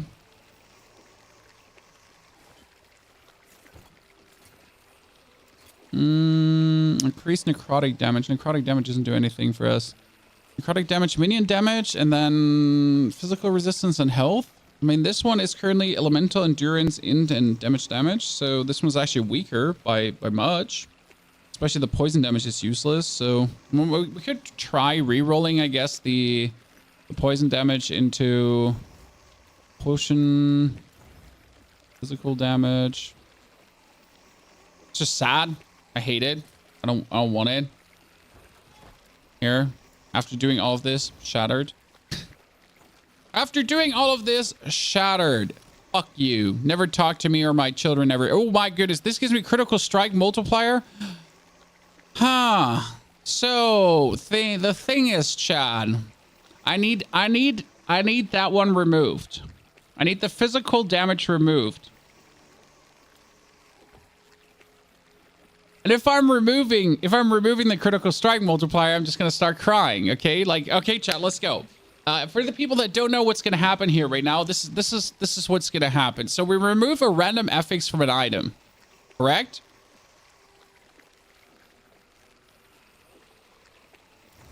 Oh, I knew this would happen. I knew this would happen. There you go. I would do it again. I regret nothing.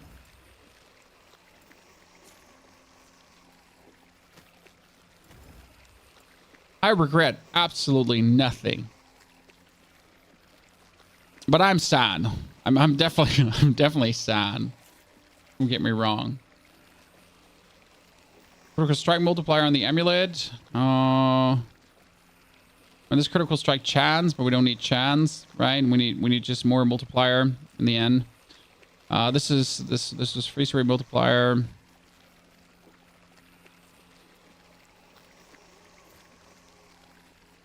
Small regret. Well, you have to gamble with the system. What I could have done is, so what I could have done different is I could have tried to seal one of the affixes instead first.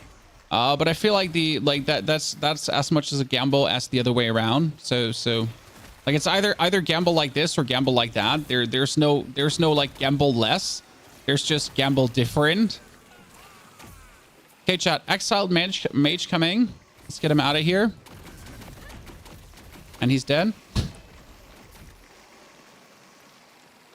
Poor dude. Absolutely defaced.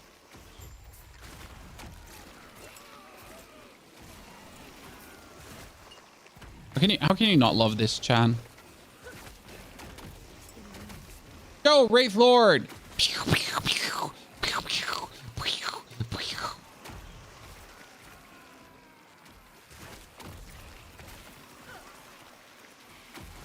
This is illegal levels of damage. Wait, I'll need to read your question in a second. Sorry, sir. I'm busy not dying. Trying to not die. Complicated sometimes. I mean, give me a hot moment.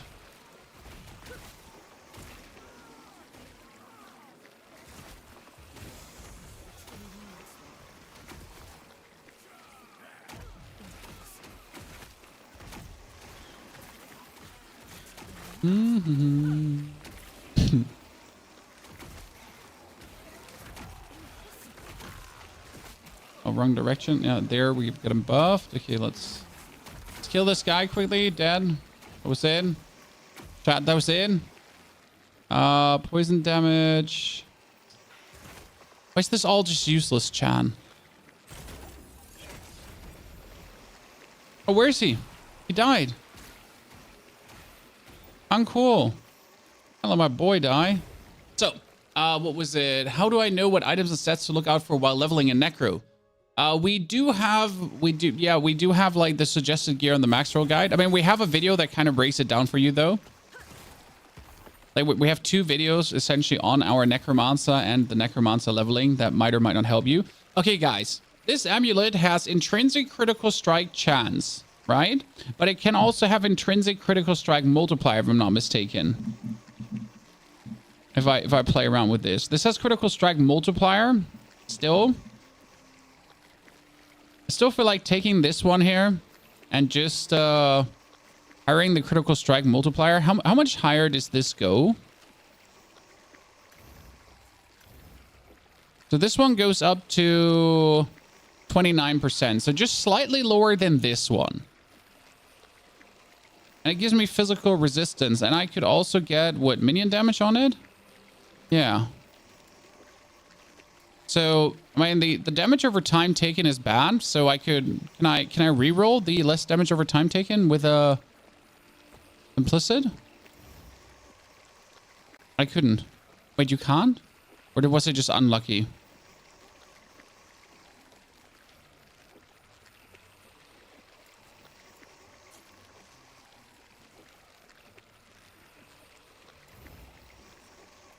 Oh, he just rerolls. Ah, he just rerolls the damage over time taken. I thought he rerolls the whole implicit.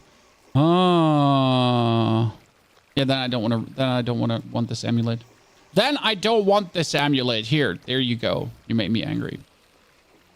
Yes. So it just rerolls. It rerolls the stat of the implicit. It doesn't reroll the whole implicit. I thought always it's rerolling the whole implicit. Okay, now I at least understand. So, did you see Cribs build farming 500 corruption? No, Donjana, I didn't. I'm not really checking other creator builds much. I do my own thing.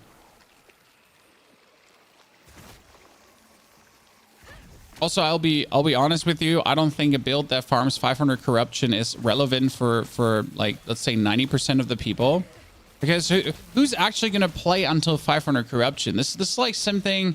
Like, it's nice that you have a build that can clear 500 corruption, but who's actually playing until then?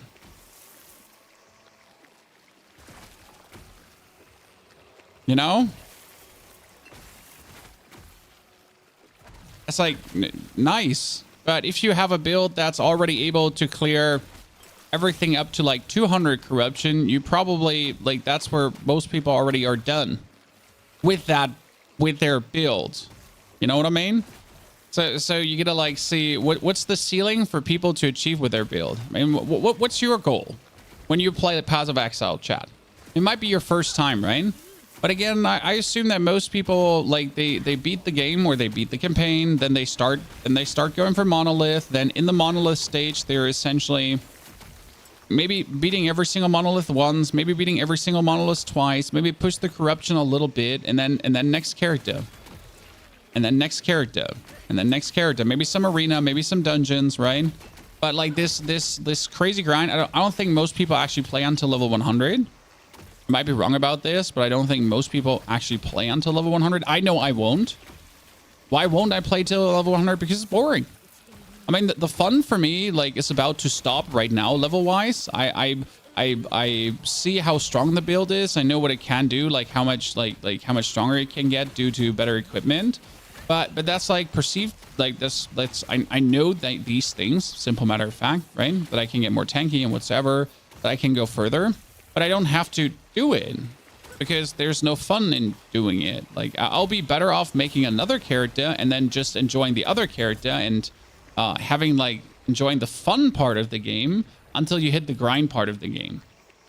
What's the name of the helmet? It's called the Wraith Lord's Harbor. Wraith Lord's Harbor. It's a unique helmet, and essentially with the new system, the Fortune, you can easily get that.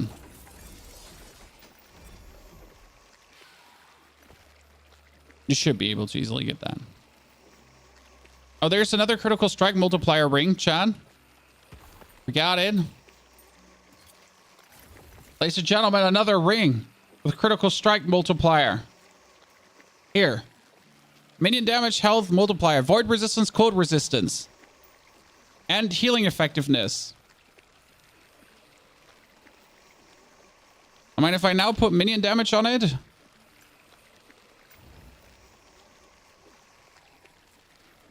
then forge minion damage up. And then void resistance. And then healing effectiveness. And technically I should have probably tried to seal something in between, right? But hey, so this has multiplier. This has minion damage, void resistance, cold resistance, kind of has like a little bit of everything, right? That's good. Yeah.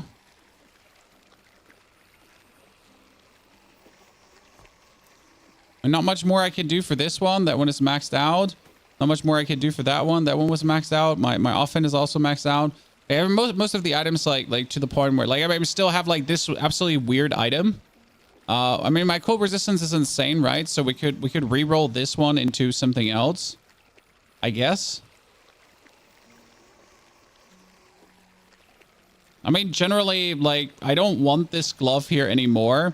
I generally want another glove, but I just haven't found any other gloves so far, right? So it's like just really like, I seem to be doing very hard finding gloves for some reason. I haven't understood why. Maybe I'm just bad.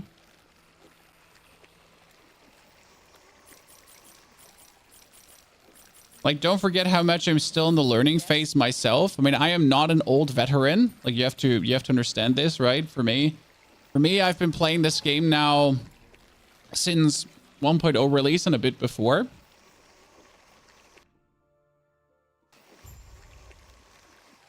Does Endgame reset every season? There are no seasonal resets in this game. So right now, this was the first cycle they have actually been doing, but you didn't even have to participate in this cycle. You could have just played your old characters. The only reason to participate in the cycle was starting at an economy point of 0, where no one has anything. Because right now, if you actually, if you started with 1.0 and fresh, then everyone that you start with is also fresh. So no one has like 100 billion hours of gameplay under their belt. I mean, they still have that under their belt, right? But they don't have the items of that gameplay under their belt. You know, especially these echoes right now with a low enemy density. That's just a joke. At how quick he's just through this. I mean, like, oh wow, dude has like no chill, right? I mean, look at the low enemy density here. There's not many, so he just destroys everything.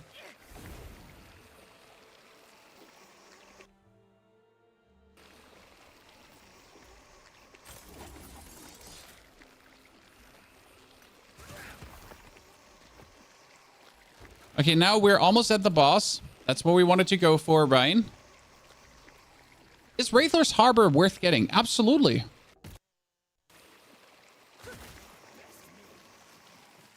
Not only is this very, very fun to play, it's also very strong to play. I mean, I personally have to just like work on my items here, but the damage speaks for itself. I mean, the Wraith, like as soon as he's buffed by Shade, just does 200k crits, and every hit he does is a crit. So this is the crazy part. Usually, in order to get a lot of damage, right, what do you need to do is you need to buff critical strike chance and you need to buff critical strike damage. Well, in this case, it's a bit different. We can completely ignore critical strike chance and we can only buff critical strike damage and multiplier. So we can fully focus on this, which is quite interesting for me because, like, well, usually you have to make a decision there. Right? Or you have to like work hard on getting that up. No work getting that up. It just gets up alone.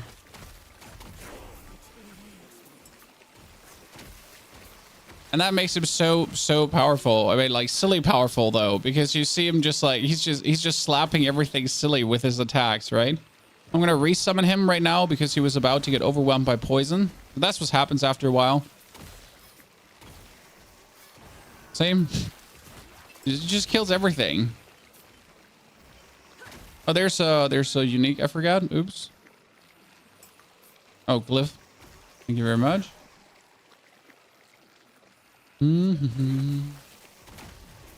Here, prism again. Oop. Done.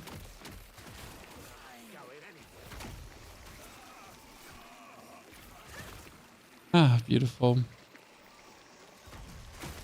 And we like the best part is we always teleport him with us. So that's the fun part. We just teleport him with us. Right? We just put him in our backpack. And then we just take him with us on every single teleport, so he's where we want him to be. Did you stop Hearthstone? I mean, we do play Hearthstone Battlegrounds, but that's about it. Haven't played Hearthstone now actively in years, centuries.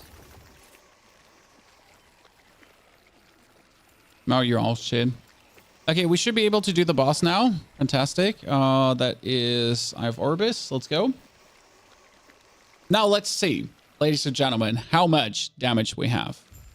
Does the game have a market trade system? Yes, it does. It has even a market trade faction. See, this is the dragon. Like, look at this HP. Oh, the nuke. The nuke.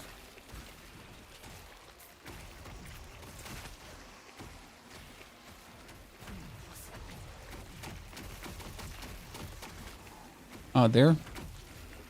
So you see, he's just pummeling him down.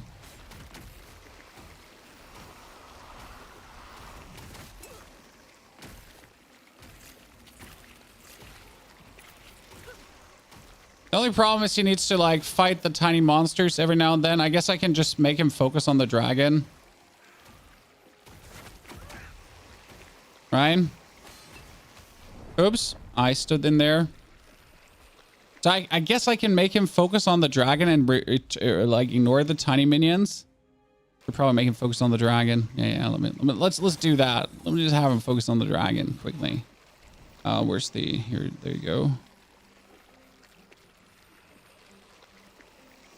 Get him back up. Don't forget to actually hit him with the. See, now he's just focusing. Oh, oops. I forget the explosion. Sorry, chat. I forget about the explosion.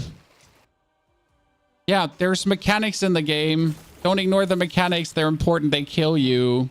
Oops. Getting old.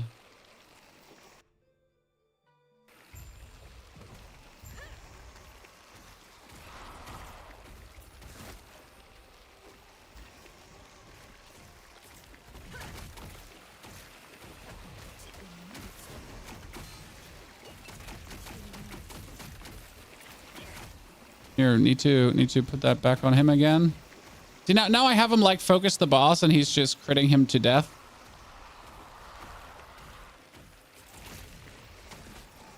Yep, dead. Why does he instant die 12% and below? Well, that's the thing how it works. Critical strike avoidance, chance to poison on hit, chance to slow on hit. I guess critical strike avoidance is actually pretty damn good, right? I don't get critical striked. Oh, Temporal Sanctum key. Yes, we can upgrade our thing again. Finally, if we don't suck. Ward retention. Ward gain on kill. Every 3 seconds, your ward is consumed, grounding a stack of demise per 13 ward. Oh, yeah, no, that was useless. I had that one too already. Okay, we do have the Temporal Sanctum finally, ladies and gentlemen. Again, finally again, I guess. How important is it to find the exact gear items from the guide? No. So, like, when it comes down to ARPGs and to builds in general, okay? The exact items are unimportant for builds to work. For example, for this build, though, you need the helmet. Without the helmet, the build doesn't work. For my zombie build, for example, you could have the absolute hobo gear, non-existent shit, and it would still work. And that's the advantage of, like, unique dependent builds and unique independent builds. So there are some that literally only work if you have unique X. In case of this build, like if you don't have the Wraith helmet, well, how are you gonna make the Wraith Lord? Exactly, you can't. So that's what you essentially have to look for. What is this kind of build? What does it need? Does it need a certain unique to work? Does it just work if you like have the skill points and so on? And that is something to look out for generally when you're looking for builds and when you're looking what items do you actually need for said build. Okay. I hope that was understandable. Thank you very much. This is a dungeon for the people that haven't seen it. It's called the Temporal Sanctum. You have to warp between the void and the real world to make your way through this. And the void has opponents, the real world has opponents, and even these doors only open when you go through. How do you keep eternal life drain? You mean how do I life drain the whole time? That is over. Like I have drain life, and then this drain life is currently a, what's it called again? Oh, oops. Oh, my dude died in between. I should have resummoned him. Oops. So my drain life is a cast and not a channel. So here, right? And since like, so the specialty in this one is I'm using this to drain life from my minions. Okay. So my drain life is draining life from my minions. Like here. So I essentially suck my minions dry. And since he casts 2 minions, I can essentially just suck him as dry as I want. Why? Because this dude consistently and continuously heals himself by hitting. Right? He hits and he heals himself. He hits and he heals himself. I mean, that makes him so insane.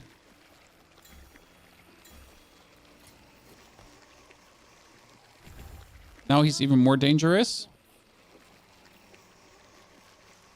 Oh, I wanted to go into my observatory. So step 1, go into the observatory. I want to farm specific items. Is the map random drop, or can we do the same map repeatedly? You can do the same map repeatedly. So when it comes down to the end of time monolith, the end bosses, like this one drops always chest pieces. This one drops bows. I think this one drops helmet, and so on. So they're like, the bosses are respective dropping certain items more likely. Monolith 280. Any dungeon tier 2, 5 unique body armors. Jawohl. Jawohl, Chad.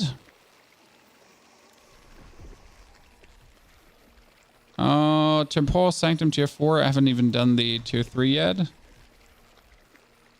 Death of a boss. Oh no, I need 4,000 for that. Okay.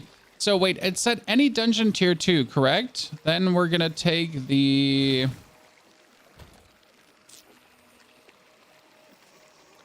Soulfire Bastion. Soulfire Bastion usually goes the fastest, especially when I, like, even if I do a tier 3, it's like nothing, right? Just fly through that one. And then I get 5 unique body armors again. I have no idea how to complete this prophecy event, Death of Architect Lyeth.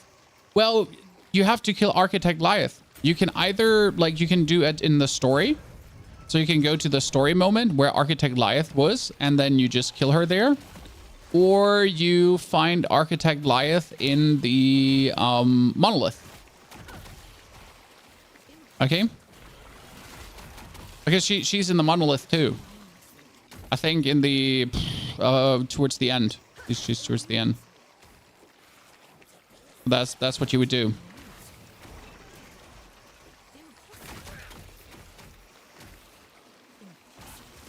And we're just. But what did it say? What do I need to do for the 5, Chad? Ah, there you go. So we're hoping that this is one of the body armors we're looking for, but this is how you can get insane. Like, this is how you target farm. Okay? You want that helmet now, Chad. You would do what I did. You would do what I did. But instead of like trying to get the instead of trying to get body armor, you would do it for a helmet. Is the current state of Last Epoch better than Diablo? Yes. I mean, apart from the online play not working, facts, okay, the online play is not working really well, and queues and whatever. So apart from that pain, the game is leaps and bounds in a better state. I mean, it might have to do with actually having an end game, you know? That does help. Not saying it's the better game, because there's a difference. There's a difference in being like in a better state right now, or generally being the better game. I, for example, still prefer Diablo 4 more, but that's mainly just the general feel the game gives me. So I enjoy Last Epoch. I like Last Epoch, but I generally still enjoy my time with Diablo more. I'm having more joy playing Diablo. And that's just something that defies reason and anything, because it's just like the feel that you have when you're playing the game, right? Like I can't tell you like specific reasons why. It's just what it is, you know?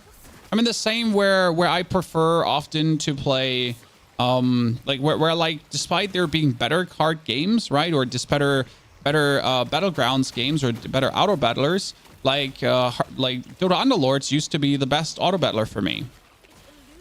Despite there being better auto battlers out there, but it just gave me the best feeling. You know, I just enjoyed that the most.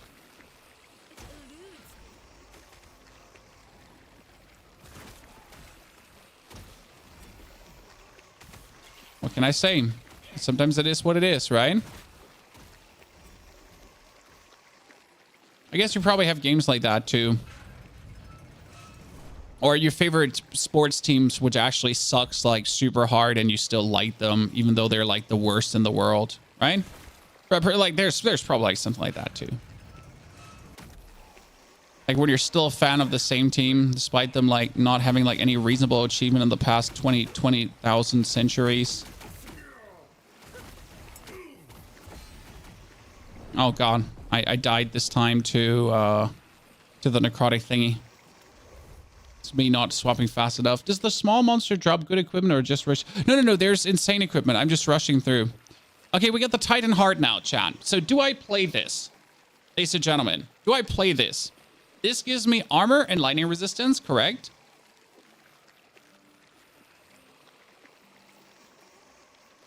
And it gives me 15% less damage taken while wielding a two-handed melee weapon. Could do this too. And then 38% increased health.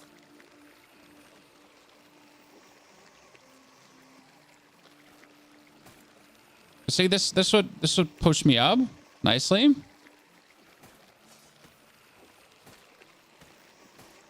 And I could just put my, like, I have a two-handed weapon for this. I could put that on. Let me go for the last ruin timeline. Is Last Epoch usually so dark? That was the dungeon. Let me do one. Is it the build changed a bit? Well, this is a completely different build, Danny. This is not the build changed a bit. This is a complete different build. This is me experimenting and having fun with different stuff. So now I would not regenerate HP myself. I would only regenerate HP when I life leech. But I have more HP in general, and I would take less damage with a two-handed weapon.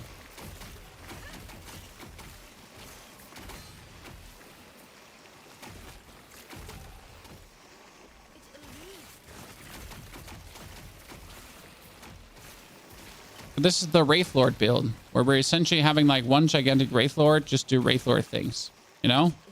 So he's like this big banger dude who just goes around and he just crits everything death. So that's what the build is here right now.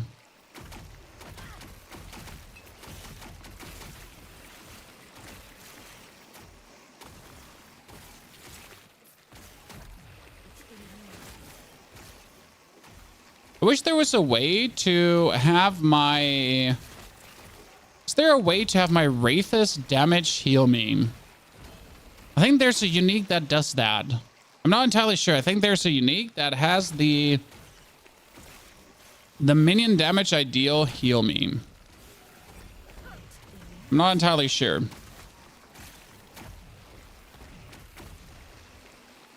And there is.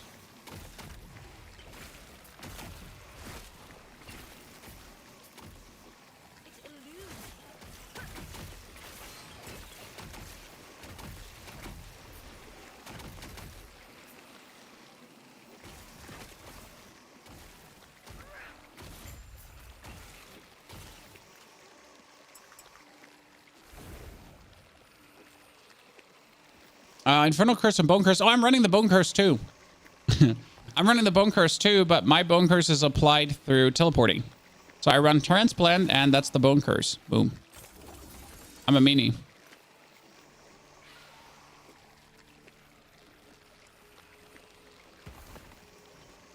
Ribbons of Blood from the... Yeah, I have Ribbons of Blood, but does it heal that much?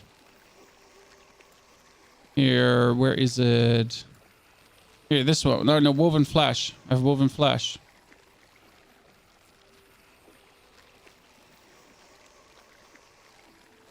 I mean, it's just this one generally heals me, right? Right, it increases leech rate, and it increases like leech. So I'm not sure if this is like generally good.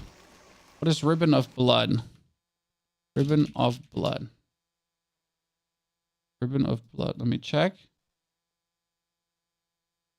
I think I have Ribbon of Blood.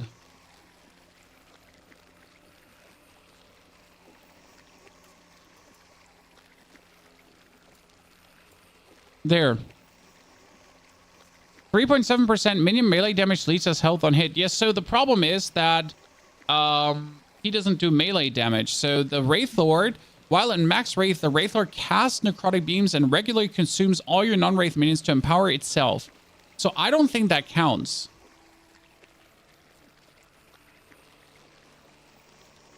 Right? As melee damage.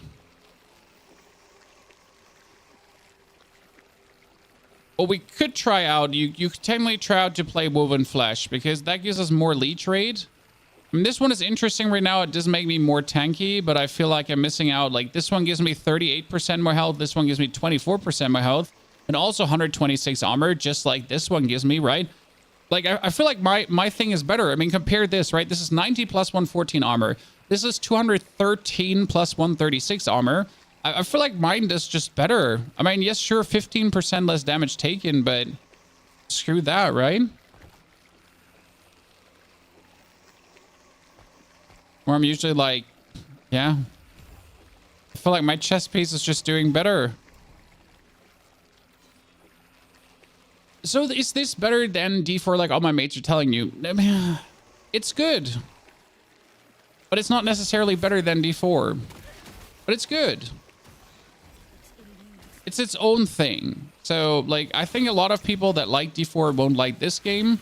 A lot of people that don't like D4 will like this game. It's just like, if you like it, you like it. If you don't, you don't. It's a good game. But end of the day, it's just another action RPG. I mean, like, no matter how different it is, it's an action RPG. So if you don't like action RPGs, which is a thing a lot of people need to notice, that they actually don't like action RPGs, then you won't like this game. Now, but how many people have, like, bought D4 because people have told them that, like, the Diablo series is insane? And then they're disappointed, but not because D4 is bad. They're disappointed because they actually don't like action RPGs. They just never notice it because, like you know, they've never played many action RPGs. Doesn't count for everyone. Not all man, Chad, but a lot of people, definitely. I thought this is going to be like a game they'll enjoy, and that's like, but, you know, what if you don't enjoy the concept of action RPGs? You know, the mere concept, the actual thing where you grind and min-max equipment and try to get better stuff, and then like senseless endgame grind and whatsoever. Because end of the day, no matter how sense-making an endgame grind is, every endgame grind ends up to be some senseless endgame grind. Correct? I mean, there's no like, yeah.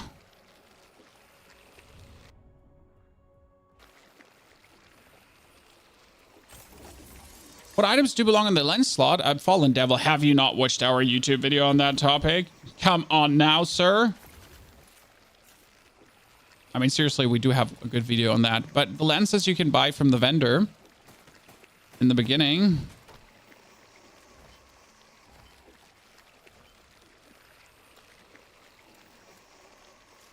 And they will exclude certain events from happening. Minion damage, damage over time. Physical resistance, health regeneration. I'm still not sure about this ring, guys. There's health regen, health, minion dodge rating, intelligence, health, and mana spend as ward. So it's not a lot. Not like we have like 2-3 items that are just questionable origin right now. Very questionable. But I kind of like them. I have 5,000 favor. I could try to get what am I trying to get? Gloves. I could try to get gloves. Let me try to get gloves, because people keep telling me I need certain gloves, and I want gloves. We need to get stronger. No, I think the build is pinnacled. Like I mean, like from what I'm doing here.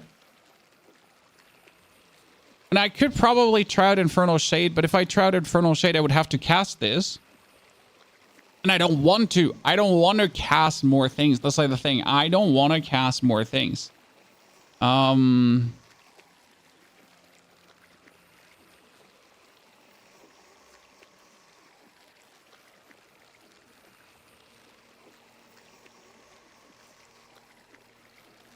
Not sure if I want to change something with Bone Curse.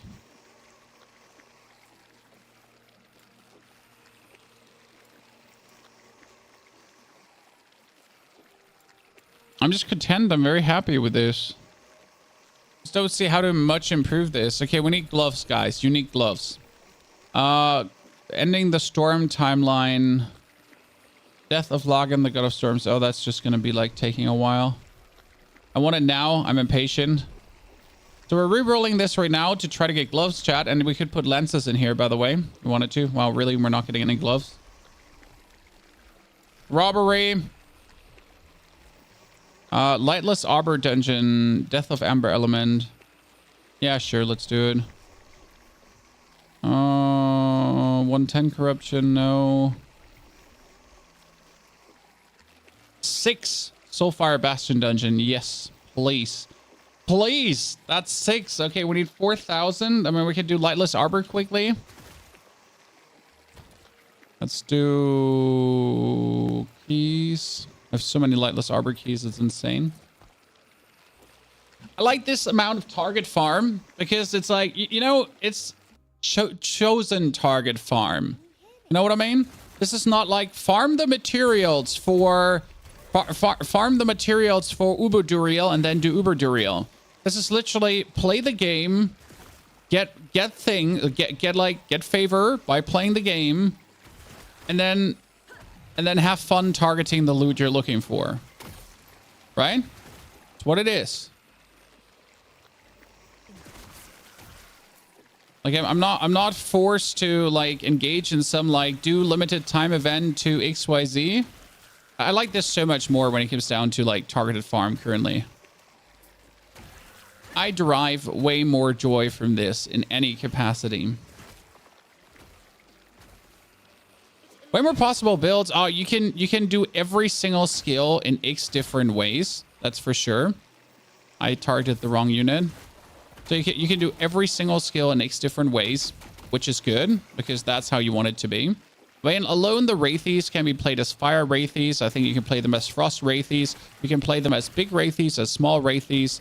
I mean, Volatile Zombies can be played as Explosive, Decay, Puking, Volatile Zombies, or they can play it as normal Volatile Zombies. I mean, there's just a plethora of possibilities when it comes down to what you can actually do with the skills, and it's good like that. See, there's my unique gloves. I think one could have been Yule Ross.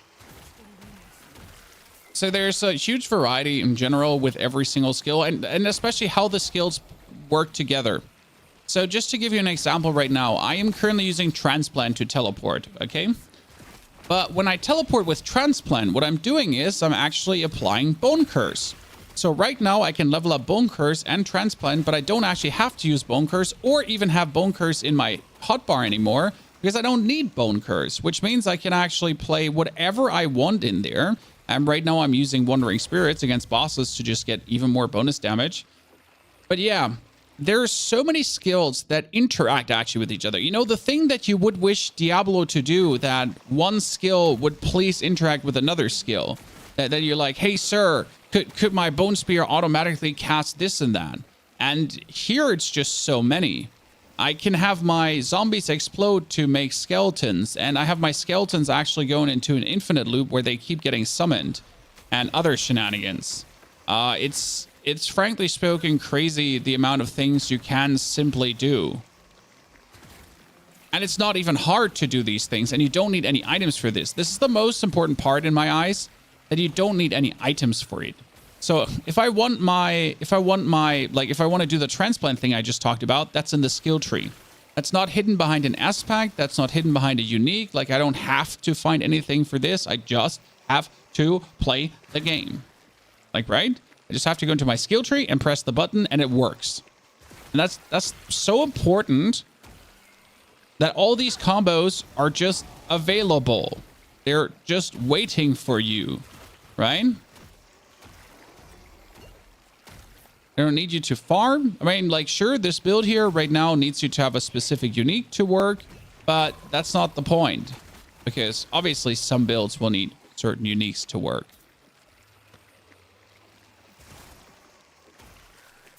What currency do you use for trade market? I think gold. I don't actually trade, so I can't tell you for certain, but I think you trade with gold. Correct me if I'm wrong, though. Please, please, please correct me if I'm wrong. Golden favor. Wait, you can trade with favor too? Oh yeah, you can trade with a favor from the Merchants Guild. Yeah. So there's the Merchants Guild, and there's the Circle of Fortune. I don't actually know how the Merchants Guild works because I'm in the Circle of Fortune because I'm a solo player and I don't want to trade in any way.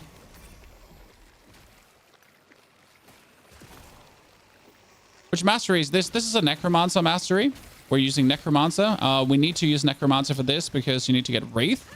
We already made a level build. That's the zombie build. And this one is the Wraith nuking build, where we have our beautiful Wraith Lord just go around and destroy everything while I am just teleporting quick through the dungeon and have him just like absolutely punish the existence of whatever is going on behind me. And I can spam in the meantime my heals to just heal myself. Oh, I think my lad just died. Doesn't happen often, but sometimes happens. Can you show the MTX market? I'm currently in the offline realm because I play offline. I can't actually show the MTX market. It's only skins. It's only skins, and they're also not super cheap. No, they cost points, right? Like skins are optional. Like in case you didn't know this, but skins are optional. Could you please attack this? Could you please attack this? Thank you very much.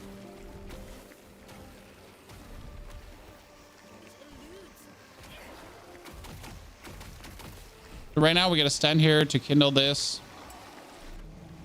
We don't actually have to stand exactly there, but I just stand there. Thank you very much. So we're kindling this. He's summoning his dudes. I just automatically heal by existing. And he dies due to being crushed by my supremacy. You get burned. Okay, before we go in, we're going to resummon him. We're going to give him another buff. And now please attack this. Please attack this.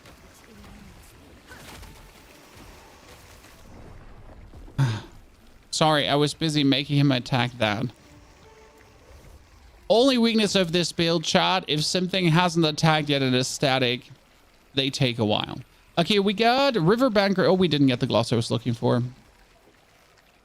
I was hoping we'd get the gloves I was looking for, but we didn't. I am saddened. Let me see if I get others. Cold resistance, stun chance. Nope, also useless. That helmet wanted to get eaten. This one was useless.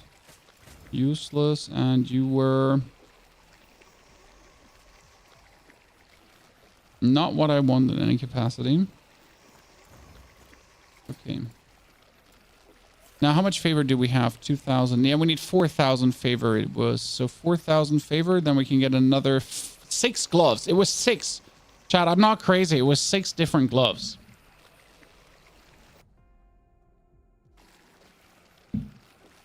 I love skins. Is there a lot of choice? Some. There's not the level of choice that you have in Diablo 4. I mean, Diablo 4 right now has a big variety of skins, and they're actually plenty good, I have to say. I mean, personally, I don't spend much money on skins, but I can still, like, you know, appreciate the quality of skins, right? So there's a bunch of very good looking skins. Yes, chat, he does one-hit everything. I mean, that happens when your dude does, like, critical strikes of up to, like 200k, then he just goes around and just lasers everything.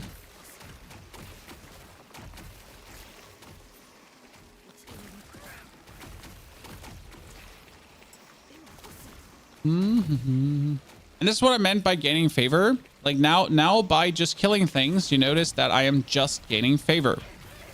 And that favor that I'm getting, I can then use again with the fortunes lads to turn that favor into items. And then I can get more favor by just playing the game, and then I can get more items, and then I can get more favor, and then I can get more items, and, you know, rinse and repeat.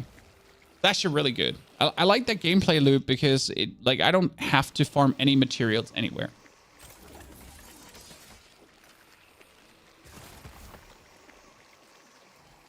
More experience, almost 98. Well, that's a lot of bonus experience we're getting. Skin in a game like D4 where you can barely see your character doesn't seem to make sense. Nah, I mean you can see enough for skins to make sense. I mean, like talk to skins not making sense to Call of Duty players that essentially only see that their gun skin, and yet spend copious amounts to for some reason have a very cute looking outfit, so that their opponents will see how cute they're looking, but you don't even get to enjoy your own cute looking outfit. Robbery, I know. Of the highest class. That is not what I'm looking for. Sad face. Actually, it sounded interesting, but I don't think I can actually use this.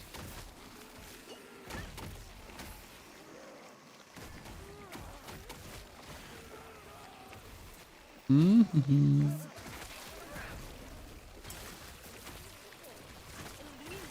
Oh, that was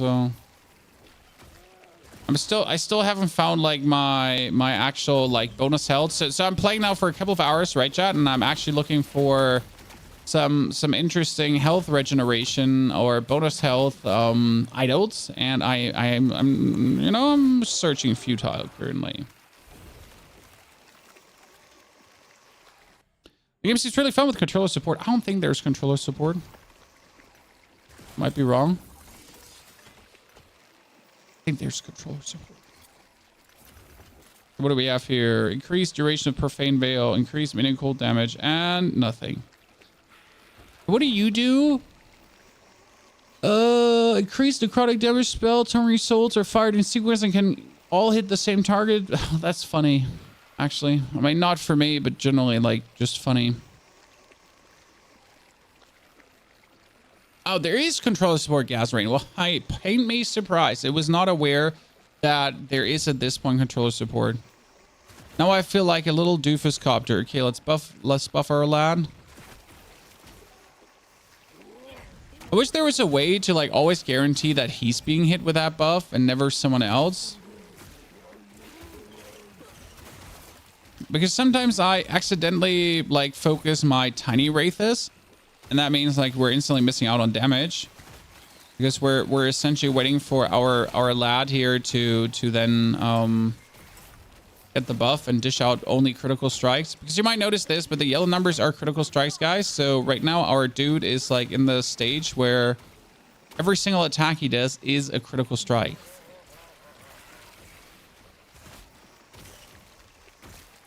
It was also the reason why he's actually so damn strong.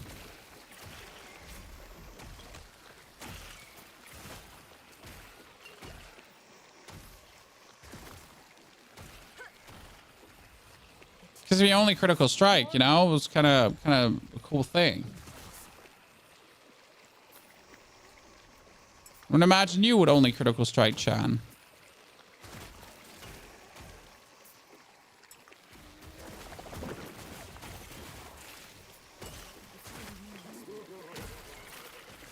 Come on, kill him. Boop, boop, boop, boop. Boop.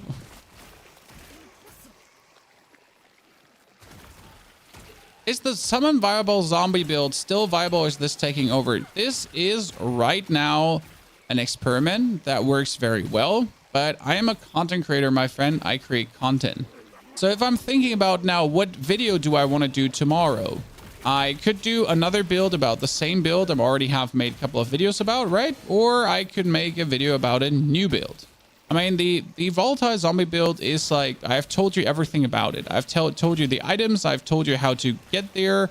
I've told you what you should do, the masteries, like literally everything. So there's nothing more to be said about that build, but just farm and get the items, right? Who are you? I mean, now I could just keep leveling it up further, and then I'd be like, here, look at me, chat. I changed one item and it now does 400% more damage. But that won't happen. It's like just gradually increases from that point on. But now I'm playing like this fancy looking Wraith Lord build, where we're essentially using our Wraith Lord friend to just nuke everyone. It's kind of fun. And it is very much fun. See, he just hits everything. Everything. Everything, chat.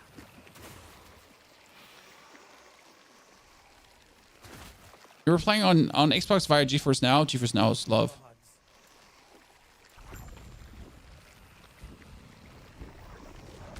Oh, defeat the transformed elder. Sure, can do that. Boop, boop, boop, boop. Oh, sorry.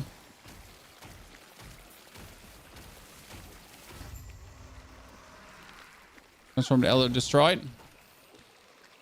Is this build better than the zombie build? I think the zombie build was better. The zombie build was also a bit tankier because you just had constantly the barrier going on. But end of the day, it's like choose your poison, what you want to play. You know, choose your poison. And I wanted to just play something different. I had two choices. I could either make a new class now, or I could keep enjoying my Necromancer with a slight different build. I choose the slight different build to keep enjoying the class a little bit longer.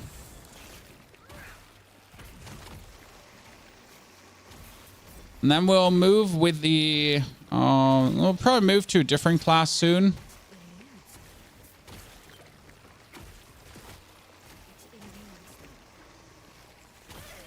Because, like, right now I'm almost level 90, and as soon as you hit level 90, you gain less XP. Okay? So as soon as you're level 90, chat, after level 90, you gain vast less amounts of XP. Or you just need way more XP to level up. So I guess it's the way how you word it. You don't gain less XP, you gain the same amount of XP, you just take way more to level up. So... personally, that's the point where the game gets boring for me, and I will most likely then just make another class before I get bored. Like the dark, moody look. Maybe Diablo 4 is pretty dark. But yeah, this is at ×2 dark. I'll tell you that one. It's at ×2 dark, where you're kind of like, I can't see anything. Where are we? What's my name again?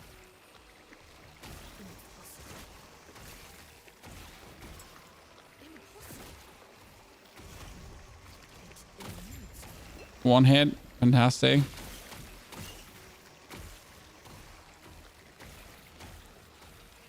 Another Wraith Lord's helmet, chat. Another one. Another one. It's not. It's the decayed skull, which is also kind of cute, but not what I'm looking for. How are you even playing offline mode? Ha. Do you have a build guide for your current setup? No. We just literally made this build today, and tomorrow I'll probably give you a build guide with everything attached. So today we play, tomorrow we build. So we're playing the offline. Chat, offline.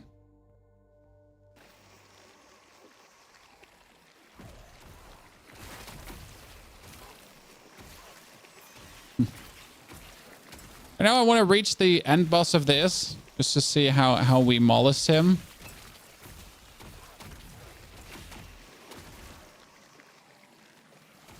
And I'm still sad that I'm absolutely unable to find better idols. I'm even targeting idols, chat. Okay. I'm targeting idols like there's no tomorrow.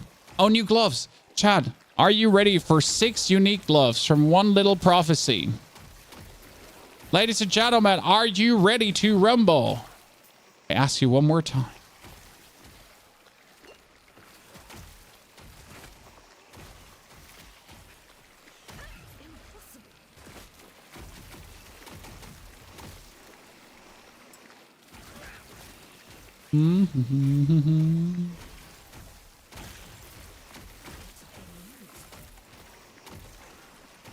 Look at him just killing everything. He's so cute. Do it, Frank.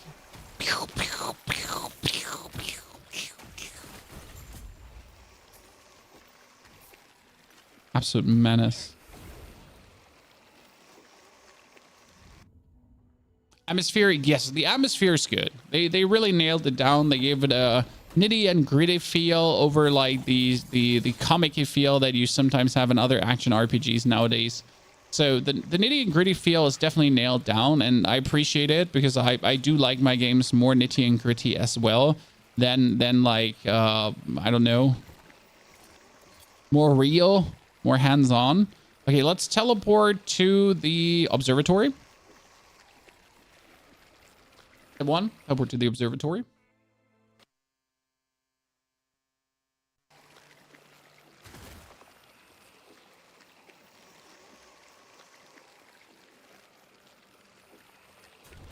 Okay, and we had here Soulfire Bastion Dungeon, death of a rare enemy, guys. 6 unique gloves. It's actually pretty robbery, right? Yes. I mean, just that. Just Soulfire Bastion. Just a rare enemy. So I'll just take a Soulfire Bastion key here right now. For my keys, because we have a billion, right? That's why you, by the way, don't waste your keys currently. Because they're so valuable. And then we just get 6 unique gloves. 6. I mean, imagine you're playing Diablo and you're trying to target farm something and you have a chance of what, like 5% of the item you're looking for even dropping, or you just get bloody 6 unique gloves straight away. We just have to kill a rare enemy, and that's about it. Nothing more, nothing less. That's it. 1, 2, 3, 4, 5, 6. Now we could leave the dungeon already again, because why would I stay? But I guess we'll just like try to zoom this down.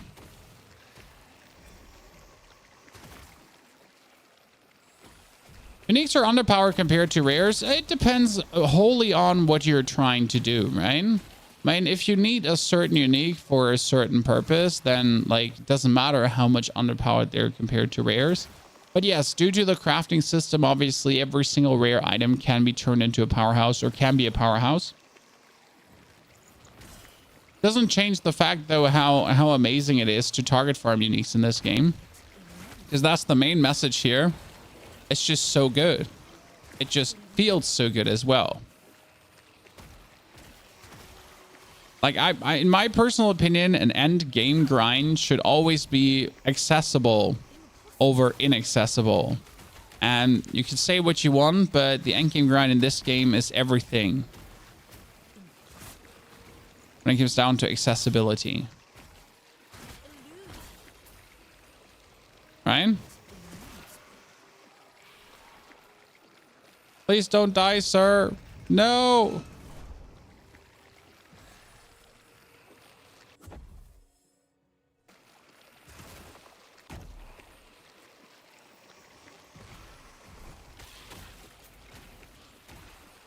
Also, some uniques give you exactly what you're looking for, right?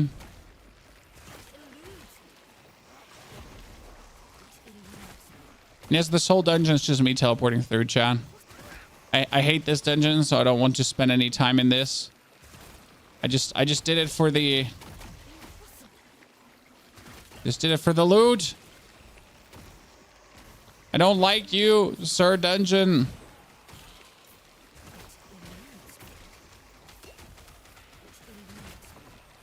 While we're just zooming through, zooming through. Got it. Do this on the PS5. I've heard that quite a lot. And if it was that simple to port games, I think we would have that on the PS5. Sadly, it seems like porting games is not that simple. You see like how he just... Oh, he's... Yeah. That's him, Chan. It was him. That was the end of bus dungeon thingy.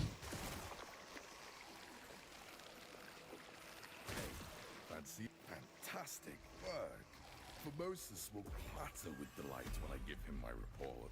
Embers well. Oh, did I just get unique gloves from this?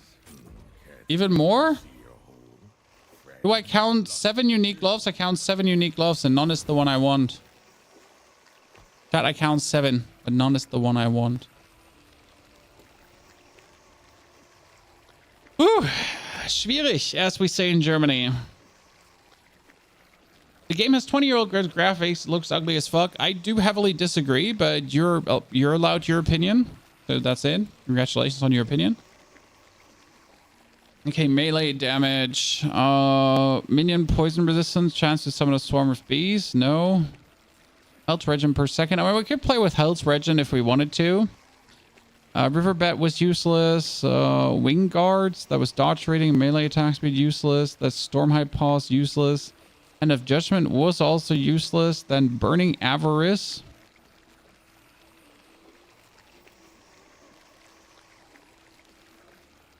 Also useless. Wow. Oh, that glove has a dual attunement. It has hybrid health and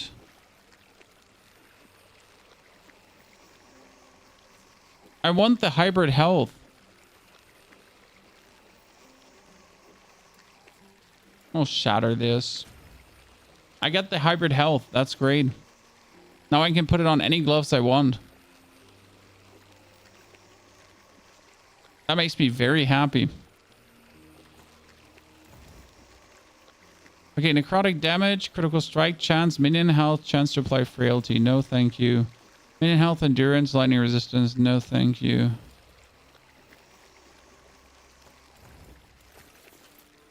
I'm sad to like get all these cool legendary things and then don't need them.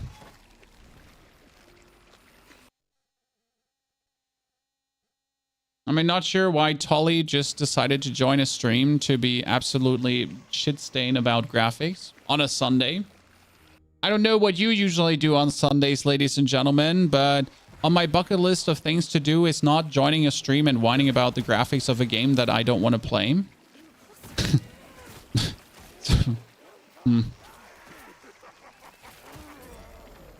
Seems like someone got nothing to do. You know, like my bucket list has weird things on it, but that's definitely not on it for some reason. You know?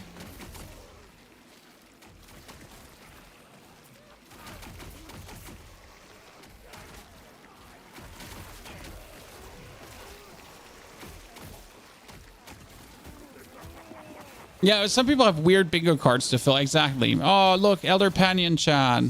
Look, that was Elder Panion. Oh, look, Chad. Elder Panion. Boom, boom, boom, boom, boom. When everyone is allowed to obviously live their lives as they want to, but they're, you know, like, just don't bother me, I guess. It's always my favorite thing. Like, I don't mind your opinion. I just don't have time to listen to you. Nor have I any want, need, or interest. But you're still allowed to have your fancy opinion. I mean, no worries.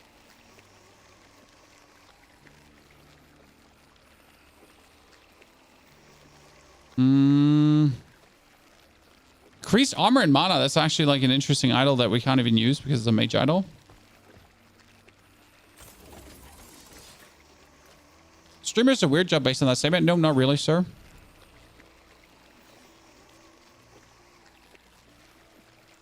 Are you going to make another playthrough with another class? Potentially, yes. Probably no. I'm not entirely sure. It really depends on... I have to say that I do enjoy the game, but that making guides for the game is a bit daunting. Like, we already had that problem with Diablo, that people essentially watch like 5 minutes out of a 15-minute guide, and then they ask like stupid questions about like things that are actually explained in the guide, but they only click like on the link to see how the guide is built, but don't try to understand. And the same actually happens in Last Epoch, but in Last Epoch it's a little bit magnified by there being a lot of people that have been playing this game for years, and we're talking about years, centuries, years. That really ends up with people literally just see an interesting build, but instead of watching the video, they just click on the link below the stream, and that's about it. You know, they literally do not actually watch the video at all anymore. Which is kind of sad, you know. It makes you sad when you crafted this beautiful video that explains everything, and then again under the comments you kind of like have the questions that are all answered. Like just on our minion build, we essentially often had the question, how do we get multiple golems? Whereas the thing with a multiple golem is essentially in-depth explained in the video. You're kind of like, sir, in order to ask this, I just clearly know that you haven't even watched the video. You just literally have clicked on the link below and have maybe seen 2 seconds of gameplay, and then you're like, You know, that's enough. Because this game is called Last Epoch. It's the latest installment in the ARPG genre. Kinda latest, quotation mark. For that 1.0 update. So that makes one a little bit sad. You know how it is. Oh. In terms of like how much more content do I want to craft for the game in terms of like long form videos. And right now we're essentially in a big Diablo waiting room, waiting for the new patch to come, which is a bit of a sad waiting room, but it's just what it is essentially, right?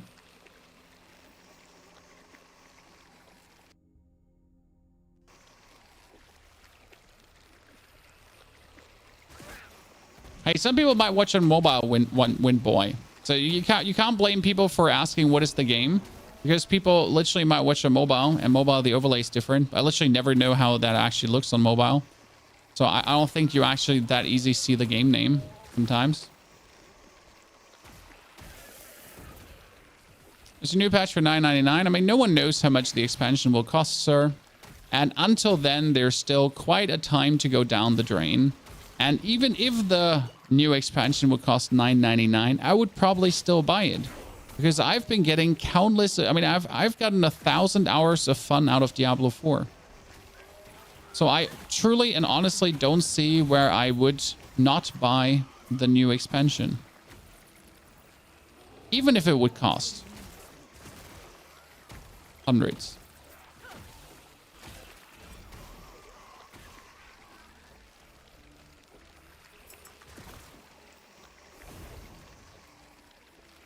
What are the pros and cons when you compare this game to Diablo 4? Well, it does have a crafting system. It has an in-depth skill system and an in-depth passive system. And it has everything essentially more in-depth than Diablo ever had. Will have and has. Oh, these are interesting gloves.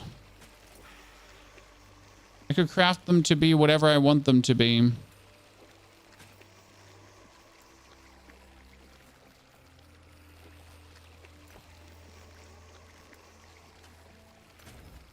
Poison resistance.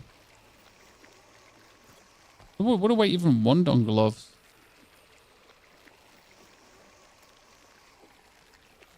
Cast speed, damage over time, minion damage. Yeah, minion damage.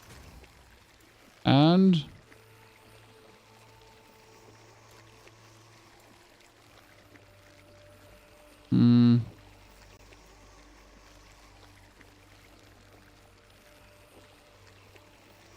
intelligence.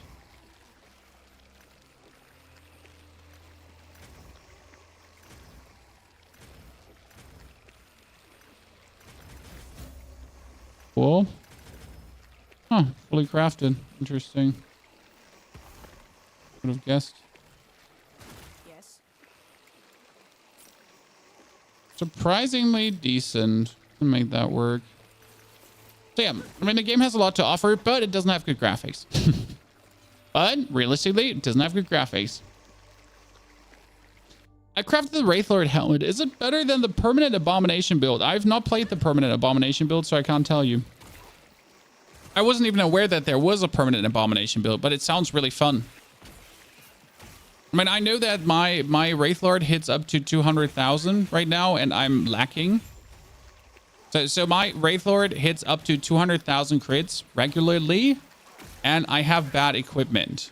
Okay, so make out of that what you want.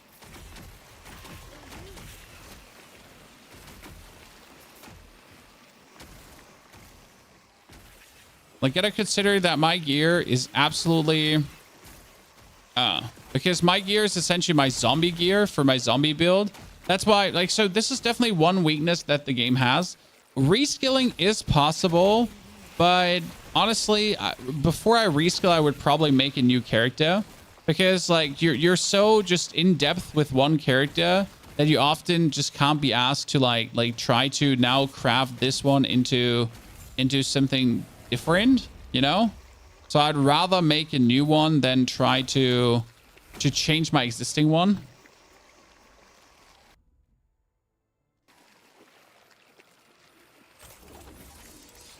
I mean, no one said to Hooligan that the expansion will cost more than the actual game. I mean, it's literally just people data mining, leaking, and other shenanigans, and then making clickbait things. There has never been anywhere ever a confirmation ever that in any capacity the Diablo expansion will cost high amounts of money. It's literally a bunch of FOMO, people going crazy, Reddit, YouTube, and that's it.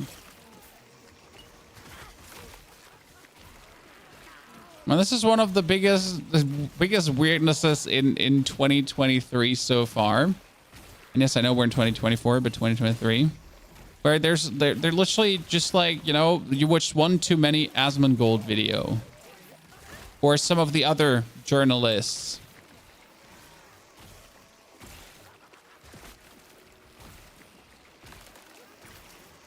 For what is legendary potential? So you have unique items, and then you have legendary items. Legendary items you can't find. Legendary items are crafted. Legendary items are unique items that get combined with exalted items. You can do that in the Temporal Sanctum. It sounds like a lot, right? It's actually very simple. So you're going to take an item with legendary potential, like my helmet, and then I'm going to take another item. So this one has legendary potential, run. And then I'm going to take this helmet, which has vitality, armor, and health. And if I combine these now, the Wraith Lord's Harbor has a chance to take the 11 vitality, the 89 armor, or the 53 health. Okay? The same as he could also take from this helmet 168 armor, 62 health, 7 vitality, or 7 intelligence. And that's how legendary potential essentially works. It's quite simple and pretty damn good though, because you can make existing items even more amazing. And if your item has more than legendary potential 1, I've not found one with more than legendary potential 1 yet, then it can take more than one stat, which is also very interesting.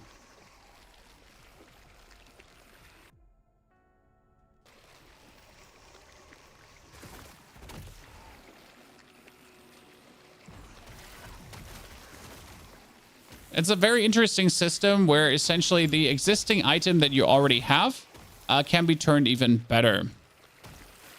I like it very much. I have only done it one single time so far, because you also need the keys to a dungeon to upgrade your items. So you need the keys to the Temporal Sanctum, and then you also need to beat the Temporal Sanctum. I have had a bunch of Temporal Sanctum keys, but I'm currently just like, I don't pay attention at the boss because I tend to chat with the chat and then I accidentally die. So that's a little bit my problem. That yeah, I'm like, yeah, it's definitely a self-caused issue. It's not like it's not chat's fault. It's just me being a noob, where I just don't like literally pay enough attention, and then it's like, oh no, I died again, and now I need to wait for even more keys, and this is kind of like unlucky. I hate this.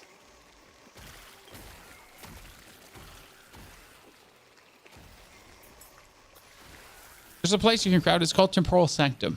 It's a dungeon.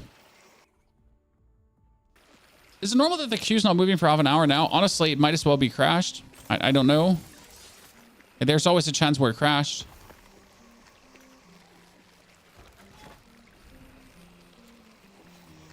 The main issue I have with D4 is leveling. It takes too long to max out for casual. No. Because the level experience is the one good thing that D4 actually has. So I get your feeling, but like right now, for example, in this game, the leveling experience is not an experience. It's just a grind. And then the actual end game experience starts. Where I mean, Diablo 4 right now is the level experience, and that's about it. And that's okay. Like, so you have like different games, different experiences. And in D4, like the phase from 1 to 70, 80, 85, it's kind of like the fun experience. And then the grind begins, the mindless grind that you might or might not enjoy. That's down to yourself, right? Like that, I'm not the judge of your fun. Like, you can have fun with whatever you want to have fun. But that's kind of like, you know, where you then see if you're actually going to be. Oh, look, Chad, it's Argalos. Look, chat, it was Argalos. Look, look, Mom! A lightning scorpion!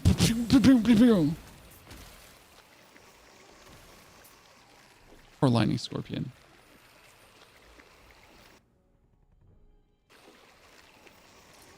If you get Ascension runes, use them on any helm. Yeah, I've actually not dabbled with Ascension runes yet. They can turn... What can they essentially do?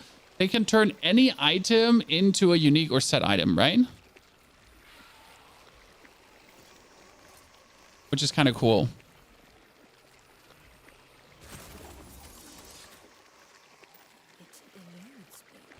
How much armor do mobs have? My mobs right now have...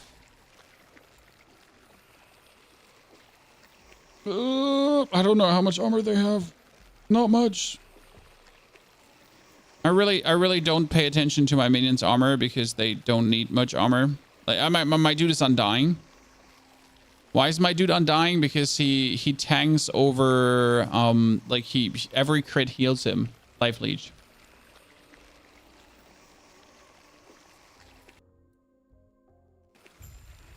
You have gotten Last Epoch character to 64. Yeah, but Last Epoch character to level 64 is anything from 6 to 7 hours, right?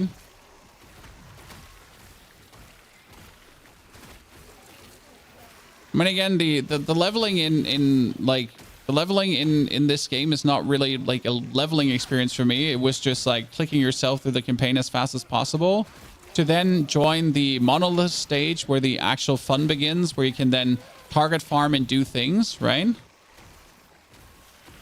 And on top of that, you actually don't have like any kind of like story that I paid attention to.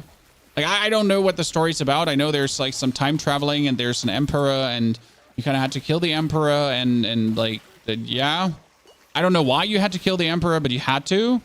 And he was a skeleton too. And then you kind of like went back a different age. And then there was a gigantic tentacle monster, aka like my wildest furry fantasies. And yeah, and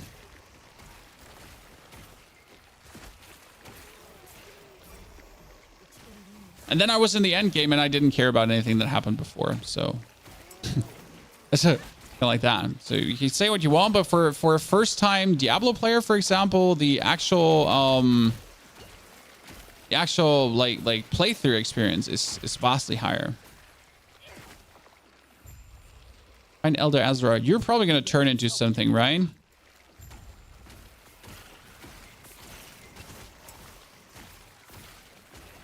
Come on, kill him. Kill them all. This is you. This is all on you. You're the chosen one.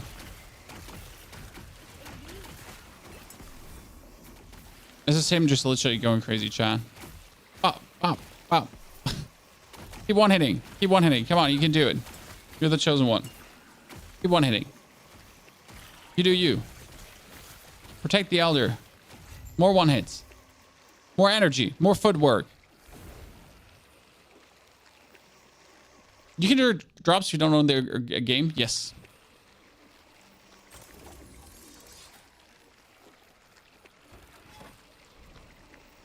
Love your default builds. Glad that game was trash. Glad you're here now. I'm not here forever. This is just the heat of the moment, ST. But I'm enjoying Last Epoch right now. I'm going to do a few more builds, a few more videos, and then we're going to play something else. Which doesn't have to be Diablo. Like, I am not a one-game streamer. I will stream this year many different games, hundreds of different games, to be honest. Which will include Diablo, which will include Last Epoch, which will include, you know, games Hades 2.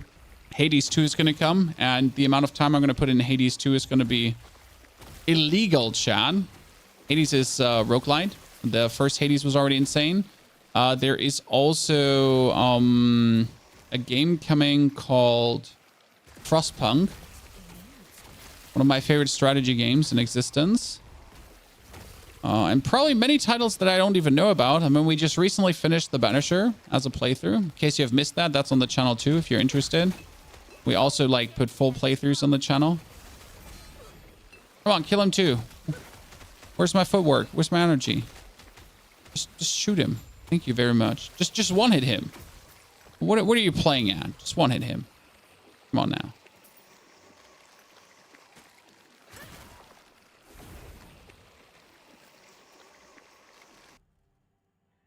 Wouldn't it be better if you get a ton up to max level? The next tunes will be easier through mods or something. What?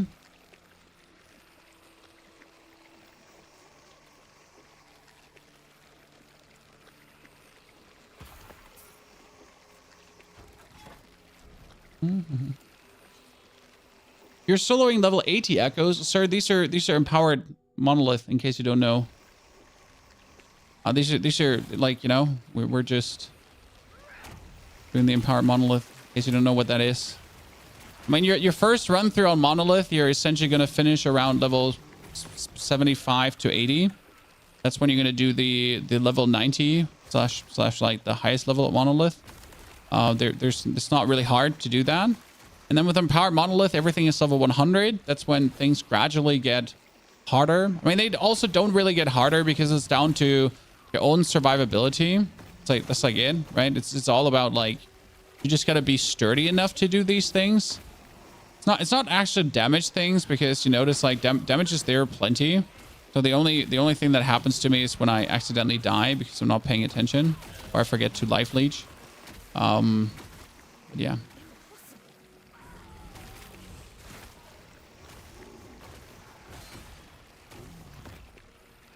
Come on, Wraith Lord.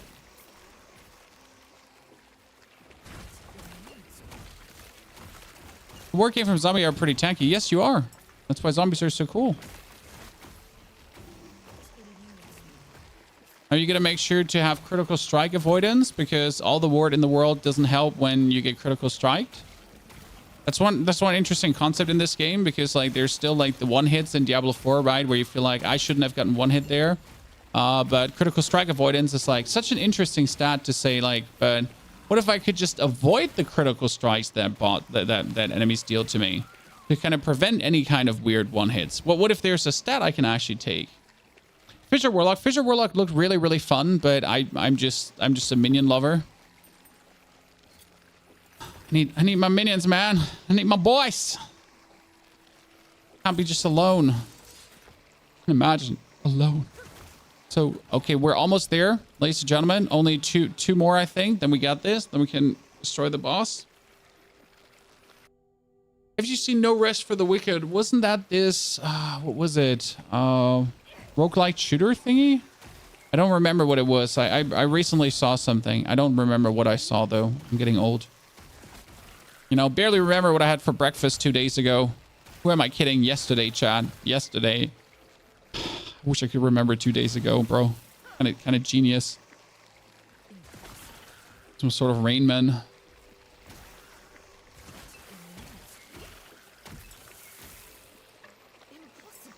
Impossible.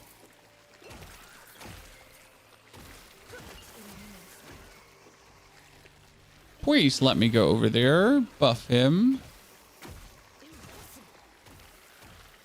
Yeah, hour ago. It's like, what did I have for breakfast again? 2 hours ago? Difficult.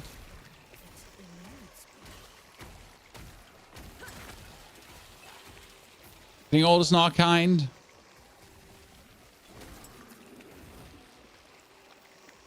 Without the helmet, the build feels weak. Well, I mean, without the helmet, I wouldn't play the build.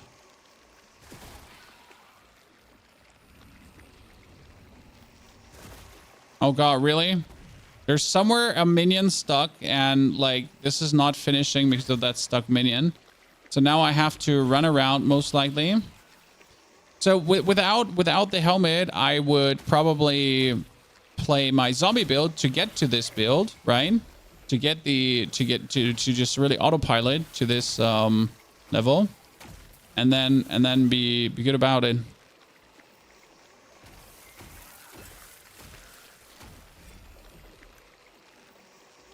Okay, this one is bugged, sadly. Shambled. Is Aberrant Call good for this build? I did not feel like that I needed any of the unique ones, to be honest. Staffs, everything. Mainly because you don't want more Wraithies. Like, more ranks and Wraithies and more Wraithies in general would not do anything for me in this case. I prefer having my offhand more. It was weird. I know 2 summon Wraith and the max Wraith. I don't need the 2 summon Wraith. That does nothing for this build. Keep that in mind. And the max Wraith are also useless because we are limiting ourselves to 2 Wraithies.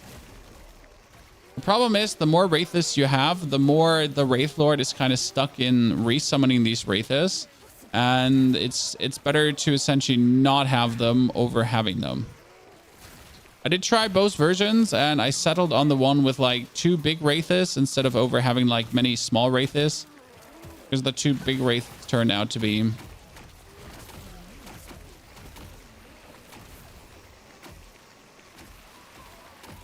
vastly superior. We're just going to stand here in the middle and we're going to have him just like dish it out.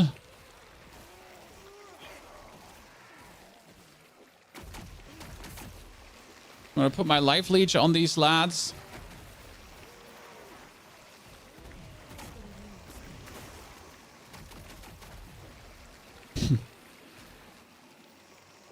Everyone dead? No. Still some left.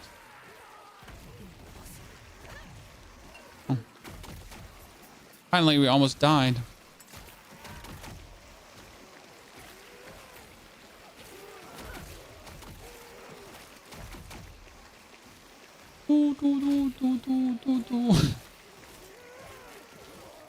This, I guess the only thing I dislike about this build, like I'm mainly not responsible for the damage. So what I'm responsible for is buffing this dude and then just healing myself, right?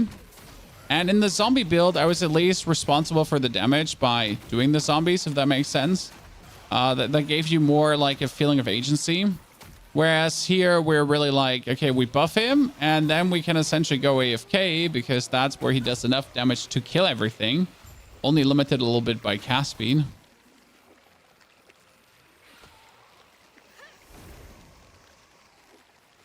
And then I'm like, man, you know, maybe I like the zombies more.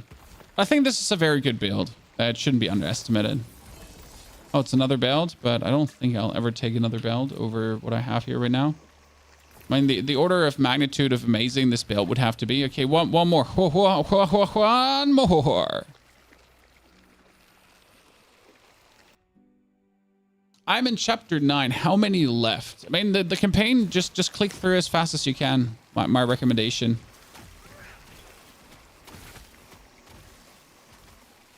The campaign is just click through. Like, get it done, and then don't bother. Ever again. Anymore. We teleport and then give him the... He didn't have the Wraithy on him, chat. He doesn't have the Wraithy on him. He's not doing the damage. See? Now that we buffed him, making all the health pools below him. So he heals himself with critical strikes, guys, and he heals me with his HP.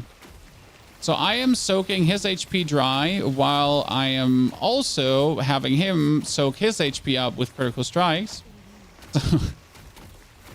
And my mana also leeches itself full as I leech him. So I just have to like stand here in the middle, keep spamming him full of my heal over time, and keep buffing him, and I will essentially not be able to die. It's us. It's a tag team, chat. It's a tag team battle.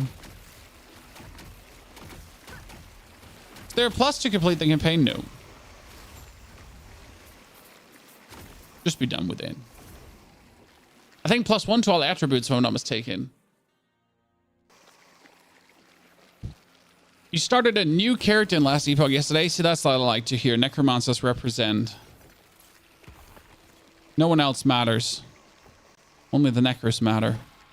Okay, final thing. Then boss fight. Then we get the next thingy done. I mean, right now I'm trying to upgrade all my Monolith. So we're essentially getting the...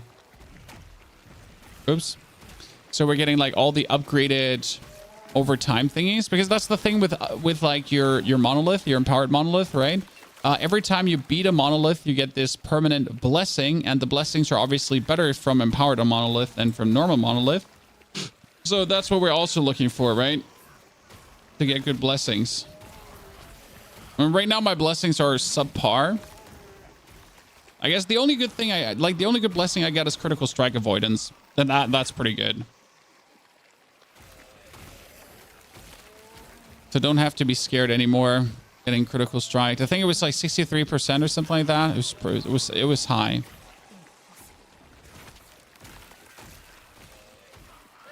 Especially for free, right? I mean, the good thing about the blessing is that's no item of yours. That's just for free.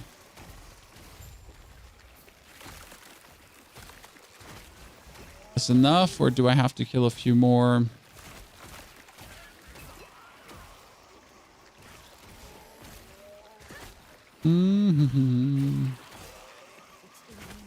God, we can get 64 bonus stability from this? Yikes.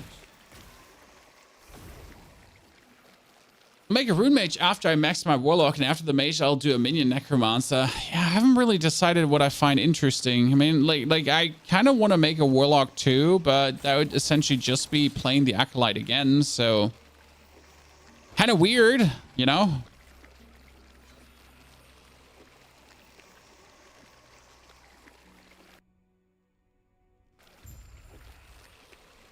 Could do this, do that. Elder Gaspar.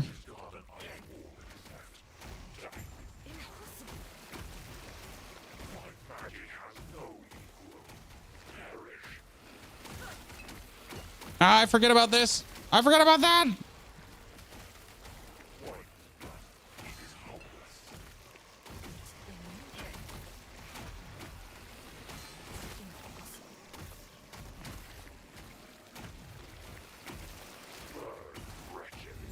Oh, done.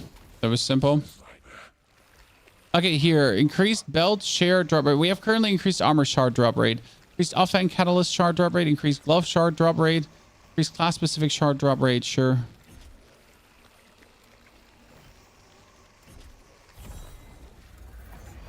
That was the boss. It was simple. Got sent to hell.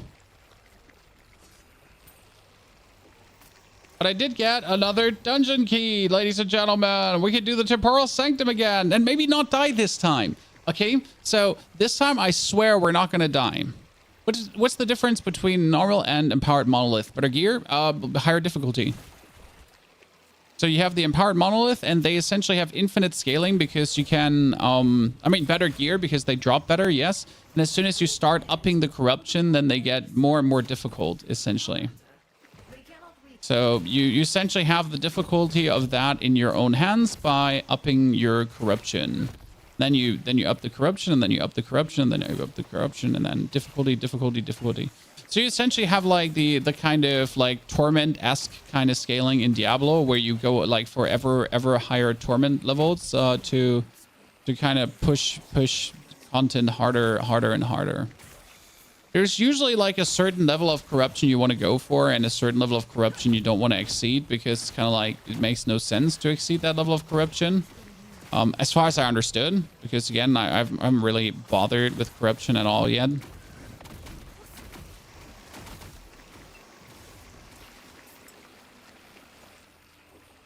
Haven't really bothered.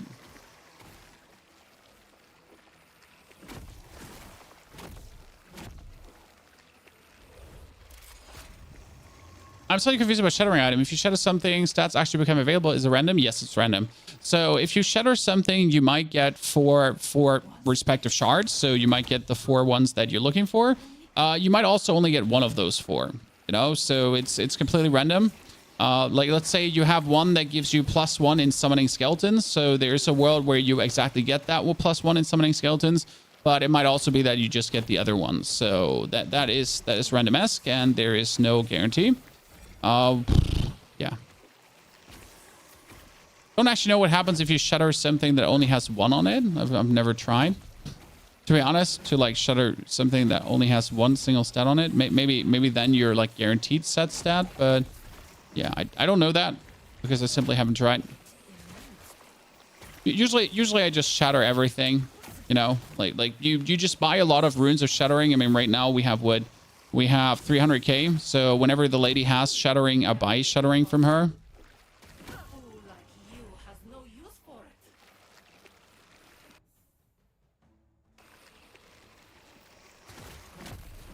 Yeah, corruption is kind of like nightmare dungeon tiers. Just choose the nightmare dungeon tier that you can do the most efficient, the fastest, and then you're kind of done, you know?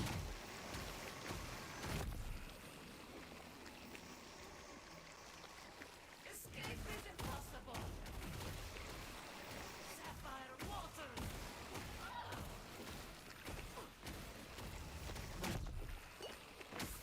I'm not gonna die this time to some stupid shit like I did the last time.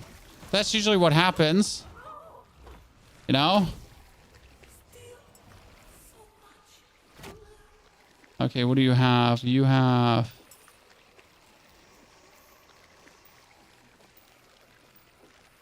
Okay, now let me show you how to make a legendary item.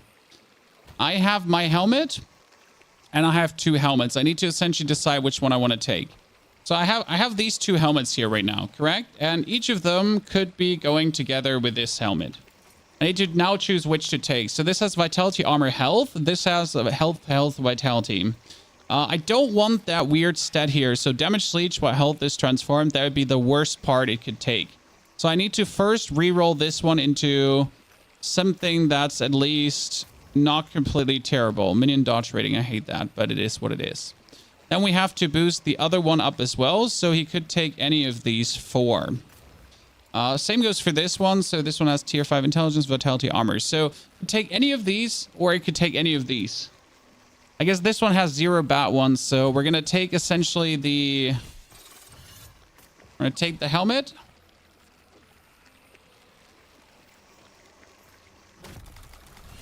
We're going to take the lower helmet, and we're going to take this helmet, okay, together. And then we seal this up. Then we go into the other world, and then we pull this out, and this now has 62 health permanently plus. It's a little boost, but with all the percentages we have, it's kind of nice. And that's how making legendaries work. And then you're done. Ta-da! So that was quite good, to be honest. There's so many builds I want to make. Yes, I mean, like, this game is truly something where, I mean, alone with the Necromancer right now, correct? If we just simply look at the Necromancer, nothing different. You can make yourself a volatile zombie build. You can make your skeleton build into archers, rogues, frost archers, fire archers. You can make yourself a skeletal mage build that can also be pyromancers or cryomancers. We can work with damage over time stuff. You can be a assemble abomination and that permanent, summon wraith but spam wraith or make them permanent. We could do Dreadshade. We can have sacrifice explosion stuff happening, so kind of like resummon explosion, resummon explosion, resummon explosion. There's something with Infernal Shade. You could also do a Spirit Plague. There's a 6 golem build, so where you can essentially try to summon 6 different golems. Yeah, limitless potential.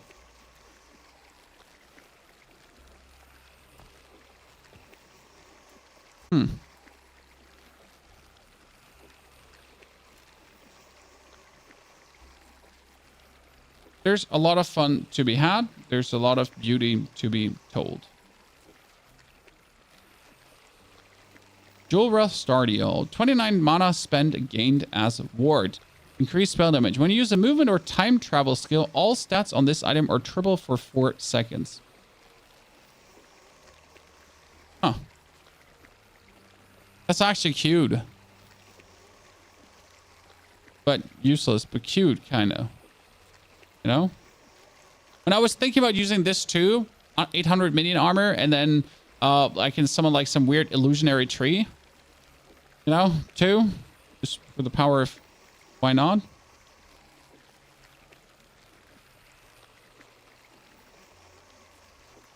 But you were minion health, you know, nothing good. All of this stuff just goes down. And again, items with legendary potential is really what you want to have. And here right now, Rune of Shattering, in case you wondered. So this thing can give me melee, cold, void damage whatsoever. This can give me poison damage over time and endurance. And you kind of see like what you're actually getting. This could give me minion health. I want minion health, and I did get minion health shards too. This one could give me minion health as well. So I get minion, didn't get a minion health shard. This one could give me minion damage. I did get minion damage. And we kind of have reached the point too where I also don't really need to break many things down. And you should generally break down everything. Why do you want to break down everything? Because often when you're re-rolling things, you kind of need all the stats. So it's not as simple as to say, maybe I don't need the stats right now. Like you need all the shards to sometimes re-roll skills away. So if you want to take an item and you want to get rid of a certain like skill, like here you take this item here right now, correct? And you would want to get rid of the fire resistance. Then you need fire resistance shards to actually re-roll those with a roll of chaos, right? And if you then don't have fire resistance shards, you're screwed. And the same goes here. If I want to get rid of critical strike avoidance or cooldown recovery speed, well then I better have the shards for that, right? To get rid of these. That's why you can often shatter just random things like crazy. Where did you get the increased minion physical damage on your old stuff? It doesn't exist anymore. They removed that with 1.0. Also, not thank you for the 666 donation. Necros for life. Necros always for life. For the last year of content and many years to come. So thank you for your donation. Don't worry, there's many years of content planned to come down the line. I mean, I have a lot of content power in me, and I'm not in any capacity planning to stop. You know? We'll only continue. How does this build compare to your zombie build? It's hard to put that into words somewhat, because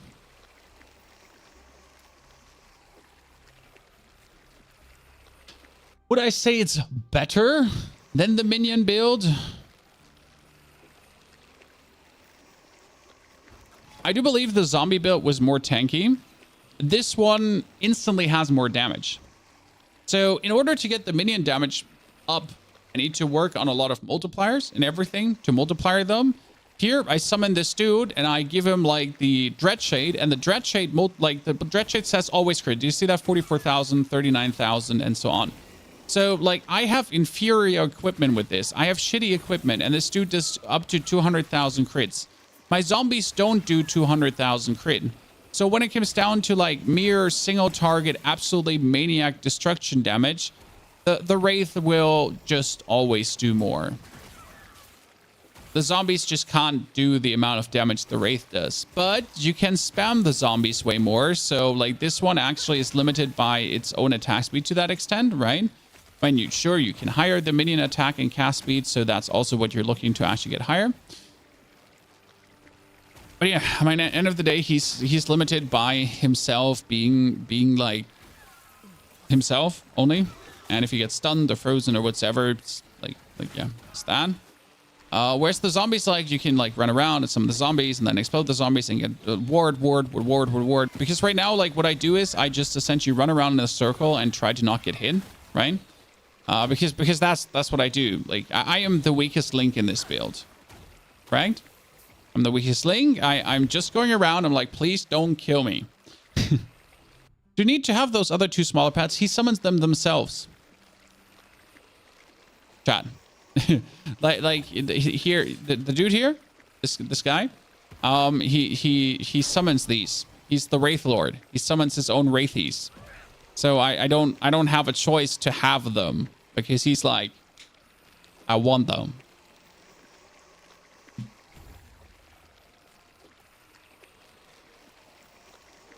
But once you pick a subclass, you're locked into it. Yes, so once you do pick the Necromancer, Lich, or Warlock, you're locked into it. Keep in mind, you can still put points into the other passives. For example, I am a Necromancer, and I put some points into the Lich passive to essentially get Drain Life. Because Drain Life is what sustains me. Drain Life gives me life and mana for my minions. Also, like, these two are needed because these two are the ones I soak empty. Like, look at this. Do you see how much, like, this is what I'm doing to these poor fools.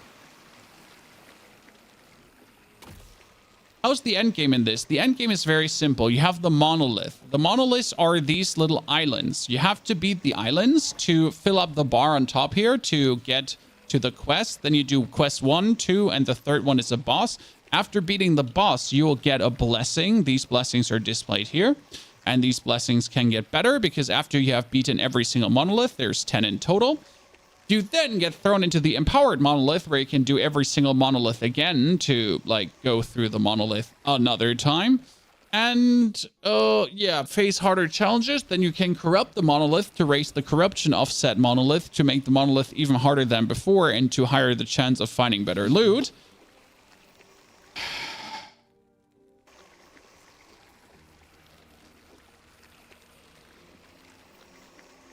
Yeah. If you get bored of Necro, can I do Warlock then or vice versa? No, you have to make a new one. But like usually a good build and with enough experience, in order to get to level 60, you take around 5 to 6 hours. 5 to 6 hours is in my eyes quite okay, because level 60 is kind of where most builds just are flashed out, right? With level 60, you have the passive points and everything. Then the build works and then you're having fun. Because level 60 is also when the monolith starts and when you build should be fun. Do you have a link to this build? No, because we just made this build. If you want to see how the build was made, you can go back in the VOD. I'll put the VOD live as we're getting done with the stream, and we're getting done with the stream, to be honest, right now. So, thank you for coming, watching, lurking, chatting. Don't forget to subscribe. Don't forget to watch our video on the Circle of Fortune and share with your friends, else I'm going to hunt you down in your dreams. I don't know if that's a threat or if that's what you want. That's up to you, but it says a lot about you. I'll be back tomorrow. Monday morning entertainment. Not sure what we're going to play yet. Probably more Last Epoch, but I'm not entirely sure how I feel about this. We'll have a build guide video of this tomorrow too. So in like 12, 14 hours, I'll have the build guide uploaded. And I'll see you soon again.